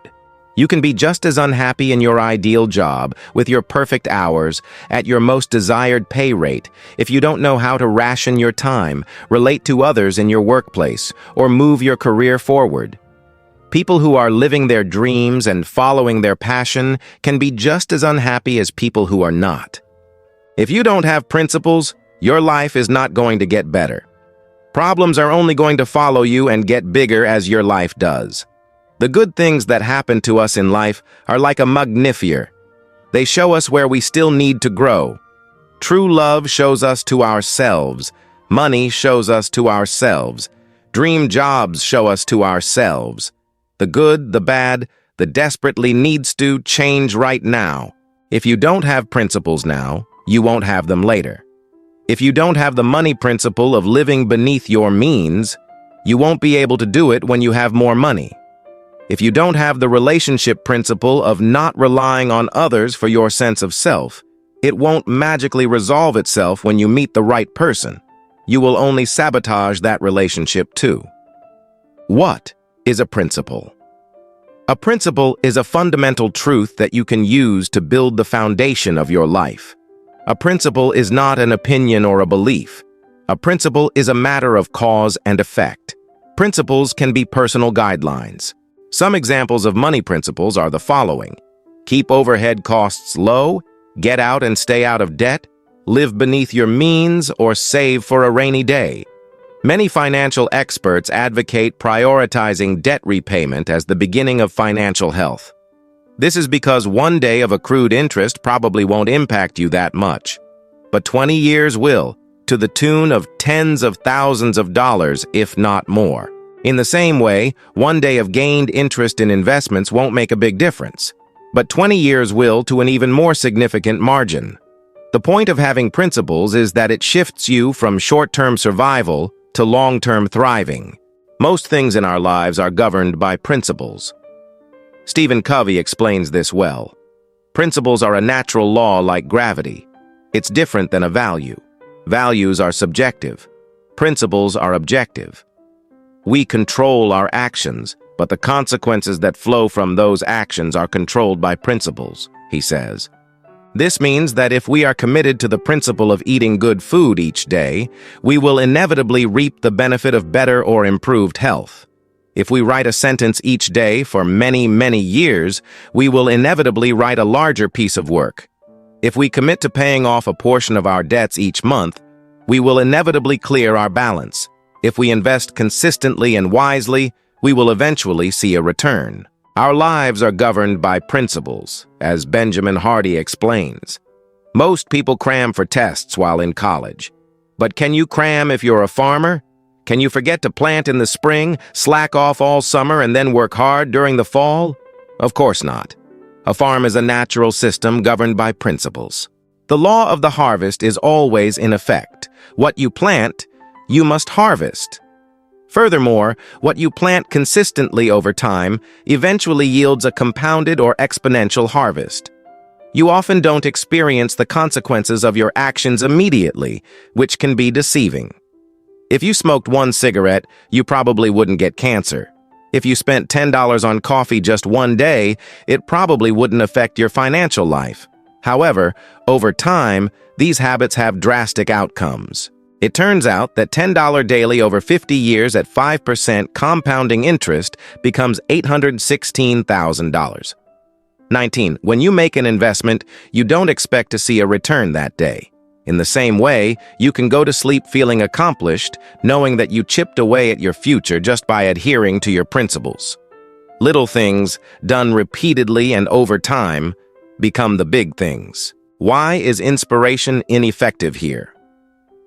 Inspiration can be misleading. Big dreams not backed by strategic plans are big flops waiting to happen. Inspiration means you take a feeling and elaborate on it. You allow your mind to wander. You piece together pretty pictures and create an image of how you'd like your life to feel. Principles are boring. They aren't inspiring. They are the laws of nature. Principles are not immediately gratifying. They do not make us feel better right away. That's why we often reach for inspiration, but find it to be ineffective. This is because we get our minds and hearts set on a vague idea of what we think we want without ever really evaluating whether or not we want to engage in the daily work and effort it would take to get there. When we don't pair inspiration with the principles it takes to achieve those dreams, we become more lost and disappointed than ever before. How do I start developing my own principles? Nobody is born with excellent principles. They are something that you learn. However, there are many different principles in life, and some may contradict one another. That's why it's important to adopt your own, ones that fit your goals and your life. Begin with this. What do you value? What do you genuinely care about? What feelings do you want to experience in your life? What makes you uneasy or gives you anxiety? The answers could be something like this. I value relationships, and so by principle, I am going to prioritize them when given the opportunity. Alternatively, by principle, I value honest and positive relationships, so I'm not going to be in dating limbo anymore. Unless someone commits within a reasonable amount of time, I will regard their hesitation as a no. Perhaps you value financial freedom, and so by principle, you are going to put your extra cash toward repaying debt or building savings or investments. Perhaps you value travel and freedom, and so by principle, you are going to start working for yourself and always prioritize being able to work remotely or make your own schedule. When you are clear on what your principles are, you can build your life from a genuine, healthy place. You can start working toward goals that support what you do and do not want to experience, that will make you the calmest and happiest version of yourself. A good life is built from the inside out and is based on a foundation of self-conduct and prioritization. It's not as dreamy as a vision board, but it's a lot more effective. Finding your true purpose. When you live in a world that is constantly telling you to follow your heart, trust your gut, quit your day job, and do what you love, it can be disheartening when you don't know where to start. When you start thinking that you don't know what to do with your life, what you really mean is that you don't yet know who you are. Finding your purpose is not necessarily about realizing that you are destined to live in a monastery or devote your life to a singular vocation or goal. Your purpose is not one job, it is not one relationship, it is not even one career field. Your purpose is, first and foremost, just to be here. Your existence has shifted the world in a way that it is invisible to you. Without you, absolutely nothing would exist just as it is right now. This is important to understand because if you start believing that your whole purpose in being alive is just a specific job or role you take on at home, what happens when you quit or retire, or when the kids grow up and you're no longer a parent? You'll sink because you will falsely think that was your only reason for being. Your purpose today may have been to offer someone a smile when they were at their lowest. Your purpose this decade may be the job you're in. When you realize that you are always impacting the world around you, you start to realize something. The most important thing you can do to live meaningfully is to work on yourself. To consciously become the happiest, kindest, and most gracious version of yourself. Knowing your purpose also doesn't necessarily mean your life will henceforth be easy or that you'll always know what to do. In fact, when you are genuinely on your own path, the future won't be clear, because if it is, you're actually following someone else's blueprint. With all of that said, when most people wonder about their purpose, they are often referring to their life's work and their jobs. Your career is not nothing. It is how you will spend the majority of your day, every day, for the better part of your life. That's why figuring out how you can best serve the world through that makes the long days and difficult moments bearable. Your life purpose is the point at which your skills, interests, and the market intersect. You are the blueprint of your future. Everything that you are, everything that you have experienced, everything that you're good at, every circumstance you have found yourself in, everything that you're passionate about is not random. It's a reflection of who you are and a sign about what you are here to do. However, it's not as easy as it sounds to become self-aware. You may still be thinking that you're not sure what you're good at, or that you're even more passionate about one thing over another. That's okay because your purpose does not require you to be the best at something. It is not the thing at which you, and only you, can succeed more so than anyone else. It is the things that naturally call you, that effortlessly flow out of you, and that evoke specific emotions from you. You are here to work those out. You are here to transform them. Your ultimate purpose is to become the ideal version of yourself. Everything else flows from there. Figuring out what you want to do with your life. Here are some questions you should ask yourself if you want to know what your purpose really is. What and who is worth suffering for? Even doing what you love for a living doesn't mean every day will be easy. Everything comes with its own set of challenges. So the question is really, what are you willing to work for? What are you willing to be uncomfortable for? Close your eyes and imagine the best version of yourself. What is that person like? The best possible version of yourself, the most loving, kind, productive, and self-aware version, is who you really are. Everything else is the byproduct of coping mechanisms you've developed and picked up from other people. If social media didn't exist, what would you do with your life? If you knew that you wouldn't be able to show off, impress, or even share what it was you chose to do with your life, how would it change your ambitions? This differentiates what you are doing because you want to do it from what you are doing for the sake of how it looks to other people. What comes most naturally to you? What you are most naturally good at is the path you should follow first, because it's the path on which you will most effortlessly thrive. What would your ideal daily routine look like? Forget about the elevator speech. Forget about having a fancy title or impressing people on LinkedIn. Think about what you want to do day in and day out. A lot of people get into jobs they think will make them happy, but realize they only like the idea of them and not the day-to-day reality. What do you want your legacy to be? Instead of worrying about the virtues on your resume, focus on the virtues of your eulogy. Who do you want to be remembered as? What do you want to be known for? Though it's lovely to reflect on all of the virtues and talents of your life, here is an even more important part of finding your purpose. It is often found through pain. Most people come into awareness of their purpose not because they are effortlessly clear on what their talents are and how they can best utilize them, but because at some point they find themselves lost, depleted, exhausted, and with their backs against the wall. In experiencing hardship and challenge, we begin to realize what really matters to us. It sparks a flame that, when kindled through action and commitment, becomes a transformative fire. If you listen to the stories of many of the most successful people in the world, they often begin with unimaginable hardship. In the face of the most unlikely situations, these people are forced into action. Comfort and complacency is not an option.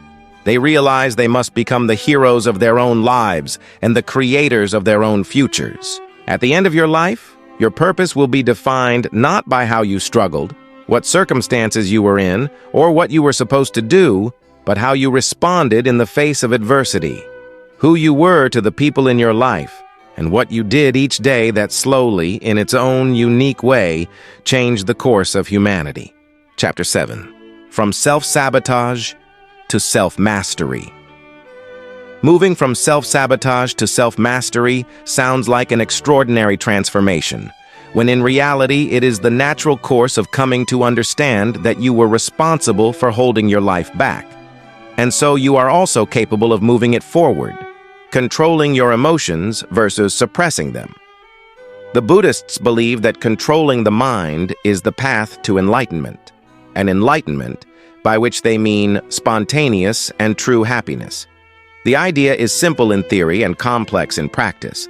By both exploring our understanding of the mind and training it to behave in a certain way, we sort of purify ourselves to experience the essential nature of what we are, which is, as they believe, joy. If you've ever sat in a meditation class, you'll know that the first principle of mind control is the opposite of what you'd think. It's about letting go. To truly master the mind, the Buddhists practice non-attachment, in which they sit placidly, breathe steadily, and allow thoughts to rise up, cohere, and then pass. Their approach is that controlling the mind is actually a matter of surrendering to the mind, allowing it to behave as it pleases while regulating their reaction to it. How do you know if you're suppressing your emotions or controlling them? Emotional suppression is a regulation strategy that people use when they do not have adequate coping mechanisms for their feelings. The pattern is often this. The person denies or ignores their true reaction to a situation or experience, believes it will simply go away if they continue to disregard it, finds that their day-to-day lives are disrupted by a sense of unease, and one day it all comes to a breaking point and they have an emotional outburst that they cannot control. Therapy generally aims to help patients no longer suppress how they feel. Instead, they are encouraged to recognize those emotions but choose how they respond to them. In the healing process, suppressing and controlling can seem like a fine line. When someone cuts you off in traffic and you choose not to yell out your window, are you suppressing how you feel or controlling it? If your partner says yet another idiotic thing and you choose not to respond to it, are you suppressing how you feel or controlling it? If your coworker aggravates you consistently about a project and you choose not to say anything, are you suppressing how you feel or controlling it? Suppressing is unconscious. Controlling is conscious. Suppressed emotions function similarly to unconscious biases. One such type of bias is confirmation bias, wherein your brain sorts through stimuli to bring your attention to facts or experiences that support what you already believe. Though you're not aware of the bias, it's still affecting you. On the other hand, controlling your emotions involves becoming more conscious of how you feel. You are aware that you are angry, sad, or aggrieved, but you are choosing what you do about it. It is not really that you are controlling your emotions, but your behavior. When you are suppressing your emotions, you don't know how you feel, and your behavior seems out of control. When you're controlling your emotions, you do know how you feel, and your behavior seems within your control. The answer is that when you're in traffic, or in an argument, or dealing with a difficult coworker, you should be aware of how you feel, but still in control of how you respond. Emotions are temporary, but behaviors are permanent. You are always responsible for how you choose to act. We often think that the measure of physical strength is how much weight we can bear, how long we can run, or how pronounced our muscles are. In reality, physical strength is a measure of how efficiently the body runs itself, how capable it is of effectively performing day-to-day tasks and occasional challenges when they arise. Mental health is the exact same way. It is not a measure of how happy we seem, how perfect things are, or how unconditionally positive we can be, but that we are able to move through day-to-day life and the occasional challenge with enough fluidity and reason that we aren't stifled or held back by ourselves. Amy Morin very famously disclosed some of the things that mentally strong people don't do. Identifying their habits and behaviors is essential, but what if you just aren't there yet? If you want to become a mentally strong person, this is where you begin, learning to trust yourself again. Inner peace is the state of being connected to the deep internal knowing that everything is okay and always will be. The concept of finding one's inner peace has been part of spiritual and metaphysical practices for centuries and has just recently become more mainstream with the development of popular psychology. Albert Camus once said, "In the midst of winter, I found there was, within me, an invincible summer." That sums up the entirety of what inner peace really is. The understanding that no matter what is happening around you, there is a place of total knowing and calmness within you. Not only are you capable of returning to that place when you need to, but it's possible to live your entire life from there. The challenge is learning how to connect with it in the first place and rewire how you respond to your mind, which is always jumping from one worst-case scenario to the next. You know when people reference knowing something deep down?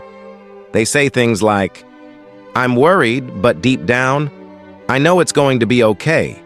Or, "I'm angry at him, but deep down, I know he loves me." What do you think they are referencing? Where is deep down? They're talking about the place within them that has an infinite wisdom, a better understanding, and a more insightful perspective of what's going on. It isn't shaken by the stressors or fears that the mind wants to offer. So much of the process of finding inner peace is being able to get to that deep down place where you know and feel that ultimately everything will be okay. There's another metaphor in meditation in which calmness is compared to steadying a lake or a large body of water. Your thoughts and actions are like stones in the water. They create a ripple effect. The point of meditation is to make yourself quiet enough so that the water comes back to its natural stillness. You don't have to force the water to be still. It does it on its own when you stop interrupting it. The same goes for finding inner peace. It's not so much something you have to create as it is something you have to return to. Creating aligned goals. One of the most important parts of discovering your inner peace is that you trade in your desire for happiness. Unfortunately, happiness is fickle. It can lead you to being attached to certain achievements, belongings, or specific circumstances. It can lead you to become dependent on other people's opinions or life unfolding in a particular way. When your goal is happiness, you will always find just behind it a lingering sense of unhappiness. That's how balance and duality works. Inner peace, however, that's the state in between the scales. When it's your goal, there's no way to lose. This is difficult for most people, and often people will continue to create stress, problems, and drama for themselves because their egos are still very much attached to thinking they need something external to make them feel good. This is the quintessential sign of someone who has not yet found their inner peace. They are searching, often frantically, for a sense of satisfaction, belonging, or worthiness outside of themselves. So really, it's not that happiness isn't a virtuous thing to which you should aspire, or that happiness isn't something you're ever allowed to feel. The reality is that inner peace is the true happiness, and everything else is just a false means of trying to convince yourself that you are okay. Think about it this way. What do you typically imagine will bring you happiness? Money, a relationship, a promotion? What happens when you achieve those things? Consistently, throughout all of humankind, the answer is the same. You return to your baseline. This is because this kind of happiness is not real. It is only being completely at peace with whenever you are in any given day that you will find a genuine sense of wonder, presence, and joy. What drives us away from inner peace in the first place? With all this talk of how we have to come back to our place of inner peace, it brings up the question of why we ever got disconnected from it in the first place. This is important because understanding why we lose it is fundamental to finding it again. When we grow up, we adapt to our environments. We adopt the beliefs and ideas of those around us. We alter our personalities so that we become safer. We believe the world can't hurt us. When we are children, we are more vulnerable than ever, and it's during this time that we pick up what can easily become lifelong coping mechanisms. If we are not instructed from a young age to connect with our inner sense of peace, we will instinctively begin to trust the voice in our head. This is where we really get lost, because the thoughts that we have on any given day are largely the product of what the Buddhists would call the monkey mind, or as a neurologist could explain it, the process of different receptors firing off and making associations with things that may or may not have anything to do with reality. When we begin to trust our thoughts, we let them inform our feelings. This becomes a cycle and ultimately traps most people who aren't aware that it's happening. They have a weird or scary thought, have a subsequent strong feeling, and the combination of the two makes the situation feel real when it's actually a misunderstanding of your neurological process. Of course, that doesn't mean that our thoughts are useless. It just means that they are not always reflective of reality and should be used as more of suggestions than anything else. Why can't people find their inner peace easily? The answer is that they can. Most people just aren't instructed on how to. But beyond that, most people are actually too scared to go into their own feeling states because their inner child is too traumatized. Everyone has an inner child. It is the part of you that is most innocent and pure, and it never goes away. Over time, it is your responsibility for you to learn how to parent this inner child, who will honestly be the one to push you away from your inner peace. They will be the one to throw a tantrum and tell you that everything is falling apart and that you're going to die and that you should just give up. In the same way that you wouldn't let a child run your waking life now, you can't always believe what your inner child is afraid of. You can, however, learn to work with them, heal them, and make them feel safe in the way any good parent would. Stephen Diamond explains it like this. To begin with, the inner child is real, not literally, nor physically, but figuratively, metaphorically real. It is, like complexes in general, a psychological or phenomenological reality, and an extraordinarily powerful one at that. He argues that mental disorders and destructive behavior patterns are usually more or less related to unconscious parts of ourselves and were most often adopted in early life. Finding your own peace. Finding inner peace isn't always so much about just sitting in the lotus position until wisdom becomes you. It's about making the uncomfortable decision to stay with your discomfort and to choose differently. As Gail Brenner explains, the inner war is perpetuated by resistance. That is, not wanting to feel the way we feel, not wanting people to do what they are doing, not wanting events to occur as they are occurring. Resistance wants to rewrite our personal histories and ensure that our plans materialize. She argues that inner peace is the only kind that exists because nothing else is in our control. Another really amazing way to find your inner peace is to constantly remind yourself that your worries are a fabrication of your mind's need to identify potential threats for survival, and true happiness is being here in the moment. If that's hard to believe, make a list of the following. Everything you have intensely worried about in your life. Go back as many years as you can and be as detailed as you can. Every difficult situation you swore you would never get through or never get over. Every time you have genuinely felt happy and at peace. Guaranteed, your responses to the first will bring a smile to your face in that they will remind you that you have worried constantly in your life, and yet they were mostly unfounded.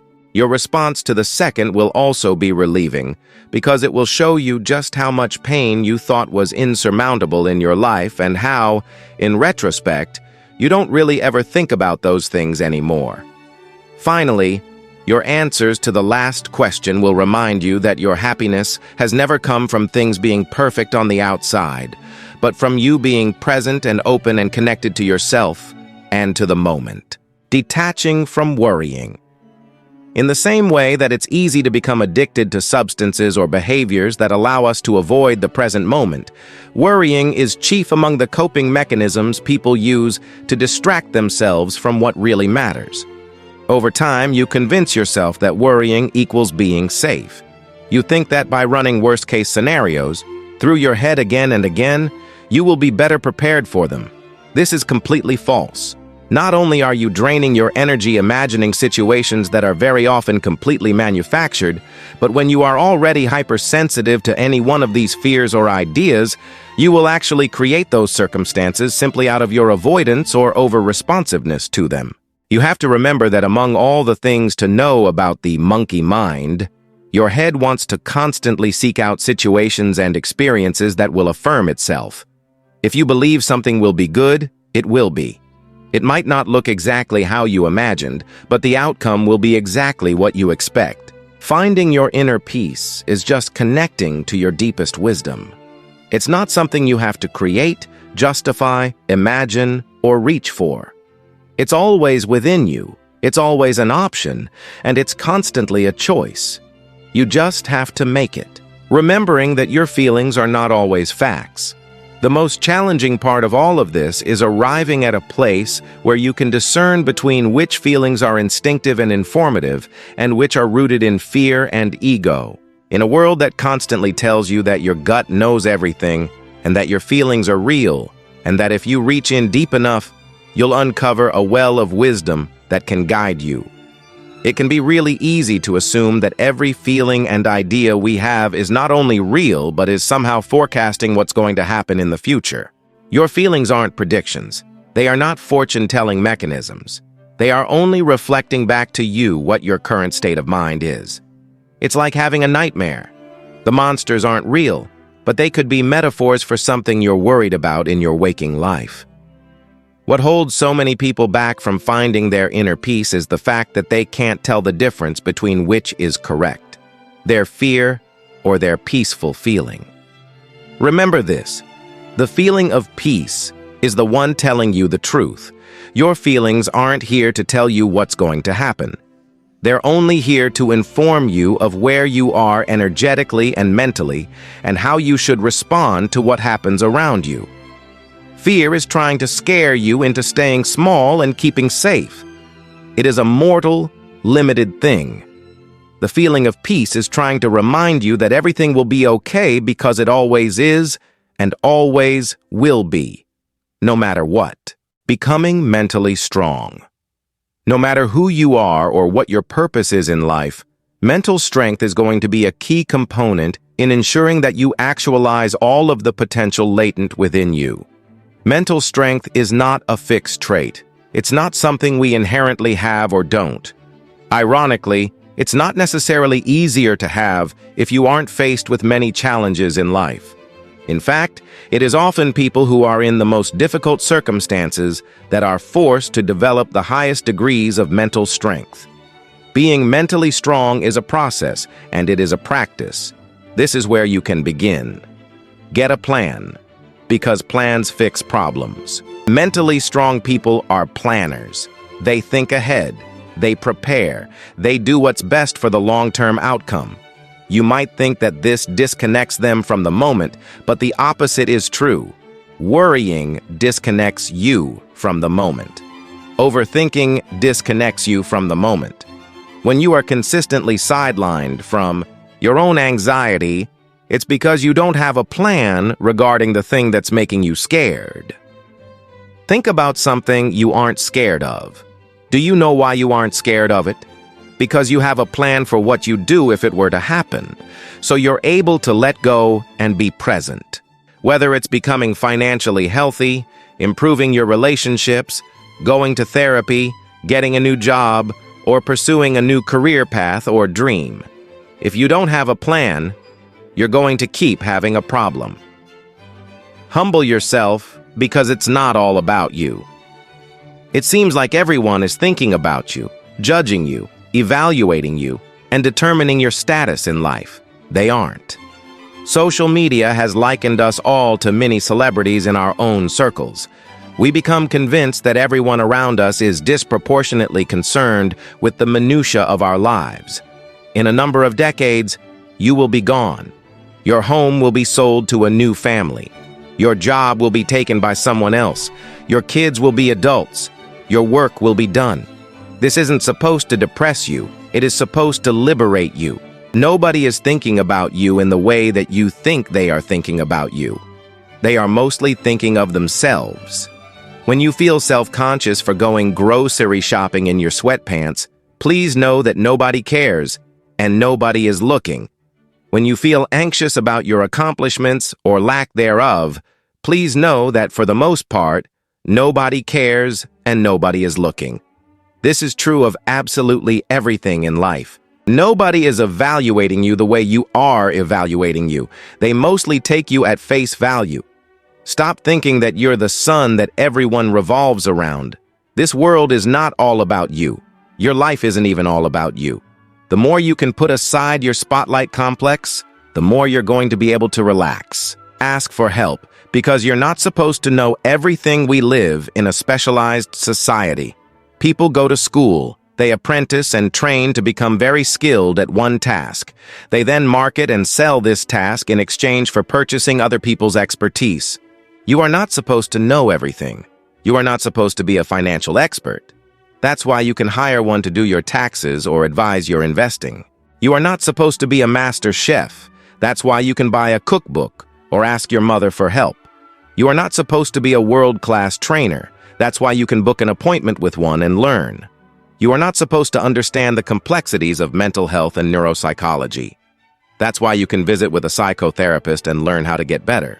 You are not supposed to know everything. You're not supposed to be good at everything. This is why you have people whom you can hire or learn from. Cut yourself some slack and focus on what you are proficient in. Outsource everything else. Know what you don't know and stop false. Dichotomous thinking. The main reason that people sustain anxiety is due to long-term thinking in either-ors, otherwise known as false dichotomies. This is a cognitive distortion in which you eschew an entire field of possibilities in favor of one or two polarized outcomes, neither of which are likely or reasonable. If I lose my job, I am a failure. False. If this relationship ends, I'll never find love again. False. If this scary thing happens, I won't be able to go on. False. Anxiety is caused by logic lapses, where there's a breach in your reasoning skills. You jump from one event to an unlikely conclusion, and because it makes you feel something strongly, you assume it to be true. Ultimately, you start thinking in dichotomies, which are not only ineffective, but also spook you so much that you are rendered incapable of actually handling your life. Stop trying to be psychic because this is a cognitive distortion. Given that our most fundamental human fear is of the unknown, it makes sense that we go through mental gymnastics to try to predict certain outcomes in our lives. However, psychic thinking, or the idea that your feelings are premonitions, that you can just know what the future will hold, or that your fate is somewhere set in stone for you, makes you mentally weak. It places you in the passenger's seat when you need to be behind the wheel. When you are engaging in psychic thinking, you're extrapolating. You're taking a single feeling or experience and making a long-term prediction about your life. It is not only false, it often becomes a self-fulfilling prophecy. Stop trying to predict what you can't know and start putting your energy toward building what you can. You and your life will be better for it.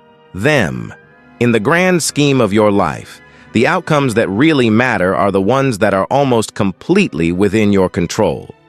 It's easier and less scary to pretend as though you are simply a cog in the wheel, but you're not. If you actually put your energy toward learning to be productive, taking care of your health and wellness, improving your relationships and self-awareness, you'd have a radically different life experience. Every single one of those things is within your ability to change or at least influence greatly. There are some things in life that are outside of your control. If you focus on them, you will miss something really important. The majority of your life is the direct result of your actions, behaviors, and choices. Learn how to feel better by processing complex emotions. You are not supposed to feel happy all of the time. Trying to feel happy all of the time is not the solution, it's the problem. Instead of the ability to sustain positivity at all times, mental strength requires that you develop the ability to process complex emotions such as grief, rage, sadness, anxiety, or fear. When you do not know how to allow these feelings to pass through you, how to make sense of them, learn from them, or simply just allow them, you get stuck on them. You bury them, and then everything around you becomes a trigger that threatens to unleash the floodgates. You might think it's about keeping a stiff upper lip, but it's not. It's about crying when life is sad, being angry in the face of injustice, and being determined to create a solution when a problem arises. That responsiveness, instead of reactiveness, defines mental strength. Forget what happened and focus on how you will. Make it right. Reflect on what went wrong, learn from what went wrong, and figure out how you're either going to make up for it or change the outcome in the future. Then let it go. The only time you're going to really hold on to the past is when you haven't fully learned from the past. When you have, you can apply those lessons to the present moment and create what you wanted to experience then. Focusing on what happened disproportionately to what's happening now, or what you want to happen in the future, is what keeps you completely stuck. If you feel as though you truly failed yourself in some profound way, it becomes even more crucial that you move on and create the experience you desire now. Your life is not over. You did not fail indefinitely, but you will if you never let go and try again. Talk it out, because things are often more complicated in your head. If you feel really tangled up in your thoughts, feelings, and fears, talk to someone. Perhaps a mental health professional or a trusted friend. If nobody is around, talk to yourself. Talk out your ideas as though you were speaking to someone else in front of you. Sometimes we need an objective third party to help us sort through complicated parts of life. Keeping it all buried in your head and heart often makes it worse. Letting it out into the open tends to simplify the problem, release the emotion, and help you move on. Take your time, because you don't need to figure everything out right now. Growth usually isn't a sweeping thing. It happens incrementally. It occurs in tiny bursts and small steps. This is because when we are growing, we are actually expanding and restructuring our comfort zones. We are readjusting to a new way of life, and if we shock our systems with too much change too fast, we often revert back to what we knew. The most effective and healthy way to change your life is slowly. If you need instant gratification, make the goal the tiny step you take each day. Over time, momentum will build, and you'll realize that you're miles from where you started. Take triggers as signals, because your wounds need your attention. Triggers are not random. They are showing you where you are either most wounded or primed for growth. If we can see these triggers as signals that are trying to help us put our attention towards some part of our lives that needs healing, health, and progress, we can begin to see them as helpful instead of hurtful. You cannot ignore your problems. You cannot disregard your wounds. These are issues that you will need to unpack, process, learn from, and adapt your behavior accordingly. This won't only make you mentally stronger, it will also give you a better quality of life overall. Honor your discomfort because it's trying to tell you something. The greatest gift that life will hand you is discomfort. Discomfort is not trying to punish you. It is just trying to show you where you are capable of more, deserving of better, able to change, or meant for greater than you have right now. In almost every case, it is simply informing you that there is more out there for you, and it is pushing you to go pursue it. Instead of trying to pacify this discomfort, mental strength requires that you listen, learn, and begin to change your course. If you can begin to see your life as a feedback mechanism that is reflecting who you are with the ultimate goal to help you live better and more fully, all of a sudden you realize that it was never the world standing in your way, but your own mind. How to truly enjoy your life. If you were to ask, many people would undoubtedly agree that they believe the purpose of life is to enjoy it. However, so many people struggle to be present and actually experience their lives as they are. The culprits are varied and can include everything from unrealistic expectations to trying too hard to feel good. It is, after all, something you have to allow. When you're struggling, the most insulting and difficult thing that someone can tell you is to just relax or just enjoy yourself. When you're in survival mode, the last thing you can possibly think about is just sitting back and rolling with the punches. This is the most important part of learning how to enjoy your life again.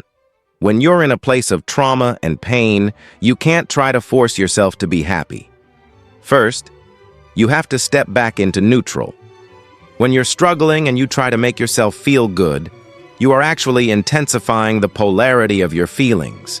You are shoving the bad feeling down in place of trying to feel something different. Ironically, many people who struggle emotionally are, at their core, people who actually just have a greater desire to enjoy life. Stop trying to be happy. Happiness is not something you can chase. It is something you have to allow. This likely will come as a surprise to many people, as the world is so adamant about everything from positive psychology to motivational Pinterest boards.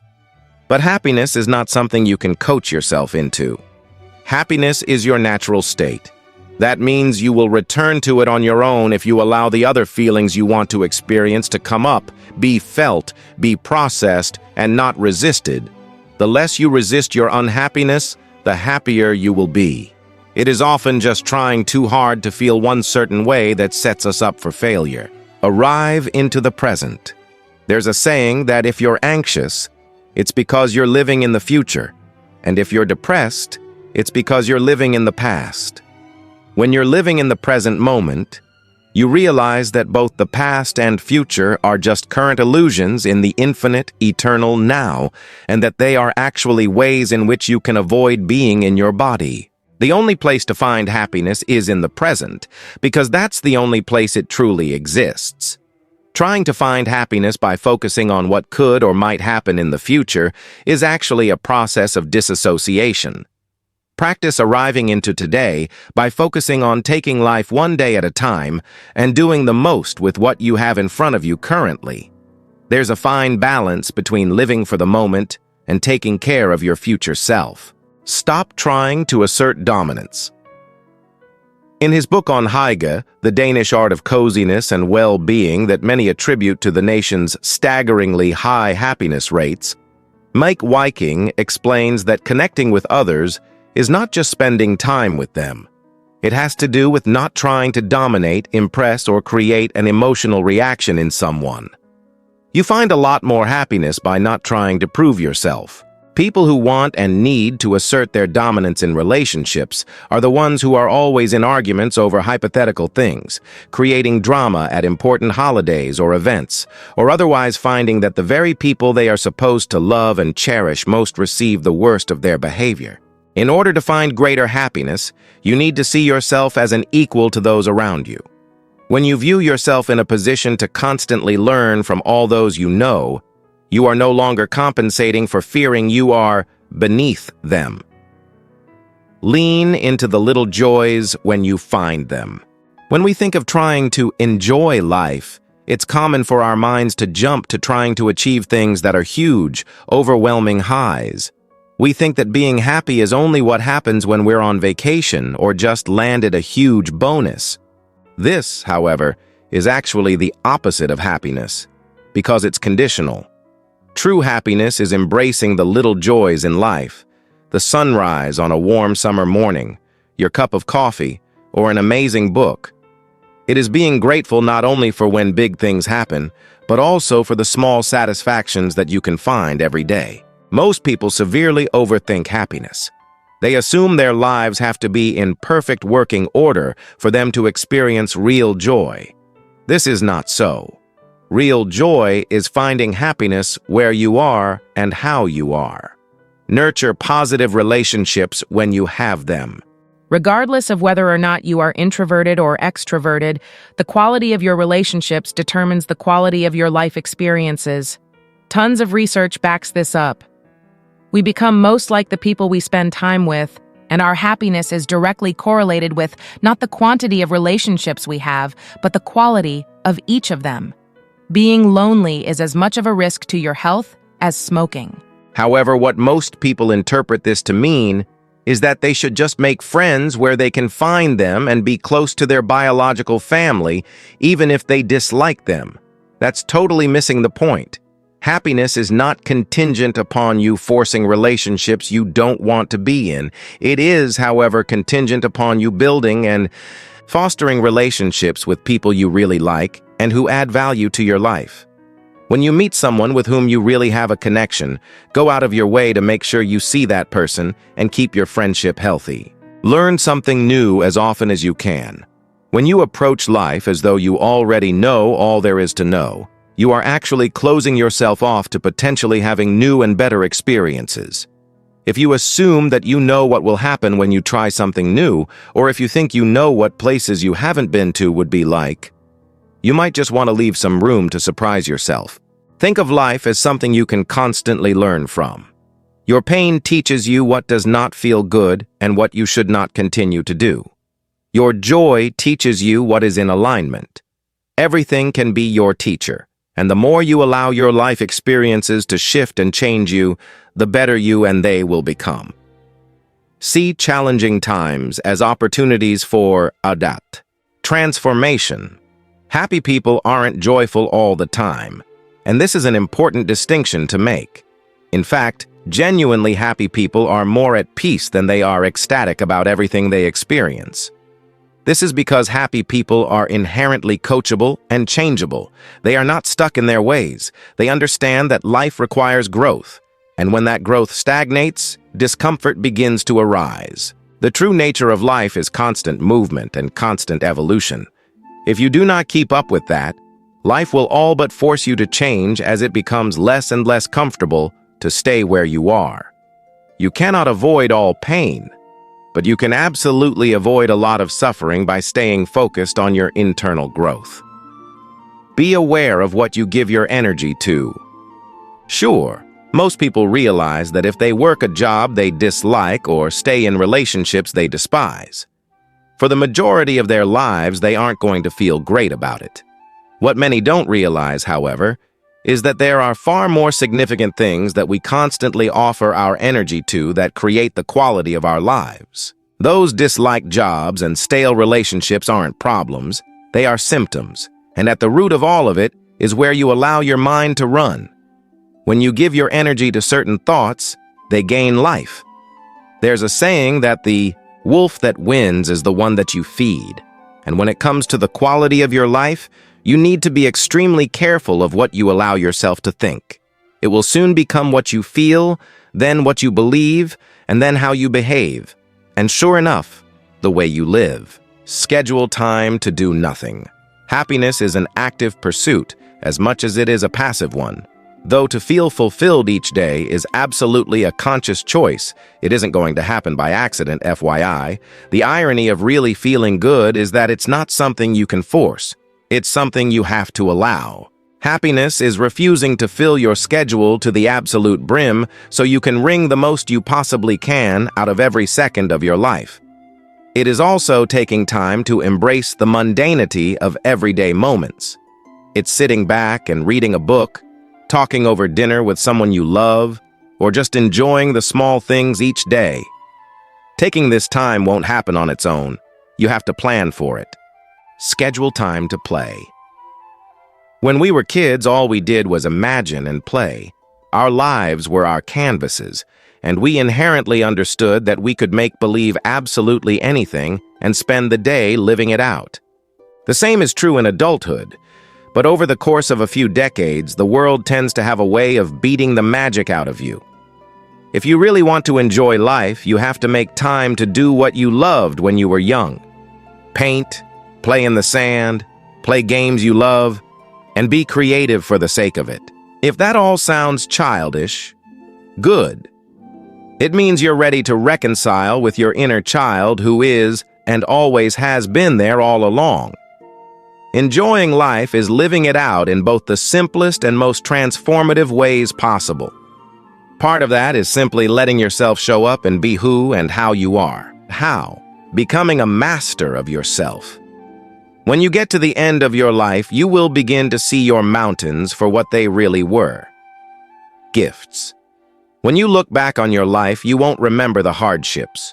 You'll see them then as pivot points, growth opportunities, the days of awakening right before everything changed. To become a master of oneself is first to take radical and complete responsibility for your life. This includes even that which is beyond your control. A true master knows that it is not what happens, but the way one responds that determines the outcome. Not everybody gets there. Most people live barely realizing that they are creating most of the waves in their lives and that it is also their job to learn to ride them. Most people spend their days lost in a fog of their own thoughts and feelings, having little ability to sort through them. Mastery is to realize that we are equipped with the exact traits we need to overcome the mountains before us, and in fact, doing so is the ultimate calling of our lives. We are not only capable, we are destined. Mastery is to finally understand that the years of discomfort you endured were not some sort of purgatory you had to just get through. They were your deepest inner self, informing you that you are capable of more, deserving of better, and meant to transform into the person of your dreams. You must claim it. You must create it.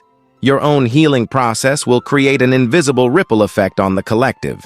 If we want to change the world, we change ourselves. If we want to change our lives, we change ourselves. If we want to scale the greatest mountains before us, we change how we arrive at the path. When you reach the peak of it all, whatever that may be for you, you will look back and know that every step was worth it. More than anything, you will be overwhelmingly grateful for the pain that led you to begin your journey. Because really, it wasn't trying to hurt you as much as it was trying to show you that something was wrong. That something was the risk of your potential remaining untapped. Your life spent with the wrong people, doing the wrong things, and wondering why you never felt quite right. Your life is just beginning. One day, the mountain that was in front of you will be so far behind you it will barely be visible in the distance. But who you become in learning to climb it, that will stay with you forever. That is the point of the mountain.